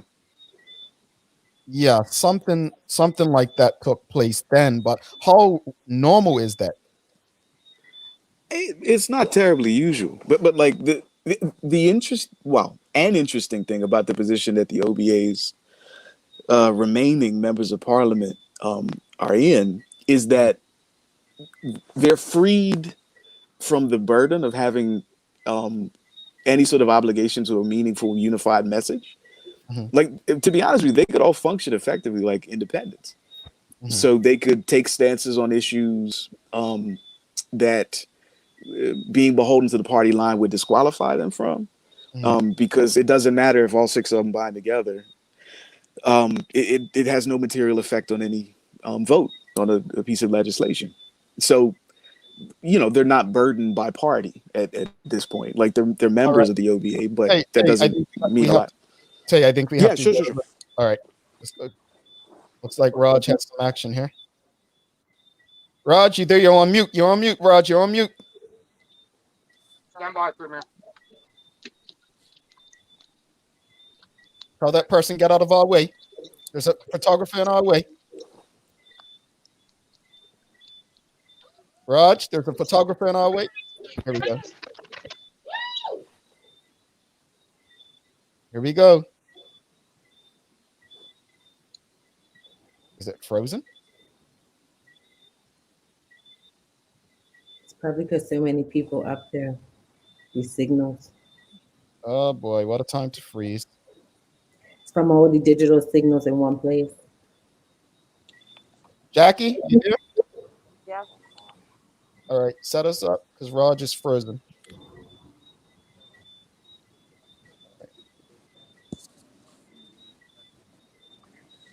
Here we go. All right, we're live, guys. Good evening, Bermuda. Or good morning. First, this morning, I'd like to give thanks to the Creator who has blessed us to live in a democracy, as imperfect as it is, and who has kept us safe during a pandemic. Second, I need to thank the person who makes it all possible. My amazing wife, Kristen, who has had to endure her husband called everything but a child of God. She stands by me, mentors me, corrects me, and always reminds me why I do what I do. Though my children are fast asleep, I thank them as well.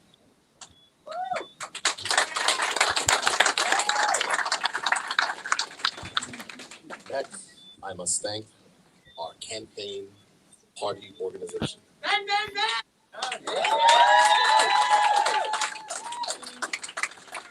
Chairman Dawn Simmons, Deputy Chair Lauren Hayward-Bell, Campaign Manager Alexa Lightbourne, Tariq Beam Darrell, Stephen Simons, and Volunteer Manager Maxine Kane. Thank you all for your incredible and amazing work.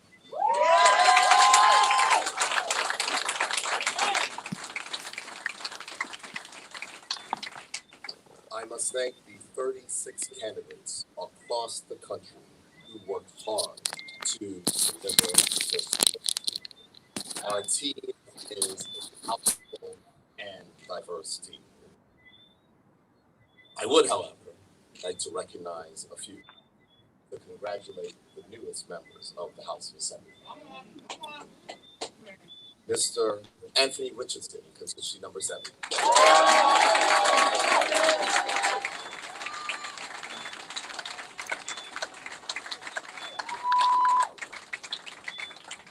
Mr. Vance Campbell in constituency number 9.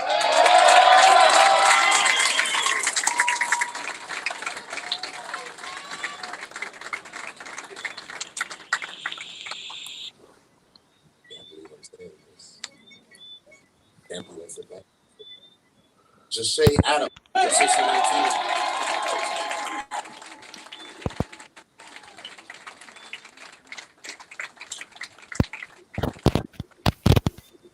Anthea Simmons Wade in constituency number 25.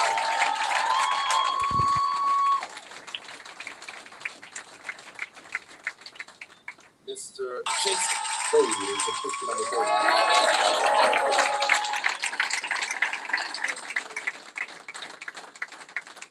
No, we don't have a problem with my technology.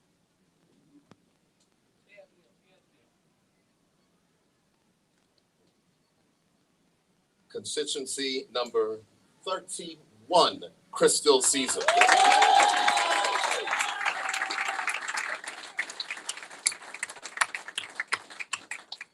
And last, but certainly not least, the Attorney General of Bermuda, Kathy Lynn Simmons in constituency number 36.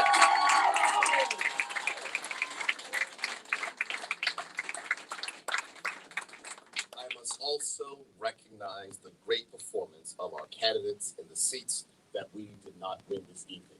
They fought a valiant fight and a valiant effort and closed the gap against the opposition.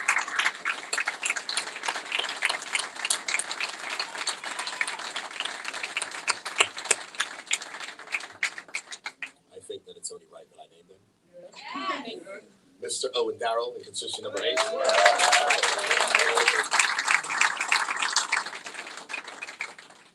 Miss Lindsay Simmons in constituency number 12.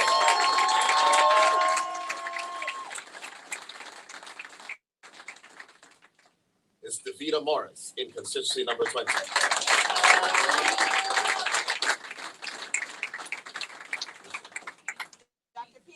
Oh, Dr. Peets in constituency number 10.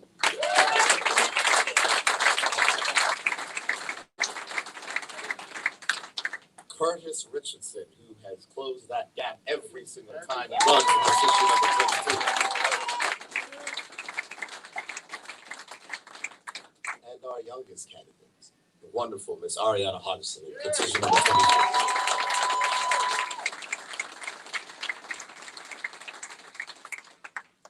I would also like to thank our opponents in this election.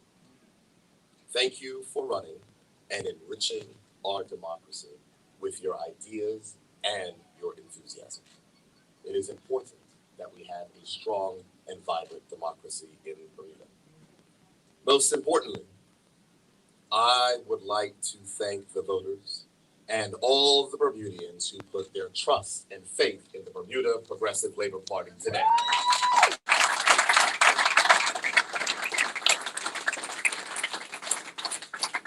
It's time now to come together because we have a lot of work to do. Our platform pledge to rebuild our economy with Bermudians at heart. And tonight, I reached out to all Bermudians, but especially those who did not support us. We have an incredibly difficult road ahead for this country.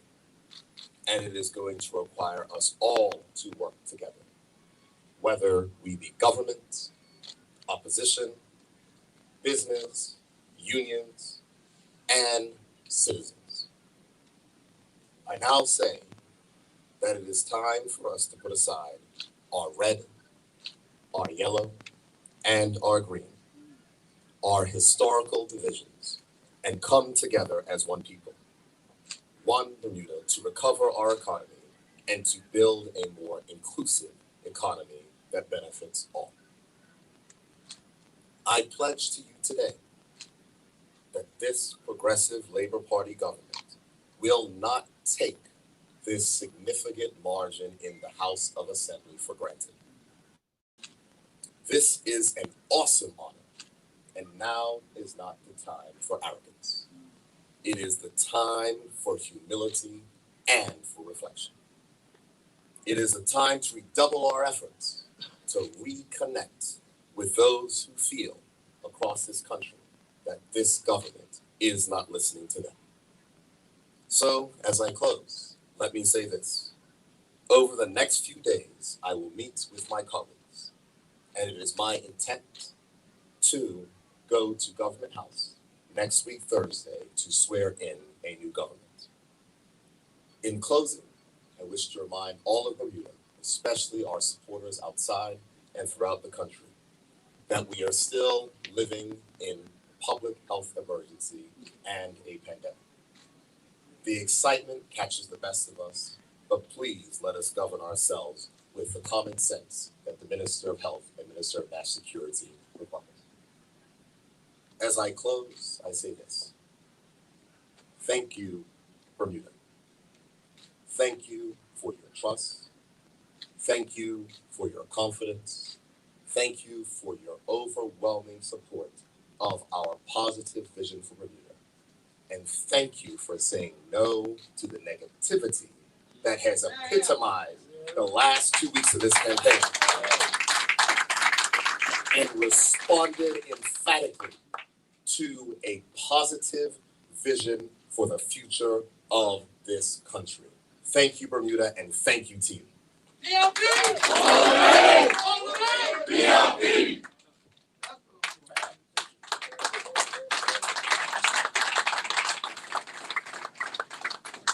Ask the question. I'm not going to speak to what we anticipated before the election or after. What I can say is this, Trevor.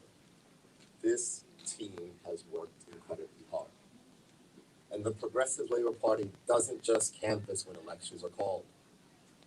These men and women behind me, during the pandemic, during difficult times, when they have to do work and other things for their family, balance all of those things that we have to balance to make sure that they're in their communities and looking after their citizens.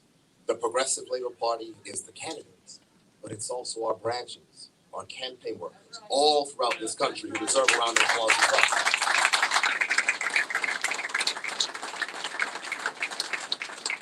Remember, we're an organization 2,000 strong throughout this country who work inside of their community. So the margin is a reflection of our continued work. And when I was elected the leader of this party and elected to government, the one thing I said, unlike the last time the Progressive Labor Party was in government, I said that we would not forget how to be a part of it. And this victory proves that, our connection on the doorstep with the citizens.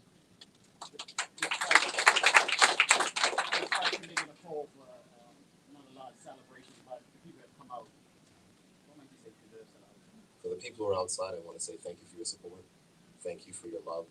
I understand how excited you are, especially when you've seen your leader and the candidates behind me subjected to vicious and nasty attacks and innuendo of all sorts. The people rose above it, and the people outside are saying that they support us. And for them, I give them my absolute, on behalf of this entire team, our gratitude.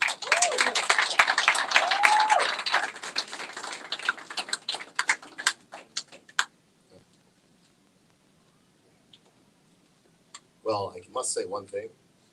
I thank the persons in the office, but we do have in the Progressive Labor Party a campaign organization. And though we have the campaign manager, we do have a campaign chair who's responsible for the greatest victory the Progressive Labor Party has ever won.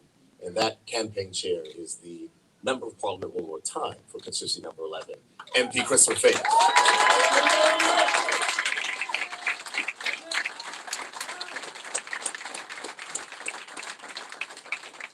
Are there any other questions from other members of the media?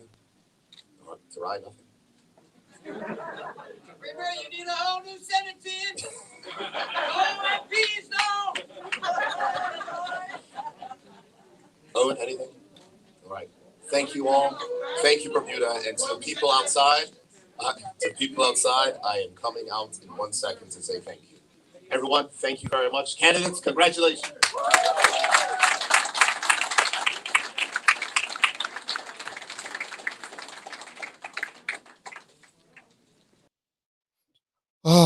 Alrighty. So let's close it out for the night. Start with you, Carla. Any final words after hearing it?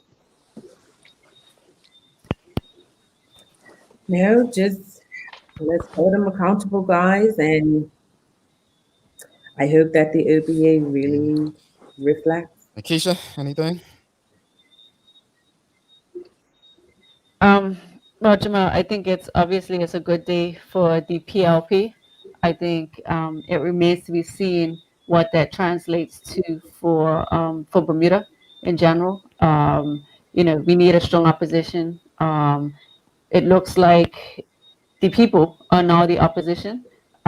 So, you know, I would encourage each one of us, you know, to find some way to get involved in the process outside of just the election every 4 or 5 years. And, you know, we need to make sure that we hold our elected officials accountable and figure out what that actually looks like in practical terms. Yeah, Teo, anything you want to sign off with? That this may not feel like it, but as far as Bermuda's long-term socio-political development is concerned, this may be one of the most consequential elections that we have lived through. And the presence and impact of the FDM, the collapse of the OBA, and the further success of the PLP are not static events. They will lead necessarily to future events. And I think those future events are going to change this country in ways that will make it better for everybody. I genuinely believe that. A lot was learned tonight, and I think for me, more was learned not from the results of those who participated or those who were victorious or lost, but a lot was learned about those who didn't show up to the polls. The lessons came from those people. They're not happy with what they're seeing. I think that I felt when I just watched the premier's speech, I think something was missing. And the something that was missing was there's a great number of people, almost half of the electorate, that are not interested in the political process. There's a new generation of people that are coming through in Bermuda. And unless we evolve with them, they're going to evolve without us. And then you're going to get left behind as the political party. So in regards to what we witnessed tonight, it was historic. Whether or not it's in the best interest of Bermuda remains to be seen. But my hope is that everyone, and I've said it previously, get behind and support the government, but that support must come with holding them accountable. We must hold them accountable, and we all have a role to play in that. On that note, thank you so much, Teo, Nikisha. Really appreciate you guys doing this with us. Carla, I know it's been long. Appreciate you staying up. Man, I can't thank you all enough. Rajay, to Shari and Jackie out there in the field doing what they do, and most of all to the viewers. We appreciate you staying up and riding with us. Sharing the link, whether you were listening on the radio or tuned in on TV channel 82. We thank you. To Lamern Woods at Crimson Multimedia, thank you so much for doing this for us. To our partners, Marketplace. Thank you to everyone at Marketplace for trusting us to do this in a way that engaged with the audience. To North Shore Medical and Aesthetic Center and Dr. Kaiwan Brown and his team, we thank you for doing this. To One Communications, everyone over there, putting your faith in us and believing that we would have conversations that will engage the audience, and Bermuda College, of course. We thank you. Can't thank every one of you enough. My partners, I'm going to call them out one more time. Keitha Keynes and Shanta Simmons, who have done so much in the background. We appreciate you. And there's not enough words. I don't have the cash, but there's not enough words to truly thank you. So on that note, it's been to you, a job well done. Yes. No, had to interrupt. Good job, Jay. Job well done. I appreciate thank you, man. On that note, we're going to head out. See guys. You in a few hours. Carla and I will I have on this shirt tomorrow. I slept in it and I'm going to claim it. I'm just saying, okay? My alarm works, but folks, well, thank you before I close my eyes. Later, guys. Night, y'all.